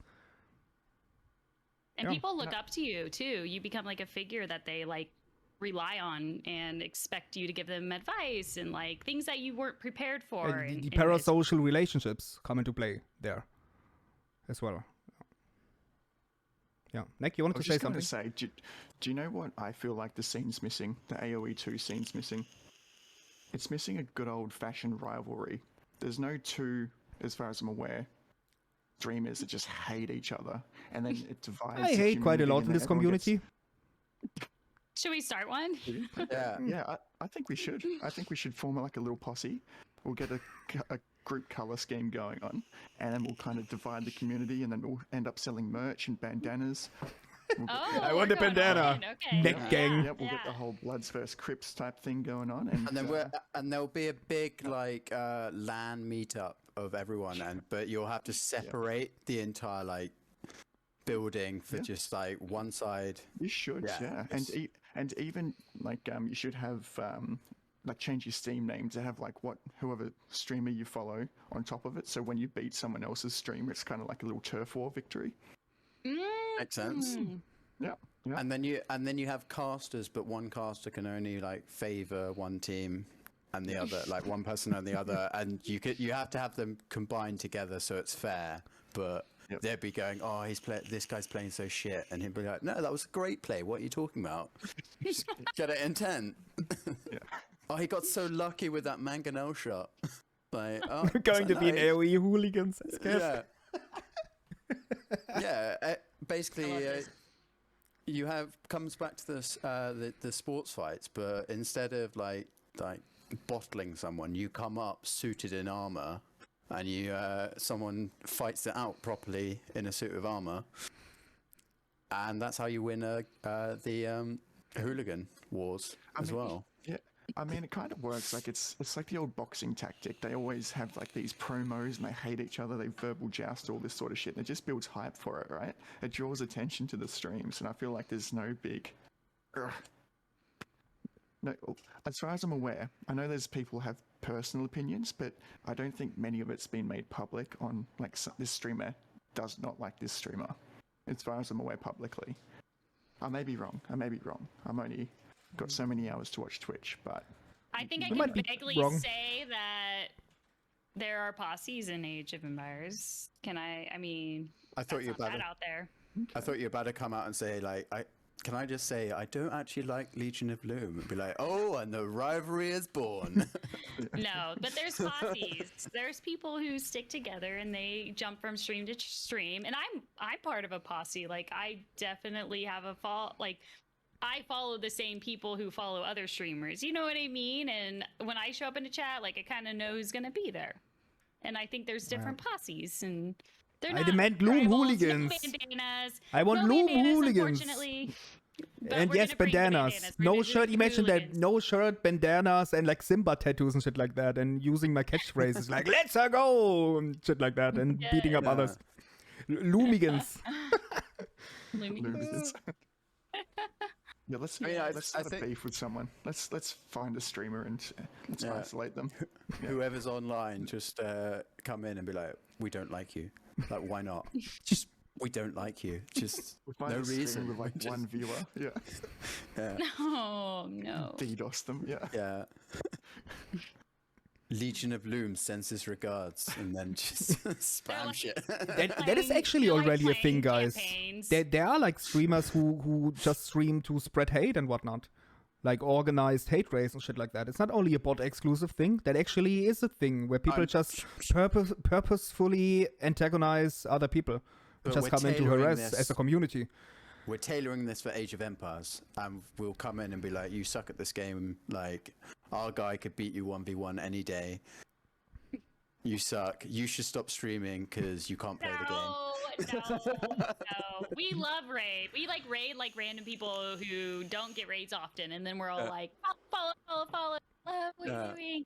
And they're like, oh my god, I'm new at this game. And everyone's like, I'll give you tips. And like, you know, we like to backseat, so it's like perfect. So I'm so happy right now. I really want to start a beef with somebody. What? like, Taking Or say what? applications. I'm shutting it down. Yeah. Or do what Jan did do a cross-platform hate raid on like T90 and Viper. Be like, Oh, so it's going to be you like guys are a, such sellouts. Not only do you suck at the game, but you're a massive sellout. as well. OGs. Yeah. like if anyone watched like the Twitch OP. WWE back in the day, it was like when WCW invaded or something like that, and it's like these two wrestling brands kept fighting each other. Oh yeah. It's going like that, yeah. Good times. I was WWF all the way. I was like, go WWF. Damn right. And then you just have like so Sorted certain last time. certain people can only play in certain tournaments if they are affiliated with Twitch or Facebook. You just make it so niche. The rivalry, and then you have just like Discrimination is real. the biggest tournaments where they have a cross brand, and you have a like Yeah. Now we're talking. Now it's going to be like violent AOE community. Yeah. So we It's are like this is endorsing like the one violence thing now? we all like about the community, and we're all like, let's ruin it. Yeah. Let's make this League of Legends because like we just hate ourselves. Oh my I don't know, God. guys. I still stick to my opinion that I voiced out a lot in my 1v1 streams. This community is not as wholesome and awesome overall as some might think. It's always praised as being the best gaming community, but the amount of fucking toxicity and bullshit I keep seeing in the game, That sounds like a So- story. there I are mean, so many people that absolutely take the fun out of this game. Go on. Yeah, I mean, mean, I in would regards of agree that Got my toxicity, listening ears on.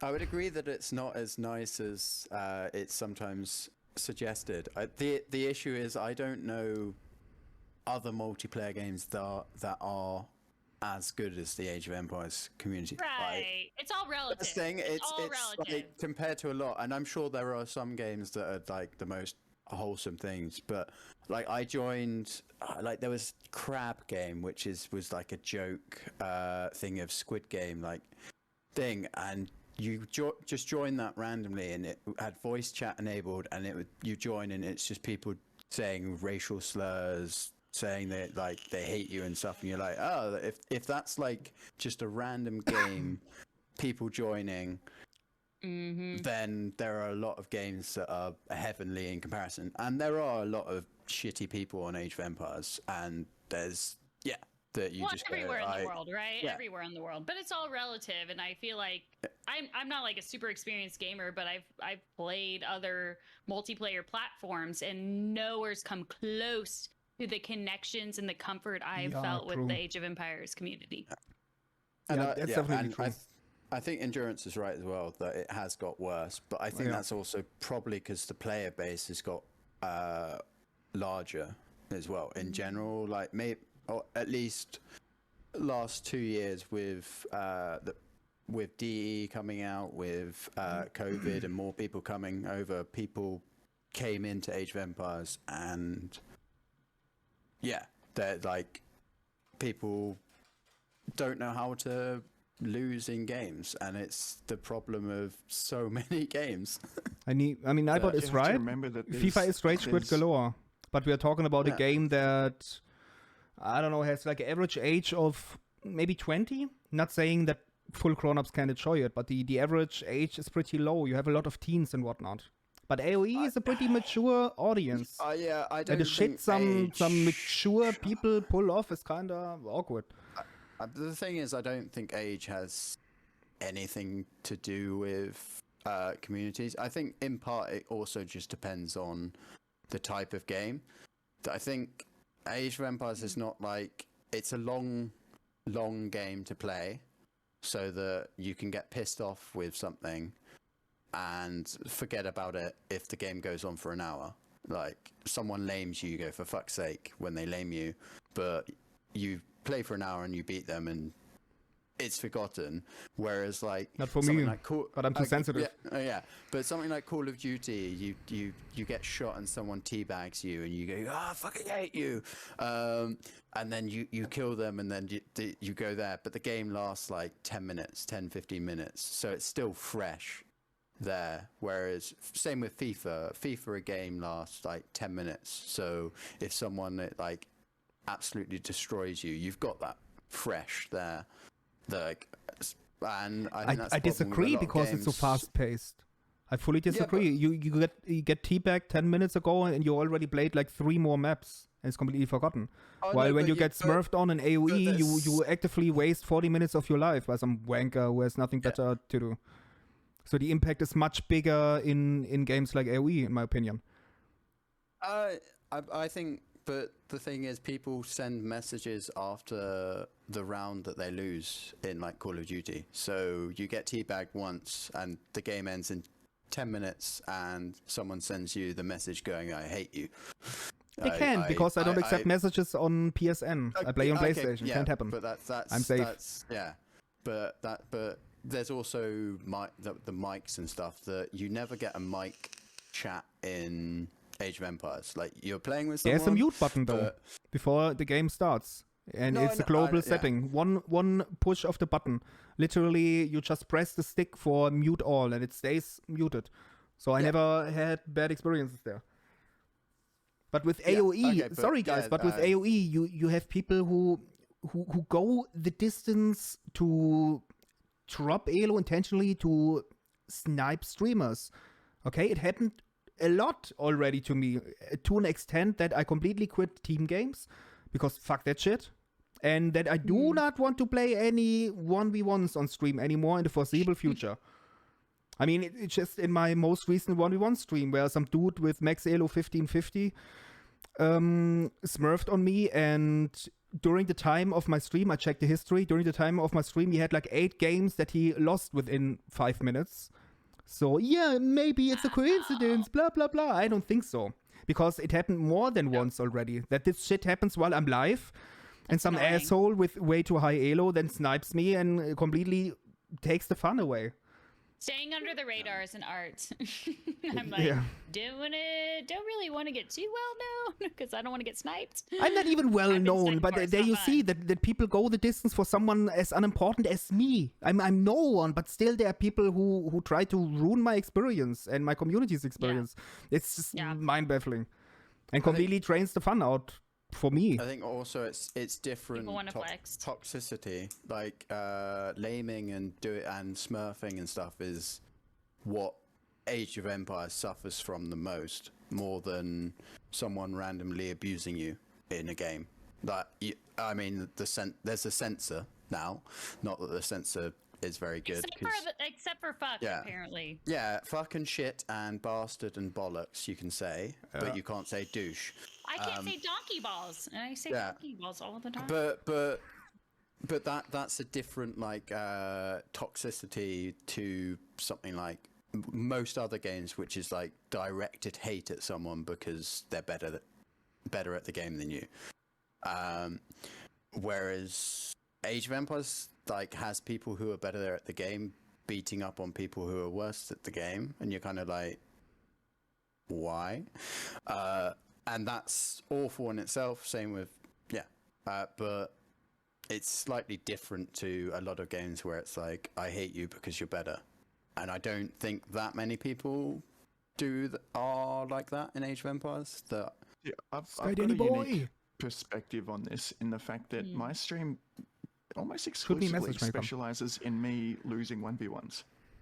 What? So facing Smurfs, it kind of just feeds me content. So it's I welcome it. Welcome it.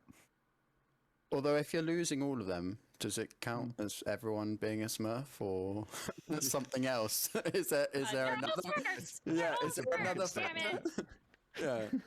Yeah, but the thing is about smurfing, I saw that a lot in other streams as well, and the majority always acts like, oh, the streamer's being paranoid.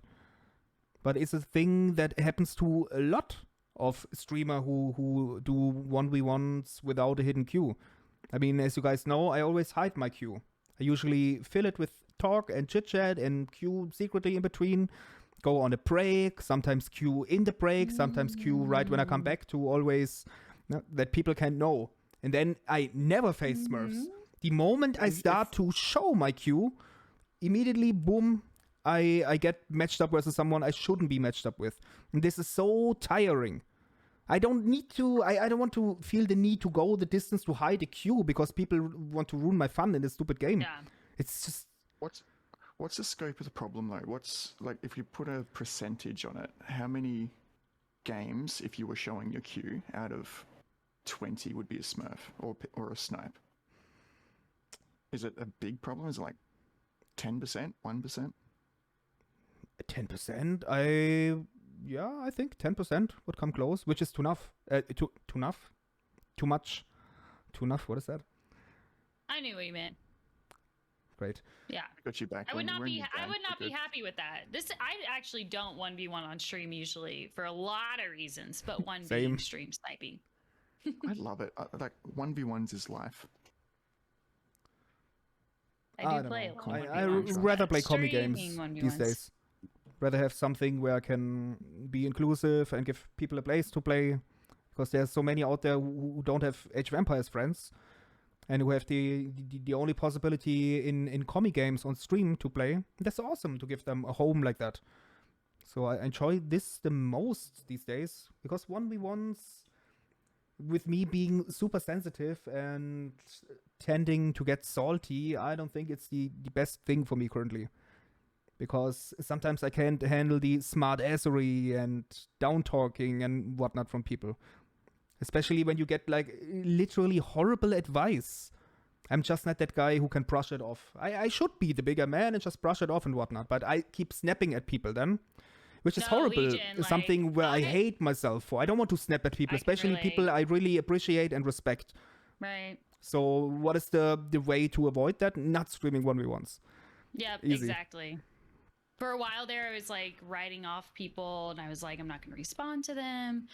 But it just like felt icky. Like I felt like I was like not willing to like even engage with them, even though I probably normally would be a friend with them, just because of their like judgmental attitude and snarkiness, which probably was just like playful sarcasm, but in my mind, they were attacking me. You know, you get like really in your head about how they're communicating. It's so hard. It's like text messages, right? Like you can't always read like the candor and which they're approaching you, and it's easy to like jump to like, oh, they're just like attacking me and judging me. So yeah, I just had to no more 1v1s.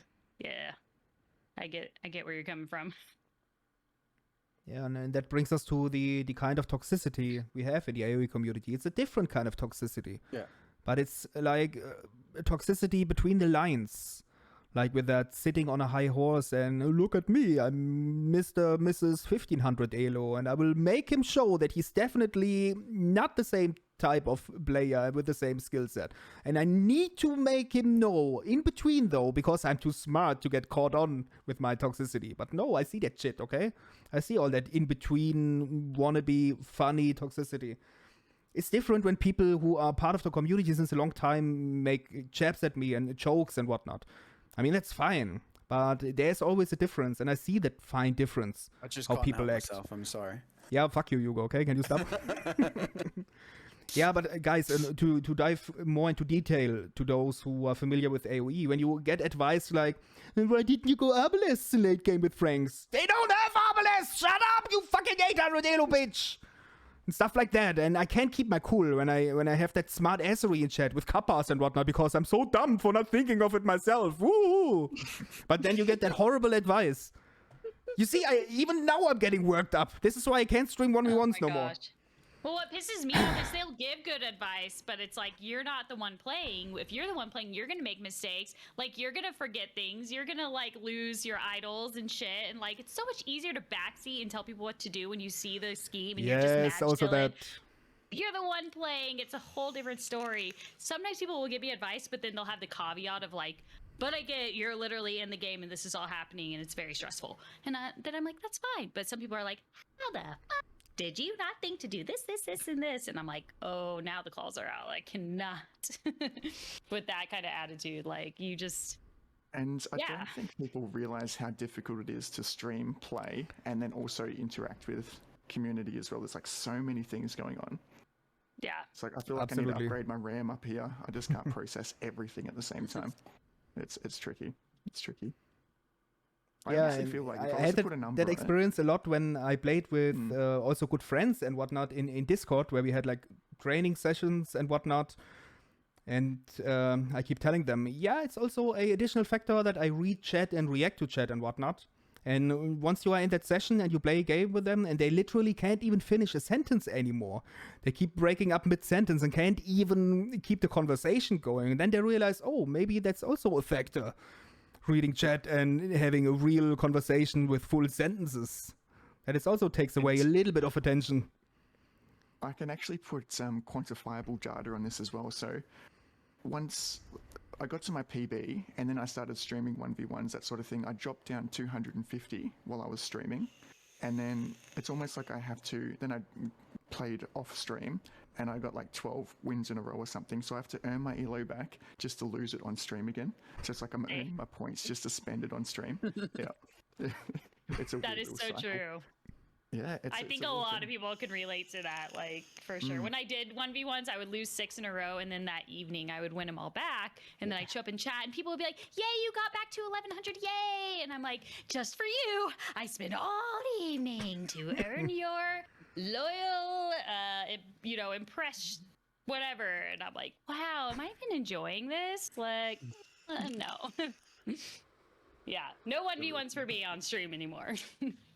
And then if you have to add on to top of that the toxicity, like if you're dealing with any politics or any drama in chat, I mean, that's a whole nother level as well. Luckily, I don't have to do that because wholesome community.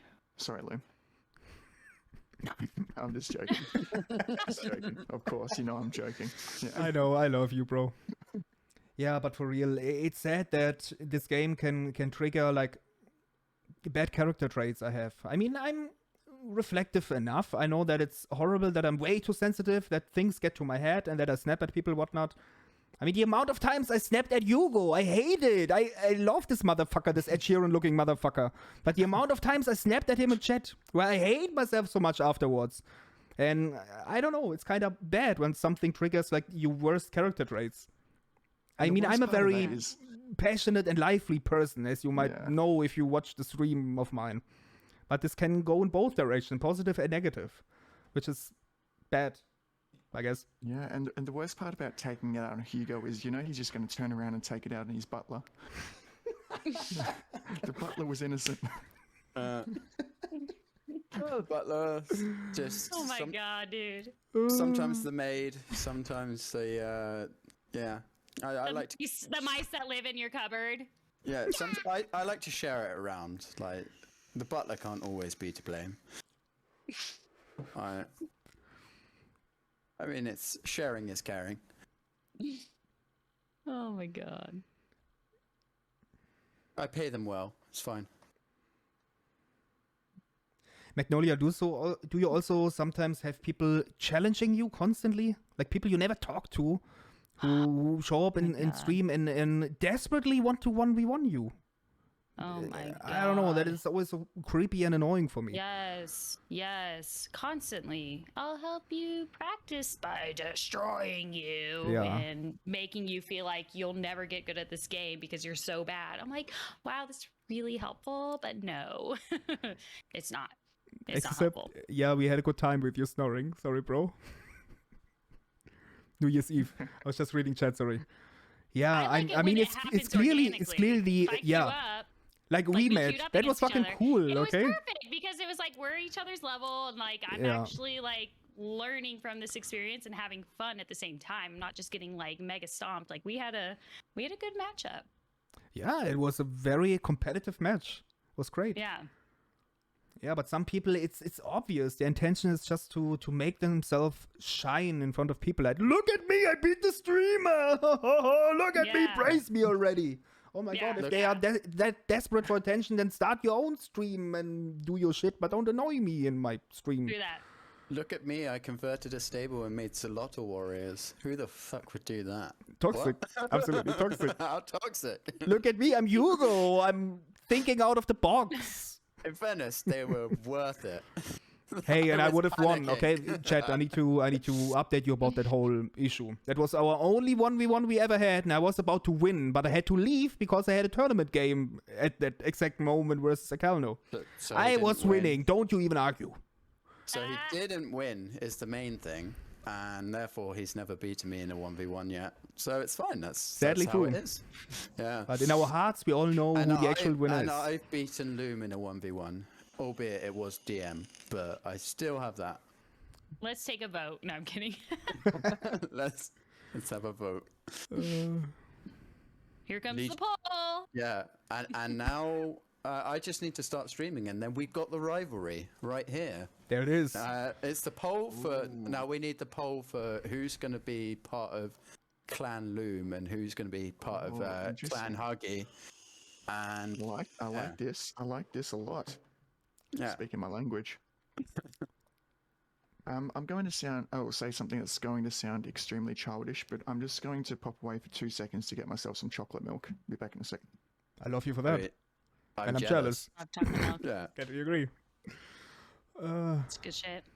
I need a snack too. You keep it going. I need snacks. Okay. All right, Hugo. Here we go again. What's the topic this time? Oh, let's talk shit on Legion again. No. Yeah. We did such a good job last I mean, time. there's a poll up, and basically, if anyone votes Loomy, Let's go. they're getting banned. Unless you're a mod and you can't get banned. I think I can possibly ban a mod. Maybe I'll strip them of your their rights and endurance 1377, which is my current elo and peak. So actually, my peak is 2k, but I haven't reached that peak yet. But So as a mod, we can see who votes for what, and we can display it onto the stream. oh, So just. I haven't voted yet because I don't want to skew the. I'm totally kidding. People, I just want to Do make it, people but- shit themselves a little bit. Yeah. Wait. I tried That to. would be misinformation. Do I tried not to listen. blackmail people, and people were voting for Loom. This God. is outrageous. I need to vote real quick. Blackmail always worked. How this is- annoying. I mean, the thing is, the vote means nothing because I think on AOE 2.net it says I won. So, Yeah, true. I resigned. yeah, Rigged. Loom resigned, so I won. Rigged. Yeah. It might not have been the correct result of how the game was going, but AOE2.net never lies. No, Briz, you're wrong. I need to delete that comment. Delete it. It never lies. I mean, guys, this was a tournament warm-up, and this asshole tower rush be like a motherfucker on Nomad. And drop castles everywhere. It was so toxic. Yeah. But the Loomster was striking back. I mean, it's like the perfect prep for... And then Akal did some weird shit, didn't he, on African clearing? Yeah. He went like off meta, so I prepared you for thinking outside the box. It's fine. A way to see it. I'm still not convinced you're not a Carl Huggy. Not a Carl. I think you could be a Carl. A what? No, Carl. There's a lot of similarities. You kind of look the same. You Really? just put on a different accent. Have you Yep. seen a call? No, not at Yeah. all. I don't see that. Same. He has like curly ringlets. I His mean, hairs go like Is it? this. I mean, I was pointing at Hugo on the screen, but yep. I Oh, sometimes you're talking about get, Hugo. Oh, Yeah. I thought you were talking about Legion. I thought you were talking I'm about bald. No. I'm not looking like anyone. Yeah. No, you're talking about Hugo. Yeah. I mean, I can get Yeah. like the I can get the little ringlets at the front sometimes. Hey, I won, Hugo. Yeah, Depends you, on the you weather. look like a Kano a little bit. Yeah, I could see that. Depends on the weather. It's weird. My hair like changes. Yeah, according to humidity the and weather. such. Yeah, mine too. When it's So humid outside, yeah. What do you get? Sweaty patches. makes my ass hair whirly. That is too much information. Sorry. Yeah. Wax sack and Okay, crap. I broke Come on. Magnolia Rules with are my rules. ass hair. Sorry, Not sorry. That is also other too much information. I Jesus Christ. don't want to know what you've been doing in your spare time. Grooming your butt hair, I'm sure. Maybe. Which is fine. We just Which don't is fine. talk about This is it. Yeah, this is a non-judgment stream, but please don't talk about that. Are you guys familiar with the term dingleberry? Do you know what a dingleberry is? Okay. Okay, apparently we are talking about it. Going back to our language stream, right? Like Yeah. that's like the one term we're all like 100% on board with. Yep, we all Yeah. know that one. I see Fahrenheit in chat. I'm triggered, Entrance. Don't Fahrenheit me, bro. It's Celsius. Celsius, gang. Yeah, we only do proper or Kelvin. Kelvin is also acceptable because it's science and sounds fancy. It does indeed. Fahrenheit is wrong. Yeah.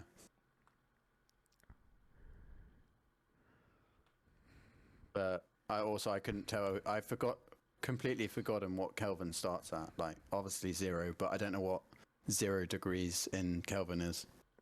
It's something unnecessarily high, so it sounds weird. It's like 274 is 0 degrees Celsius. American Empire for the win. Yeah. Entrance. What empire? What empire?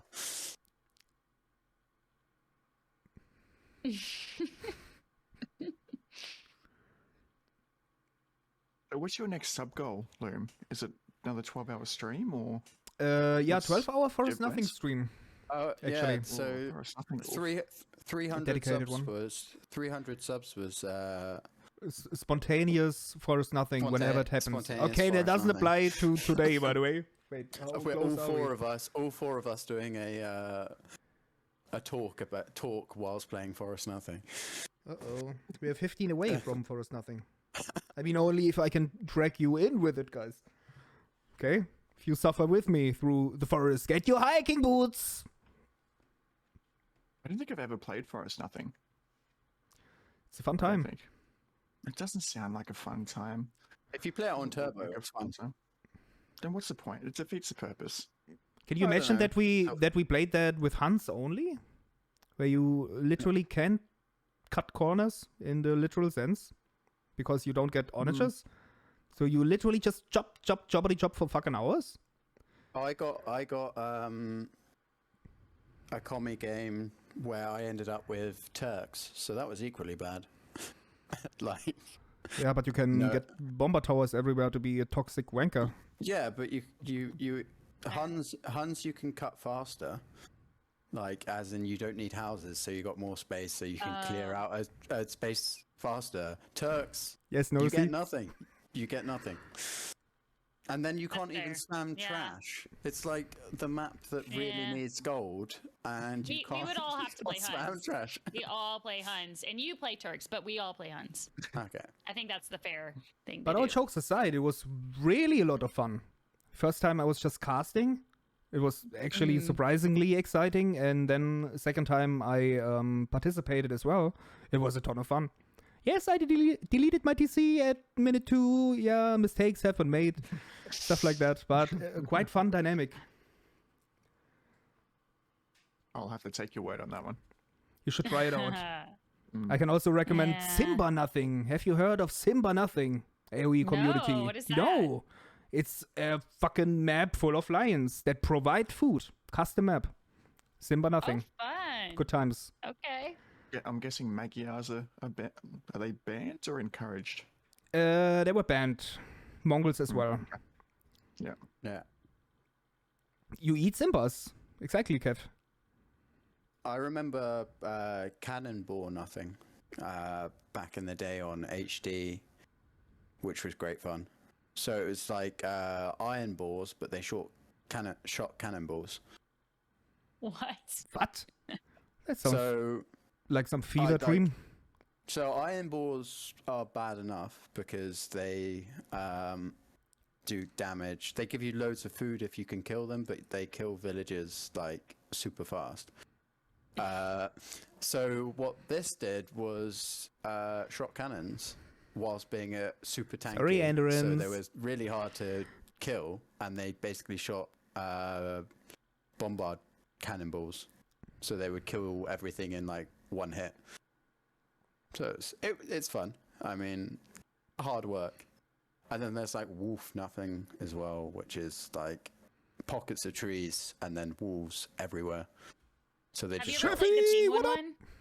I The, haven't. what's that called? but- Penguin nothing or Penguin Nothing.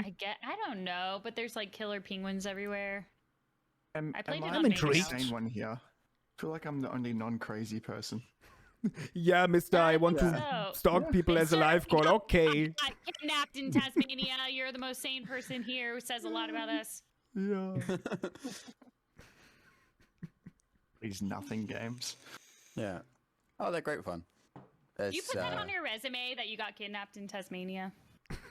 No, I but I feel bring like it up you in my should. interview. Yeah. yeah. You do. I feel like it's You a would. face-to-face thing. Yeah. Yep. Yeah. What makes you unique? Yeah. Well, Oh, yeah. I was in the Awkward. news. Mm. Awkward I've actually first got- date as well. Like first date Yeah. chat. Bring that up. That's a good one. I've actually got 3 go-to fun facts about myself. So, kidnapping story is certainly one of them. Another one is I've accidentally headbutt a wild bat in nature before. And the third one Most is Australian thing ever. I know, like I was just running in the middle of the night and had to duck under a tree and a bat was there and I just went straight head first into it. I refuse Oh, to believe it was wow. accidental. I believe you did it deliberately because that. I was How trying can not an to Australian- think yeah. that was- Yeah. Yeah. You're like, oh, I see you, bat. Be a shame if I headbutt you whilst you're chilling. And the third one? Oh, the third one's depressing, but me and my friends actually discovered some dead bodies. Oh, There's some, yeah, discovered. Are you a Stephen Discovered. King book? not placed, but What we was it called? Yeah. we found them. were you like, guess we'll call the police now and tell them? Or were you like, we're just going to pretend like we never saw this? We were younger at the time, so we did what every 12-year-old virgin would do. We're actually like 20 or so, but we just this is messed 20-year-old up thinking back. version But then. Stuck we a just stick in, started, stuck a we just stick in their started butt. we just started taking photos. Like, oh, this is so cool. It's messed up. Yeah, How 2 of them. how dead were they? Were they all the way dead and how long? Sorry, morbid minutes? curiosity. I would say minutes. Minutes? Mm. What happened? Were you like, Yep. oh my god, there's a killer on the loose, let's run away? No, we, Let's we were take the yeah, we were the first on the scene after a car crash. So I was speeding through doing like Oh. So it was not a pretty 180 sight. kilometers and no, it was messed up. Damn. Click. Dude. Yeah. And then other people reported it, so you just were like, we're gonna let Obviously, take Nick care is of right. that. Whatever. Kappa, this is the best statement of the day. Obviously, Nick is right, Kappa. Australian dude that crashed into a couple of policemen and then filmed them dying. That was messed up. Yeah, is that you secretly in another life? So this is a thing of like, so an Australian guy, these police officers were doing a traffic stop, and they got hit by a truck, and one of them was like pinned in by the truck to the car, and this guy came up and was just filming them going, "Ha!" like as she was dying, going like, "Ha!" like fuck the police and like that, and filming this stuff, live streaming it on Facebook, I think it was, and it was yeah, and he's there just like mocking this person dying as like their last minute of life, and they're there, and so it's horrible, and like got arrested, and I don't know how long he got put in jail for, but it was just horrible. And I can't remember whether he caused the crash as well, or just like stopped. Oh no, they were doing a traffic stop on him. So he got pulled over by the police, and then there was the accident, and one of them died outright, and then the other one was slowly dying, and he basically filmed her last moment, taking the piss out of her and mocking her, and it was horrible. But and then he ended up driving off without calling for help and all sorts yeah, as well. So, yeah, it was like, yeah, just don't be that guy. It's horrible people in the world. Right. Yeah. So my pictures are just for me. I don't send them anywhere else. Yep. Yeah. Going back to your morbid thing. Yeah. Did you at least call? We did like the right thing. Police, ambulance, as well as taking pictures, or like just went. Or did you keep the body? We did the right Wouldn't thing. even be surprised anymore at this order point. we did the things in. What we heard. But it worked out. Yeah. So those are my 3 fun facts. Sure, we've got more. Speaking of keeping the body, creepy story. I'm very much into creepy stuff on YouTube. I like a little scare every now and then. Do you guys know the Russian, what is it called, puppeteer or something like, or puppet maker, real life story? Oh my god, it's so fucked up. Anatoly Moskvin or something like that. I don't think I'm gonna like this, but go on. So basically, long story short, that dude used to dig up girls' bodies and make them into dolls, like wrap them up and whatnot. And he kept them in his room. He was living with his parents, and they just thought, oh, it's his hobby. He's making dolls. They had no idea. But eventually, the police caught on. Like, it would smell, and not sure what he did to not make them smell, but those dolls looked fucking creepy. It haunted me. I'm pretty much fucked up. I saw a lot of fucked up shit on the internet, but this shit still haunts me. You can even see it on YouTube. Google it. Anatoly Moskvin. Absolutely fucked up. Those images still haunt me. Oh my god. I mean, I hate dolls, okay? But dead bodies in dolls is like the ultimate bullshit.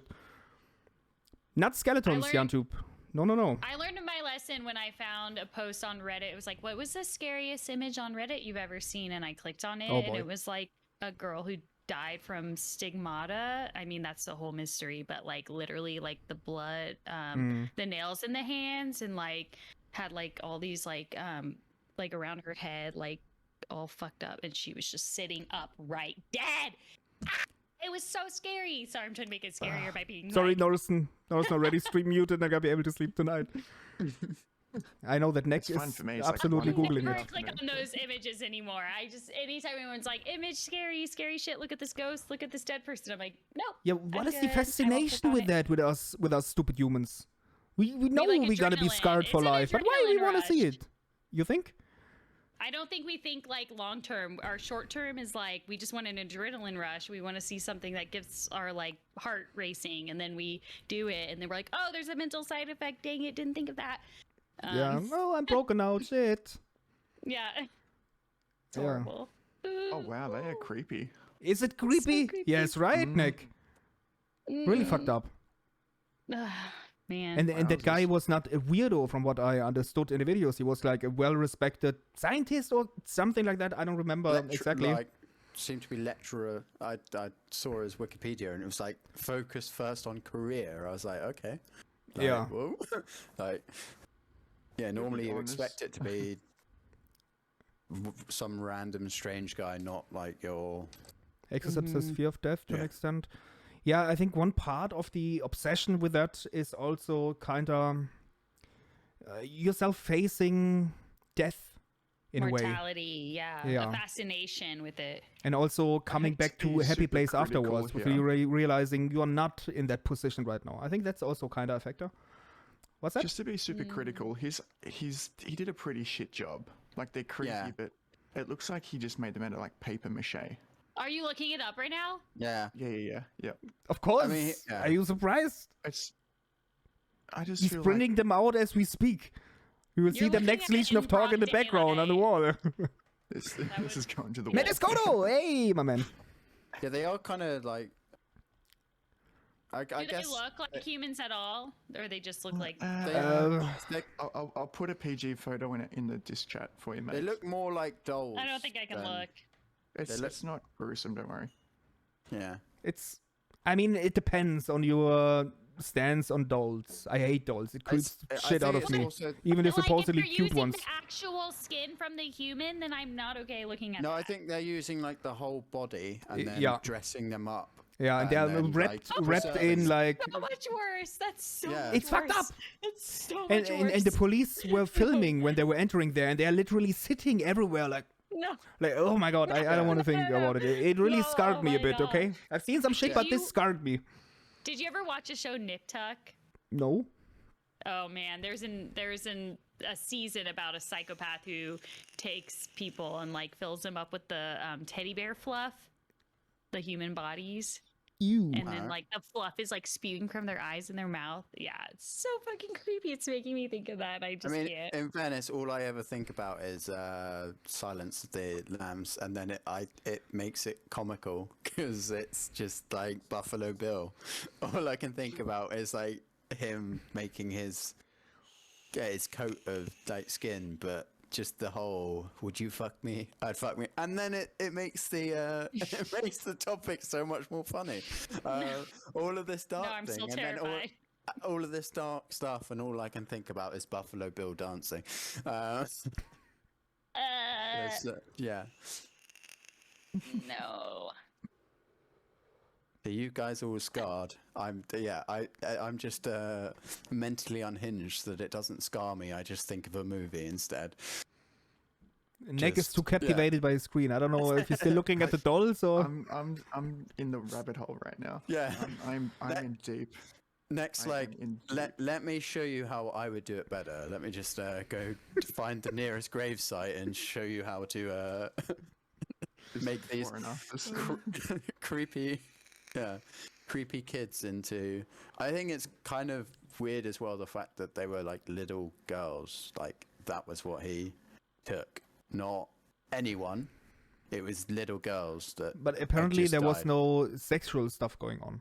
It was No, just but like the it's company. just- I mean, yeah. equally as fucked up. Just saying, That's at just least he like- didn't do Here's a Weird. other really things. ambiguous question for you. In a way, isn't it better that he got already deceased children as opposed to finding new ones? Well, Yeah. Yeah. Better than him killing someone. Yeah. Duh. Of course. See, he's Are a you good guy. justifying Why can't Anatoly he click Moskvin that? just now, Mr. Nick? Where are we going? Yes, it's better of like it's a very low bar of what is better, but yes, it's better that he didn't kill 29 people to make his dolls. That he You're all just just so toxic. You're not seeing the positivity in some God. people. yeah. Oh my neck. What? That he was an He had- artist. He had up. the choice and he did the right thing. Yeah, he was an artist, and we should have subbed to his work. Is that what you're trying to say? Exactly right. Yeah. If only he had This like is- a Why am I still looking at patron. these? Yeah, if This only is he had. psychological manipulation at its best. Did you And see the photo I sent, I- Max? Kinda red Respect flags. No, I fucking will not look at that. No, I want to sleep tonight. Thank you very much. Jesus Christ. Fuck no.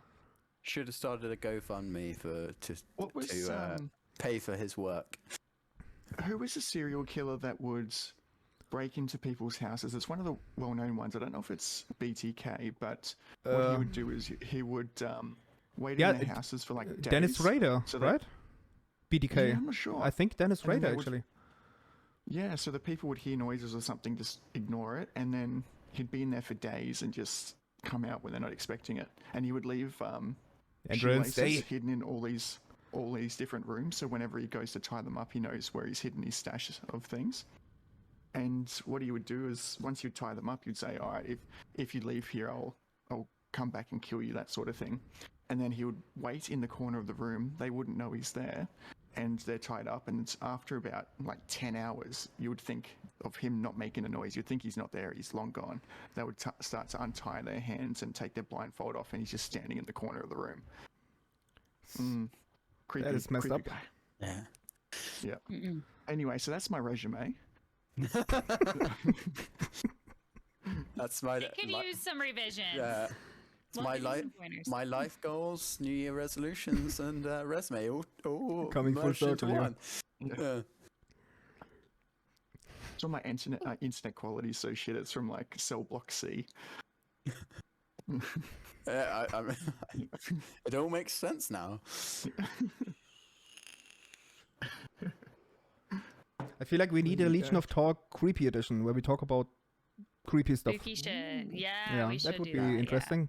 Like all the what is it called? Urban legends and whatever you guys know. I think we can fill an evening with that. Would be Yeah. quite interesting. And paranormal, since we dipped our toes into that, Max, before the stream. The We paranormal stuff. did. Yep. Spooky! It gets creepy. Yeah. I mean, we can That'd be at pretty least cool. ask, do you guys believe in ghosts? Hugo and Ek? No. No? You're wrong. I'm, You're I'm on. the same. I don't. Okay. I like to leave myself open for it though. I like thinking there's a possibility, but if you put a gun to my head, no, I don't. Apart from George Russell, I believe in George Russell because he came for ESJ and killed ESJ and Was it- Loom. So, Was it George Russell? I think so. Is it F1 driver? Oh no, it was Phasmophobia. Oh my And, God. He would respond to the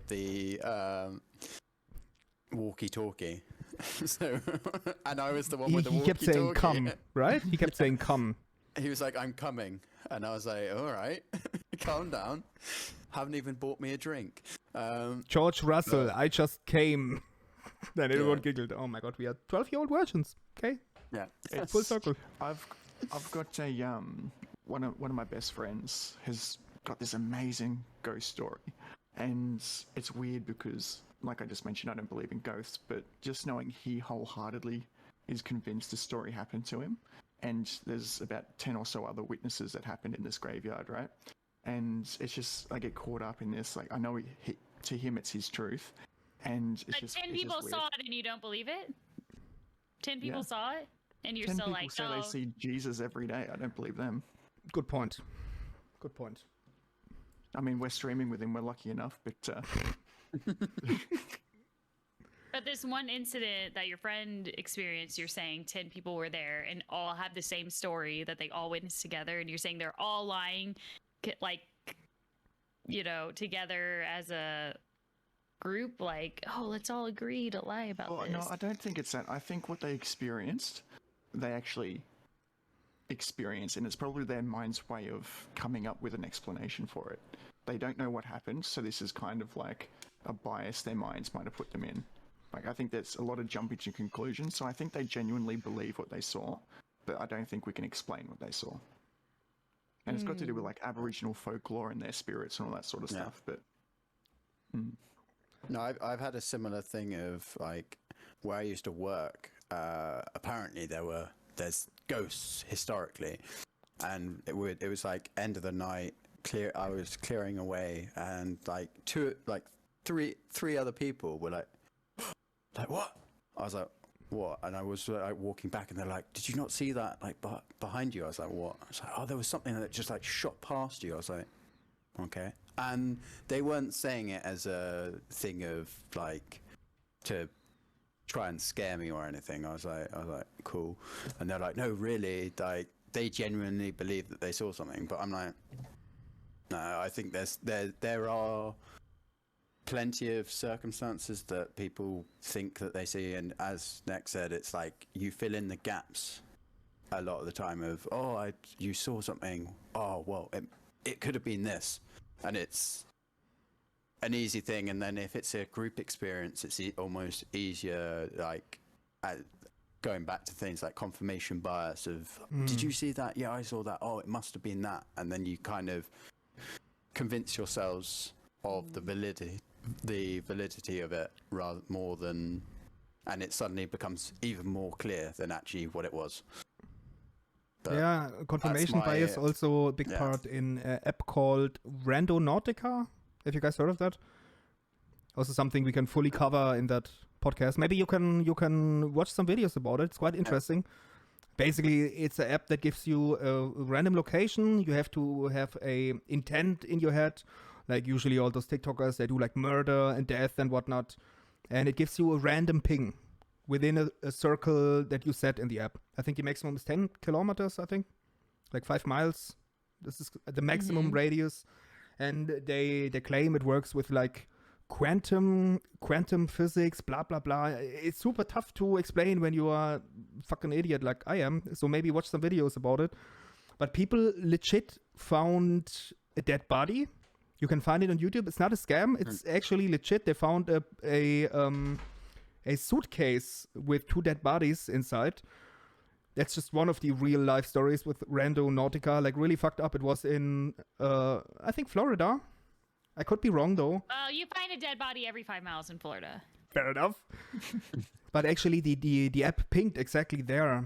I'm not sure what they were exactly having in mind, what intent, but a lot of stuff like that you can find the internet. Obviously, a lot of fake stuff and made up stuff, but interesting app and concept. Great. It was an app that you could find money as well, like a big pile of gold. That would be amazing. Like you can have money as intent. So money. You can try. Geocaching. It's geocaching. Yeah. You find 10 cents. Yeah. You just have to go to the bottom of a rainbow. Isn't that the easiest way? Yeah. Probably. Murder the leprechaun, bury the leprechaun, and then steal his pot of gold. Oh, Fluffy Bunny heard about this app. Yeah. But would you guys use it, by the way? Would you guys use this app at night alone? I'm not sure. No, I I don't know. Not alone. With a group, though, I would. Okay. Yeah, but for real, it look like- it up on YouTube. Yeah? What's it called? Randonautica. Craigslist casual encounters. Yeah, it means it depends on where it sends me, because I don't really want to be going into the middle of nowhere on an app that people can potentially take a location to. No. People are not giving locations. This is not how it works. No, I know, but it's more like behind the thing. I'm cynical of things in the same way that Facebook isn't selling data, but it is. I know what you mean. That sort of attitude of who is behind the thing of there might be more of a sordid side to that, an app like that, is my point. That it's quite a good way of sending people into random locations on their own. And the thing is with this app, it's nothing that's scientifically fully proven, like those quantum theories and whatnot. It's not fully proven, but it basically it's basically around the laws of attraction and whatnot. Are you familiar with that? Have you ever heard that term, law of attraction and stuff like that? I think it's the term. Yeah, basically that you attract what you intend to attract. Like someone with a positive mindset and whatnot, they will much easier have positive things happening because they have that positive confirmation bias with life in general. It's super tough to explain, but there are videos that really explain this well, and it's quite interesting. And I don't think it's fully bullshit, that whole theory. Mm-hmm. Yeah, it's complicated. I mean, it sounds about right. Like the energy, the impression you give off will attract people who thrive off of that, right? Like they thrive off negativity. You're a negative person, bam, and they're like connecting with you. Yeah, but that's not something that is scientifically proven. That's basically all I'm saying. But I truly believe there's some truth to it. Unless your intent is getting fondled in a back alley. that's kind of my That's kind of my approach to it. Of if you're going alone to these random locations and there is someone that is able to get your location or where you're and waiting there, they can mug you, they can do plenty of other things. If it's sending you to a one important side note with that app that is totally not creepy is actually that it gives you intention to go out and look for certain things to kind of open your mind to your surroundings much more. So also this is a beautiful thing, and this was the intent with that app. It was not about finding dead bodies and shit like that. This is just what's happening. Have you done it before, Legion? Have you done it before? I downloaded it 2 days ago. I didn't do it yet. But basically, if you intend like solutions for my problems, I don't know, and then That'd be you cool walk to do a to live stream of that. that would be cool, Would yeah. be cool. And you basically go to a random spot and you see certain flowers, something you maybe wouldn't have paid attention to, but you see the flowers. Oh, it's my favorite color. That's beautiful. And yes, maybe I need to see the beauty in life more. You know what I mean? It can kind of open your mind to certain things because it kind of pushes you into a direction of being more. What is the word? Help me out there. Outside the box or whatever, like outside your Like bubble. bit. more attention to detail and the beauty in life, kind of. Of course, if you just mindful. intend murder and ghosts and creepy stuff, then you look only for those things. The confirmation bias. So you So- work more so mindful the for concept like is 20 quite minutes of cool. your life. Yeah, so we're getting a live stream of Loom getting mugged. Oh no! I live in a small ass town. Nothing is ever happening here. Actually, someone got shot some years ago, but yeah, happened one time only. Okay, won't It's happen like again, right? once out of a million, right? And he was using this app, but that's just a But coincidence. once out of a coincidence. It's fine. Yeah. I will have my doggo soon. He will protect me. Totally. Yeah. Well, that's probably more risky though, because dog stealing and stuff. I don't know whether dog prices have gone up in Germany with like It's lockdown a stuff. purebred, so it would be worth something. But trust 'Cause me, I I don't know- think people can easily steal a full-grown German Shepherd. I don't think they let but- themselves get stolen. But puppy stealing. Puppy, yeah. Oh, is it full grown? Okay. Or is it a puppy? So we got found footage Loomy horror movie, Blair Witch style. Look at Loom showing off that purebred sub money, hey? Yeah. Must be nice. Must Hey, but be it's not nice. from a professional breeder, okay? So it was fairly cheap in comparison. Yeah, look at my Do you just- purebred. Start your streaming career now, and you can afford one too. Do you just call them shepherds over there, Loom? Yeah. Actually, they have a different name as well, Berger Swiss Blanc, because they come from the Switzerland, and this is like a French name for them. For Swedish white, basically, would be the translation. It's French. But we pretty much call them Schäferhund, which is the literal translation for German shepherd. Or shepherd. Schäferhund. Shepherd dog. Shepherd dog, yeah. Odd fuzz. That's a good one. The greater good. Yeah, as soon as someone's behind you going for the greater good, run. But teasering a little bit about the paranormal, we're gonna talk about this.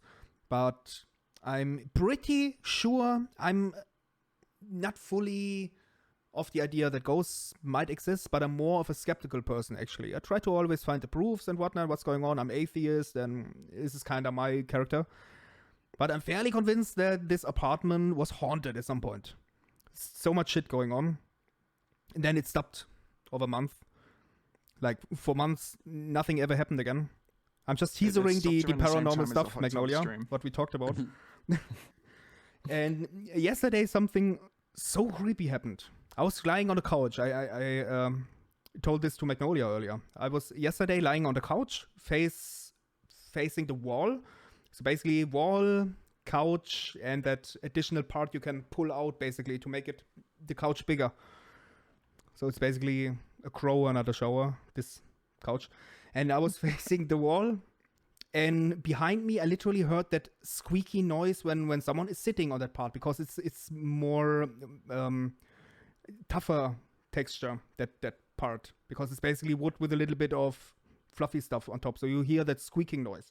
I could hear that squeaking noise, and I felt like someone sitting down. I shit you not. And I thought it was girlfriend coming back. She was leaving the room, going toilet or something, I don't know. And I called out her name and got no response. And then she came back 2 minutes later. And I was like, what the fuck? You were not here? Okay, that's creepy. I just thought someone legit sat down on the couch. I could feel it. I could hear it. Are you sure it wasn't your feet? Yes, I'm sure. I'm pretty sure. Because I was lying Classic straight on the mix-up. regular couch part. Not on the stretch out part. But that squeaky noise and that feeling of movement came from the corner. I will make a picture of my couch later to fully I feel explain. like it could have been your feet or like you lying No. down. Is this No. couch in the back I was room not by moving. Believe accident? you. I believe you.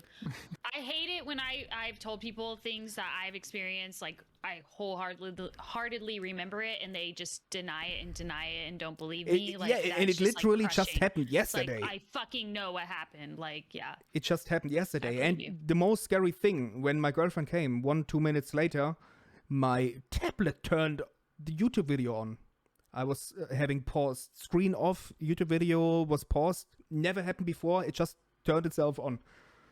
Literally 1-2 minutes after that whole occurrence. Super creepy. The first I have thing, no explanation for the that. first thing I asked, I said, "How old is your house? Like, what's the history?" And he's like, "Oh, generations of our family lived here. My A lot of great grandma died here." blah, blah, died. Yeah. Everyone died here." And I'm like, "Yeah, it's haunted. Yeah. And I do Not think a there's a bad possibility haunting, for not it. an evil spirit. It sounds like it's a very Yeah. like wholesome spirit or whatever. But Yeah, that's also they what are I there. told Magnolia. I never felt threat. It was obviously a little bit creepy, but I never felt threatened or anything. And yeah, I had this for months, where basically there was There's a ghost behind you, action. Max. It's opening the door. It's gone. Don't worry. My Jedi ghost Oh. with the nice Guys, you're haircut. making fun of that, but things happen where I have no explanation for. Things that even the dog heard when I still had my dog. Where the dog even heard and went up and checked the There's- scenery. So at least things where I can tell I didn't... There's a creepy ghost behind you. Things that I didn't imagine, where I know at least the dog also Oh my heard God, them. don't do that. It looks fucking creepy, especially when the camera goes off focus. That's actually really scary. There's nothing creepier than a dog just like staring and barking at like the corner of the roof. Yeah. That shit. I mean, I Yeah. had days where I was at night shift and my ex-girlfriend, who I was living with, was texting me, "Oh my God, Drago, the dog, he came just backwards from the kitchen into the living room, staring at the kitchen. That's so fucking creepy. When will you come home?" And stuff like that, okay? Made no sense. Imagine a huge-ass black German Shepherd. Whoa, whoa, whoa, no one scares me. And he comes stepping backwards out of the kitchen and staring into the listen. kitchen. There's a ghost cat as well. I'm concerned, Mags. I'm concerned. I'm too. I'm always concerned. I don't want to see a ghost, so they don't come near me because I'm not welcoming that energy at all. Do you think they care about that shit? If they're out there and if they're real, do you think they care if they're welcome or not? It depends on the spirit for the most part. It'd be like, what you gonna do about it? I'm a ghost. Like, I'm at me, bro. yeah. But I have a Eric. creepy. I know of a creepy story. What's Eric up to? They're talking about the Indian cemetery. Making a Um, place so special that people go from India to be buried in. There was a story about my brother growing up as well. So I was probably shortly after I was rescued from my kidnapping, and my brother is 2 years older than me, and this is back before phones and internet and stuff, and he would have been maybe 3 or 4 or so, and again back down in Tasmania, and he just runs up to my parents and says, that old lady died. And they're saying, what do you mean? That old lady died, he said. And they just kind of dismissed it, and then 10 minutes later they get a phone call saying that one of their grandparents died, and he was like 4 or 5 at the time. It's like, lucky. And you don't who knows? give a shit, especially when kids are like, "There's that old man in the closet talking to me, Mom." I'm like, how the fuck do you not believe that shit when a kid You had is the old man in the saying it? closet Like, as well? Yeah. well, my boss's like best friend moved into a really old house house that was like built in the 1800s, and her kid was Right. constantly talking to people, and Yeah. now they're older and they're like, I don't remember talking to anyone, like they're just very confused about it. But like when they're like a kid and they're just like so lucid and like open to whatever is out there, and they're not scared as much because they're just so innocent, like how can you not like believe that when shit like that happens? That's so spooky. And Sounds the like fact a that she free died butler. afterwards. Free butler. Free Like, Of course, damn you it. bring up a butler. Yeah. You and all your butlers. Yeah, I try not to discredit anyone's experience. That's true. Yes. But it's just I haven't experienced anything myself that convinces me. That's all I'm saying. I mean, the house I live in is pretty much as old as the US, and I've not been probed by a ghost, so I just hate when people are like, "Oh, I Yeah. just don't believe." I discount everything you said because I haven't experienced it. If someone told me they No. got in a wreck, oh, I've never been in a wreck, so I don't really believe you got in a wreck because it hasn't happened to me directly. But yeah, sure, you just say you saw it and everything, and you had that experience, but it didn't really happen in my book. It's a little bit different though. Like if someone's claiming car crashes don't exist, that's a little bit different, surely. I don't get- know. I Like, get I your just point, find it yeah. hard to believe though that like over half the people I know have like had some kind of experience. So that means, yeah, like I mean, almost 60% of people that I've talked to about this are lying to me. I am gonna stereotype a bit, but I don't know whether you ever watched the Newsroom, but there is the thing of like the sketch where it's like, what makes America the greatest country in the world? And then he goes on a big thing of like saying America's not the best country in the world, and it's like America leads the world in three things, like number one, the number of adults incarcerated, and then number two, the number of adults that believe angels are real, and then like number three is the defense spending. But I feel like America is the perfect breeding ground for people believing in paranormal activity. But I mean, I'm As- like talking to Legion, and he's not from America, and a lot of the things that I'm reading and Yeah. like talking to people on like discussion like blogs and stuff, like they're not American. I mean, there are unexplained things that happen, but I've never seen footage of ghosts, basically. As in, footage that is Because they're undeniably... invisible, Yeah, you go. yeah, obviously, sorry. good or, luck, or, yeah. or spirits or whatever. No, Maybe we're all in... footage has ghosts in it. Yeah. We shift over to Okay, ghosts, true, endurance, and very paranormal valid, experiences. But as Nick said, that you can't deny car crashes are real because they happen. Like, there's... I don't know. I think I just have more like faith in like when people experience something and like Yeah. knowing what they go through, because I've been through it, and I'm like, Yeah. well, if I discount them, then I'm discounting myself and my own experiences, and I'm very certain of what I've experienced. So I mean, it is one of those things where if you've never been in that situation, you're never going to believe in it, really. Well, maybe you will, but yeah.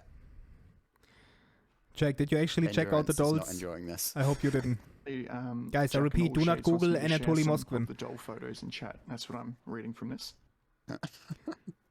I bet everyone who listened absolutely searched for the doll pics. Okay? It's just how humans work. He made 26 of them. That's quite impressive. Ambitious? Ambitious. Wonder what his life goals are. 27. once you get over the horror, what are you left with? Semi-impressed. Not gonna lie. Semi something. A nice doll collection. I've got a creepy story about a doll, if I can share, Yes, Okay. if it's okay. Is it a blow-up doll? Just we need to ask that first before like we go down that rabbit hole. Yep, I was dying to know. Like Not if at it's a all. blow-up doll, we're not going there. If it's just a normal creepy doll, fine.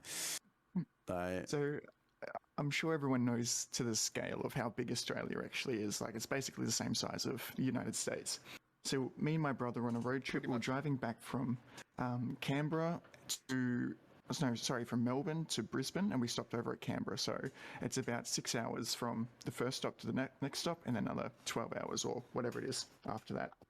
By the time we get to Canberra, which is Australia's capital city, so populated sort of place, it's about 11:30 at night. So super dark. We didn't have a hotel or anything to stay in.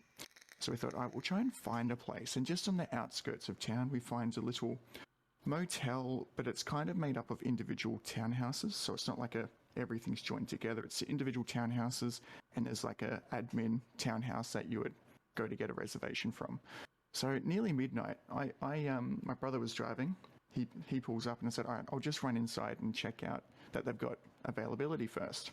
So I open the door, and there's no one at the front reception, but they have their dining room to the left, and all the lights were off except for like a little lamp at the front reception. But I look over in the dining room, and there's just a lady sitting at the dining room. Keep in mind, 11:30, not expecting anyone, no TV, no lights or anything, and she's just sitting up like perfectly straight, just like this in the dark.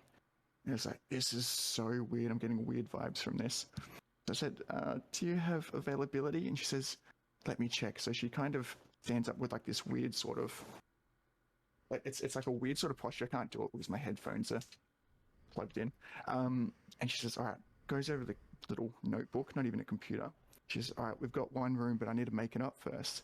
She says, oh, okay, sure. Can you tell me about it? Is it like one bed, two beds? I don't really want to sleep in the same room, bed as my brother. He says, oh, it's our doll room. Like, what? It's your doll room? I'm officially She says, creeped out. yeah, come and have a look. So I said, okay. So he leads me down this narrow like corridor thing, opens the door, and there's porcelain dolls lining the entire room. And the worst part is, there's a full-size... They just like, no. Yeah, well, I'm and out. there's a full-size porcelain doll in the bed with its covers. No. Like, No, like it's sleeping no, in the shut the bed. fuck up. You're lying. Yeah. There's no fucking way. Yeah, Here I no, am saying, I 100%. believe everyone. Did you 100%. leave? And Did you I said, I don't run? believe that. Yeah, I said, all right, I'll just go check with my brother in the car, and I run out there and I close the door and say, go, go, go. No fucking way. Yeah. And we just took off into the night. Yeah. It was, Oh my god, that's fucked up. And the worst part, the weirdest part is, ever since I've tried, and I've kind of recalculated our steps on like Google Maps and Google Earth of where we were, I cannot find You the can't place find it. I we was went just to. looking on here. Yeah, I can't find it on Google Maps at all. Like I Wait, retraced what was- the what road was we the drove town? on. It's called The town you Canberra. said? Canberra. Canberra. Massive town. Okay. Massive town. One of the Um, biggest, like- right? It's on the I'm outskirts. trying to find this. In Australia. But the fact that I've never been able to find that building That is anymore. It's so like eerie. It's like it's not there. It's So how do weird. you explain It's this? weird. You have no explanation for this. See, like, This is yeah, exactly what we're please, talking about. Enlighten me. This is exactly what we were saying. Like, Yeah. maybe there's some creepy shit going on. It reminds me of Brooklyn Nine-Nine when they stay in the dollhouse, the room with all of the dolls as well, Yeah. which Yeah, is the doll room. yeah.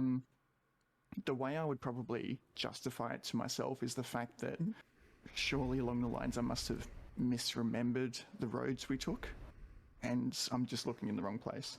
Mm-hmm. That's probably it, to be honest. I'm not going to die first, Kevin. He's the main character. I'm the main character in this Yeah. in this whole shebang. I die because Not I'm the not main. this I'm shebang, the that's main. Loom, but in my I'm the shebang, main love interest of Neck, so I die first. That's it. That's it. That's it. There's like a subreddit for this, I swear, where they like help you find things. It's like unsolved mysteries or something like that. Yeah. Oh, I thought Post was it gonna on be Reddit, about I swear. parents. Like, tell that story on Reddit. There's a whole dedicated community to that shit. For real. Wonder if see if someone else has had the creepy doll room experience in Canberra. Yeah, I You mean, got a ghost too, Loomy. my ghost is Asian. What's going on? I'm haunted. We're talking about ghosts, okay? I ain't sleeping today anymore because Nick told me of his creepy doll room experience. I will tell you as well, so you won't sleep. Talking It's a good porcelain boyfriend. dolls, okay? Spoiler alert. But that's the Don't share worst your for me. music with her, Loom. I don't know what's with. Shut up. What's with dolls, guys? Why are they so creepy, huh? We had one family, or I think it was a family, who always had porcelain dolls in their windows. Like a window, the window that was showing the street. There were always two creepy fucking dolls standing there. Fucking creepy. And That's then creepy. the people who lived there disappeared. I don't know what happened, but I also didn't check. But it's just absolutely weirded me out. How can people feel comfortable with that? I don't understand it. I really don't understand it. Most creepy thing. Dolls. Fuck that. I'll stick with my succulents. Yes. Gotta save them for the ghost story episode. Yeah, we kind of I know, right? dived head first into the topic, but it shows. It's interesting. It holds potential. We can also do some Yeah. research about urban legends and paranormal stuff around the world. Maybe, Nick, you can search some urban legends from Australia and stuff you can dig up. I'll get some costumes all sorted. Drop bears. Yep. Tell everyone about drop bears. Does everyone know about the vicious creature drop bears? It Have you sounds ever heard it? vaguely familiar. Yeah, you might have heard of it. It's on all like the warning posters and stuff when you get into the airports. It's kind of like one of those things that people don't really know because it's kind of a rare sort of creep, thing, Kev? but it's something that you should be careful of. It's kind of like a koala type creature essentially. But what they do is if you walk through the territory, it's like very, very territorial, and you would have heard like the birds swooping, like they would swoop to protect their nest, that sort of thing. It's kind of similar, but it's like a koala that just drops on people below and just starts attacking them. It's just Does this it rip their weird thing. faces off? They got decent claws and teeth and stuff. It can get pretty vicious. It's kind of like a raccoon, I would say. It looks more like a koala. Imagine how raccoons can get feisty. Well, Yeah, you may the have seen the raccoons ads. in It's my neighborhood are just one of pretty those nice. Australian things. Yeah, Mm. sure, Hugo's seen it. Yeah, of course. Yep. And I heard things about it. I mean, I haven't been attacked by a drop bear in real life, but I mean, It's a you dream hear of yours. no, you hear, yeah, of course, you hear It's of on the people bucket getting attacked by drop bears in Australia. Yep. Lots of They're vicious videos on vicious, YouTube yeah. of it as well. Yeah. Yeah, like a I was- vicious koala bear type thing. I was scarred for life by the Oprah episode where the girl had her face ripped off by her chimpanzee. Oh, I saw that. Yes, I saw that. recently watched the video about that. That chimpanzee was on some kind of medication where he got paranoia, right? And then he started going crazy, like and ripped that face of that girl off. And there's on YouTube, you can check it out. You can listen to the police call of the friend, like, oh, the chimpanzee killed her, please come. And you hear the monkey in the background going absolutely ballistics. It's so scary, I swear. That It's also not funny, scarred but me a you are bit. making it funny. It is not- I like how he says tragic. it goes absolutely ballistics. Yeah. It's like, oh, this is a video recording of this hearing a woman get killed by a chimpanzee, but it was hilarious. Like, oh, chimp, hey. Did she die though? Or did she live? No, she's the one with the fucked up face. Like, who was on the what show? But is she, Like Oprah. Oprah. On yeah. Oprah. Completely remodeled face. And she Because just has like a it little literally hole got ripped for her- off by that fucking chimpanzee. So they remade Yeah. it, so she's kind of Like- got like a doll face. Yeah, she looks like a Yeah, doll. pretty much. Actually, yeah. So we're coming full circle again with that shit. And Anatoly strikes again, doing good for the community. Terrifying. Yeah. Yeah. I guess we ain't sleeping today, okay? Dolls, ghosts, crazy Dolls, chimpanzee, So and many puppeteer nightmares. man. Drop bears, boy. like the most stereotypical Australian animal. Like, It is, seems yeah. harmless Look at that. and will drop down and kill you. I'm Well, actually not surprised kill that you, but viciously attack you. It's like pretty brutal. not many. Oh God, they are People- terrifying. Well, maybe this particular picture that I'm looking at is. They look like koalas, but like koalas they do, on right? meth Yeah. Yeah. And or on like, PCP. I'm intrigued. That's more like it. I want to see koalas PCP. on meth. Yeah. Koalas on PCP. Search for drop bear. Yeah, drop bear. Oh, come on. This cannot be real. Some of these are so exaggerated, like they have to be photoshopped. Some of them are just to scare tourists. Some of the photos. Yeah, you can tell. Yeah. Wait, Yeah. what? It's fiction? I thought it's real. It's fiction, actually, okay? Drop I it. mean, I didn't hear the full story. I only heard of crazy koalas jumping out of trees. Okay, it's a fictional thing. Good to know. It's a fictional thing, Phew, but it's a, maybe I can sleep after all this. it's like a long-standing joke of like, I wasn't aware. I never heard Yeah. that before. Drop bear. I was really trying to tell the story with a straight face, and I could just see Hugo just laughing in the Wait, background. is this all fucking made up? It's There- there urban are- legend. there's no such thing as a drop bear. Shut the fuck up. So I'm not alone with that, It's Magnolia. just a piss take story. I thought it's real as well. I mean, it sounded legit. Koala-looking assholes. Well, it has to be in Australia as well. That's why it fits so well. Because people are like, oh, you know what? There probably is this vicious like animal I hate that you guys. will kill I hate people. I hate you. Do you mean me? Oh What my game? God, I'm reading about it now. I'm like, I'm top right. Yep. Yep. Irish. All right, I'm gullible. It's fine. It's fine. Loom just got I lost my called train of thoughts. Irish. That's all right, lads. I love that. I like I that too. love that for you. You sound Irish. One time, my friends like overheard me watching your stream, and they were like, "German, you're listening to a German streamer." I was like, "Yeah." What's wrong with my accent, my dear friends? Is it really that annoying? No comment. No, Nine, nine, No nine. comment. What did Love we it, talk about? love Drop it. bears. it's charismatic. You're charismatic. Thank you very much, my kind friend from the States. I appreciate Okay. it. That's adorable. Where was I? Yeah, Australia. Fucking scary. You can imagine anything coming from there. I mean, they got spiders of this size. Okay? This Yeah. The size. scariest, Huntsman the spiders. scariest creature. They have garages full of snakes. We heard about Actually, that firsthand. I'll just send you that photo too. I'll put it in animals in Loop's Discord at some point. The cassowary is the scariest thing I think we have, The what? and that's a real one. The cassowary. I'll type it in chat. Please type it in I chat. believe this.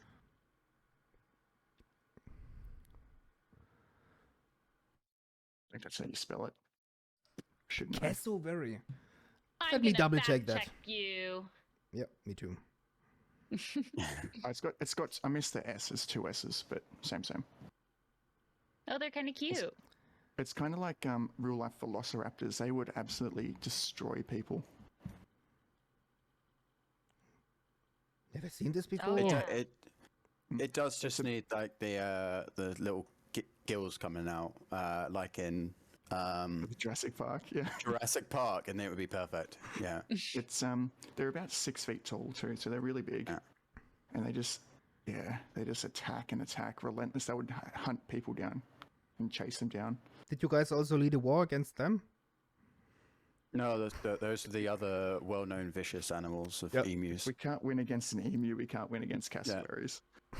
They have massive legs though for birds. I just saw. They do, They right? didn't skip leg Yeah. day. Quite impressive. They're like a fancy version of an ostrich. Yeah. It's like if a baboon made love to an ostrich, you'd get that. We're not brave enough to challenge the cassowary.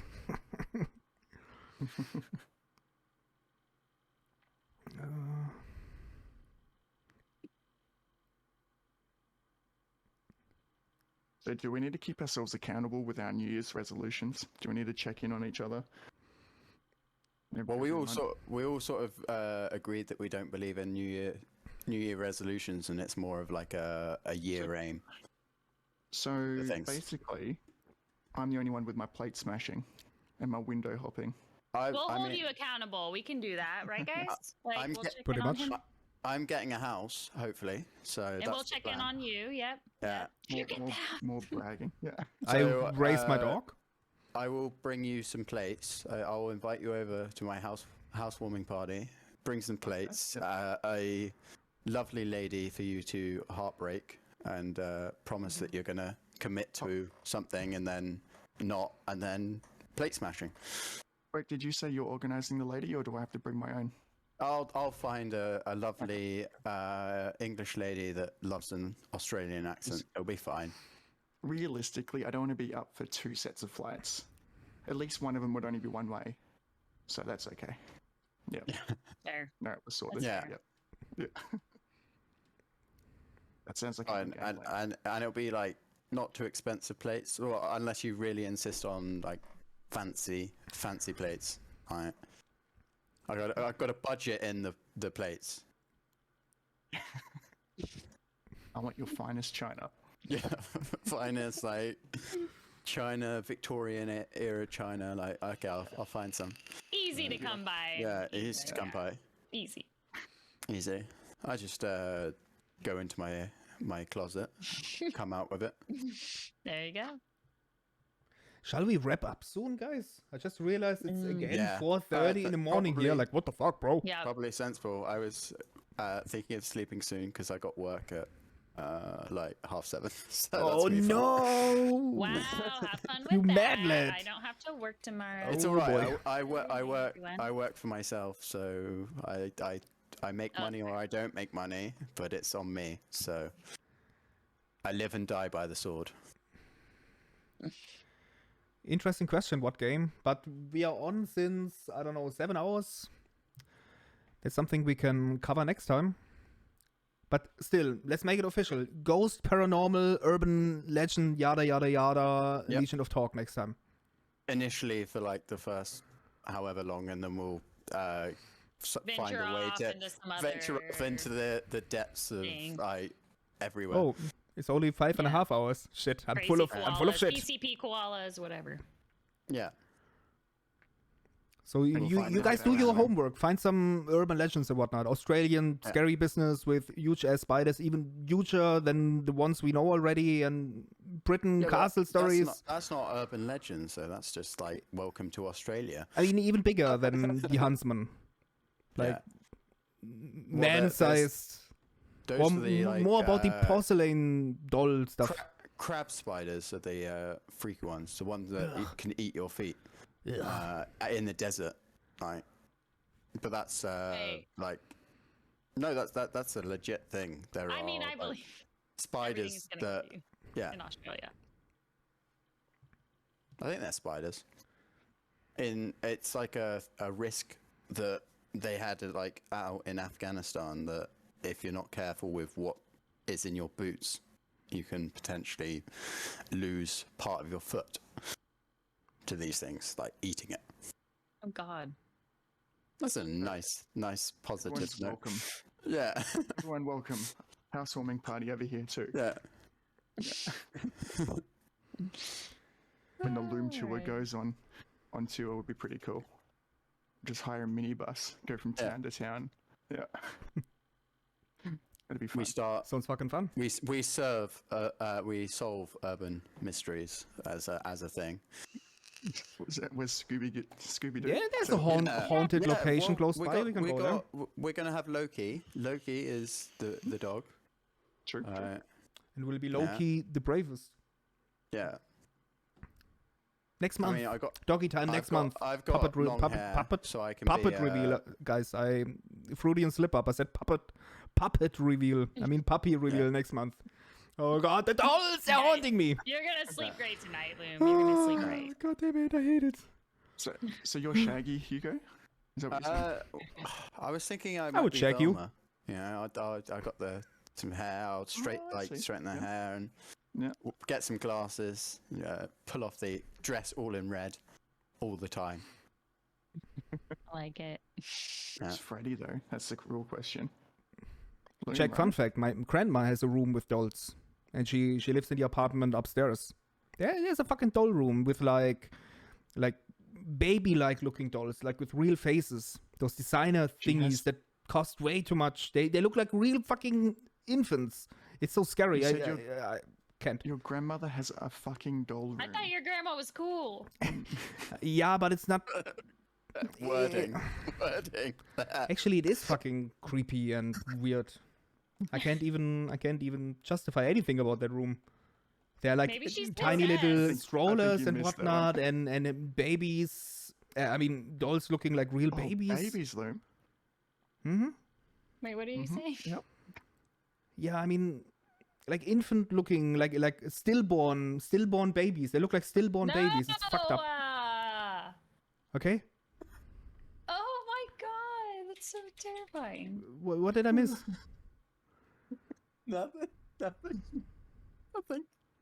Right, I missed myself. it too, if it helps. What are you guys giggling about? It's making me tear up a little bit. What? Well, I want to know. It was. You just said like it's a fucking doll room. So the way Neck and I took it was like inappropriate route, and then you going through all of the dolls there. Like there's a little. No. Yeah. It's a stillborn infant doll. Yeah. Whatever No. floats your boat. It's okay. Bree, we That's on talked you about guys. dolls You all said day. nothing to allude to that, Loom. That is on you guys. Hey, Electric, we're not talking about I did not give that stillborns. impression. We are not laughing said the about words. stillborns. Don't get You us said the wrong here. words. We come full circle with the dolls. Oh my god, this is coming out so wrong. We We're had a talking about conversation dolls, earlier which about Yeah. blow-up equally dolls creepy. and I mean, it's kind of a thing they in were creeped out by Germany dolls. where you get like I don't know what to call it, designer dolls that look like stillborn babies, because obviously they have like this, what do you call it, the what is the English term, uncanny valley, because they do look like They alive look like babies, they but could they almost be also don't, alive, like yeah. uncanny valley, It's so like creepy. a stillborn. And my grandma likes that. Oh, it's so cute, and she's riding around with them in the room with a stroller, and I'm just creeped out. No, I fucking- can't. Your grandma's fucking possessed. She is You need to get an mentally exorcism healthy, but she does stat. that. I'm telling you, get an exorcism stat. She's not okay. Just Yeah, reminds me of right. like the woman in Worried. black. Does she sit in a rocking chair and like rock back No. and forth? Like, I mean, maybe my like- description was off what game. Good. Does anyone else's grandma do this? No. Like, She there's just likes this too much, and she's absolutely into the tiny strollers to have them in the. I mean, she's not going outside with that, so she's not seen by the public, okay? Nick, But are in the you room. sure you didn't just stay at Loom's house when you were Probably. thinking about the creepy doll room, and actually you just stayed at Loom's house? And they do Maybe, cost a and, lot of money, indeed. I remember him coming back in, and I had to run over the futon as well. It was kind of. Yeah, he nearly caught me. yeah. Oh, it don't make sense Yeah, the now. description was lost in translation. Yeah, sorry, I'm not an English native speaker, so sometimes things come off weird, okay? My apologies. Yeah, and to answer like electric maestro. I mean, there's a difference between laughing about things that are actually real and just not real. Like, there's not an actual case of stillborn babies, by the way. Yeah. They're laughing about it's just Also, about things that also are we horrific were about being we were terrible totally people. laughing about blow up dolls, sex dolls, was a fucking dolls. We were just being conversation highly earlier, immature. and then Yeah, Yeah, went yeah. a little south, and then our maturity will- is slacking. I would laugh at that stuff, though. I'm not ashamed to admit it. The funniest thing I've seen in my life is a baby falling out of a pram. Into what? The funniest moment in my life to date is when I saw a mother walking a little toddler or Yeah. baby down in like a walking pram, and it hit the curb, it tipped, and then the baby came tumbling out. That was the funniest thing I've ever seen. I mean, now you're just fucking with people. Stop. People don't know your sense of humor. They're like over here, like, what the fuck? Come on, that's funny. I mean, I did a little, you know, those things where you're gonna do something amazing and no one ever sees it, like you catch something crazy. But I was at a supermarket and there was a little young kid in the trolley, or whatever they call it in other countries, the Shopping cart. Yeah. Einkaufswagen. His brother was like shoving it and just shoved it over. I just reached out one-handed, grabbed it, caught it, like as it was like tipping over, and their mum was like, they're like, oh my god, thank you. I was like, how the fuck did I do that? Did anyone else see it? Like, That's called like, dad just- reflexes. Dad Yeah. reflexes. like stop this little like 2-year-old kid smashing its head on the floor because its brother had shoved over the cart. I was like, that's my good deed for this year. Like, nailed it. Nice. Right. So you got the opposite. You've got the opposite. Dad. You got dad reflexes, and then you got laughing at kids falling out of prams. Dad version. I guess that just proves the universe is completely balanced, right? We have dropping babies and catching babies. Thanos is Balancing the here. universe. That's our mission right here. Yeah. We're just balancing the universe. That's it. That's That's it. it. That's it. Okay, I guess with that being said, we should wrap up because it's actually late. Yeah. Like I said, Yeah. Yeah. getting 5 a.m. here soon. But somehow we always end up entangled in weird ass stories and whatnot. I like that. Okay, again, we're just we had a weird show people. that we didn't actually prepare. Not like we rehearsed it and had a script and yeah, when I say this, you say this, and Nick, you make that creepy remark about stalking. Okay, that's gotta be funny. No, it's actually him. Okay, it just came out of him. Because we would like want that. Like, yeah, we really need to hit that mark. Kalimera, Amy Vipsy. is terrible at guessing nationalities. Oh wait, who's he guessed on Top so left far? Aussie, bottom right. I So can far, tell. Top Loom's left Irish. Aussie. I mean, So I'm on Loom's display Irish. capture, so I'm in the And right upper Hugo corner. is Aussie. Hugo. Hugo's Aussie, Loom's Irish.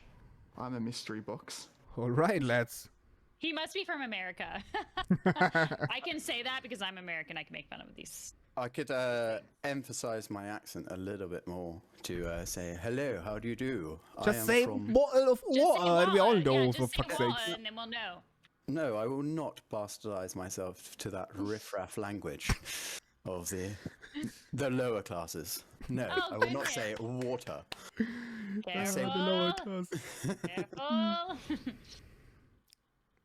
I have butlers. And I have butlers to say water. Butlers. But I just want to say thanks again, Loomy. Thanks, Hugo. Yeah, Thank thanks, you, mate. Yeah. guys. Always It's a have lot fun of with fun. these. The It was a all-star good- panel. Okay, the all-star panel. Thank you so much, guys. Exclamation mark guests. You can leave everyone a follow. Hugo will be streamer soon as well, so leave him a follow as well. Nice. I totally didn't Yes, do advertise it. you guys. Oh my god, I feel horrible. Yeah. I feel really, really horrible. But better late than never, Nice. guys. There's still Follow time. the wonderful Yeah. people here. Bye. I won't get any work after Oh, she just dead disappeared. baby Oh. jokes. Yeah. Mags Right. is straight out. Mags Yeah. is straight out. Bye, Just, Max. Alrighty, guys. I switched to the end stream Yeah. scene. Who we raiding? I guess Sheffy. I will send you guys over to Iron Sheffy. Yeah. Stick around for the raid. And I will mute Discord for a second. I come back once I initiated the raid. Alrighty, with that being said, thank you Yeah. very much for watching. Thank Farewell. you, dear guests. Loomy out. Seconds, by the way. 10 seconds, 10 seconds. 9, 8, 7, 6, 5, 4, 3, 2, 1. Happy New Year! I have nothing to drink. Germany and Central Europe. Happy New Year.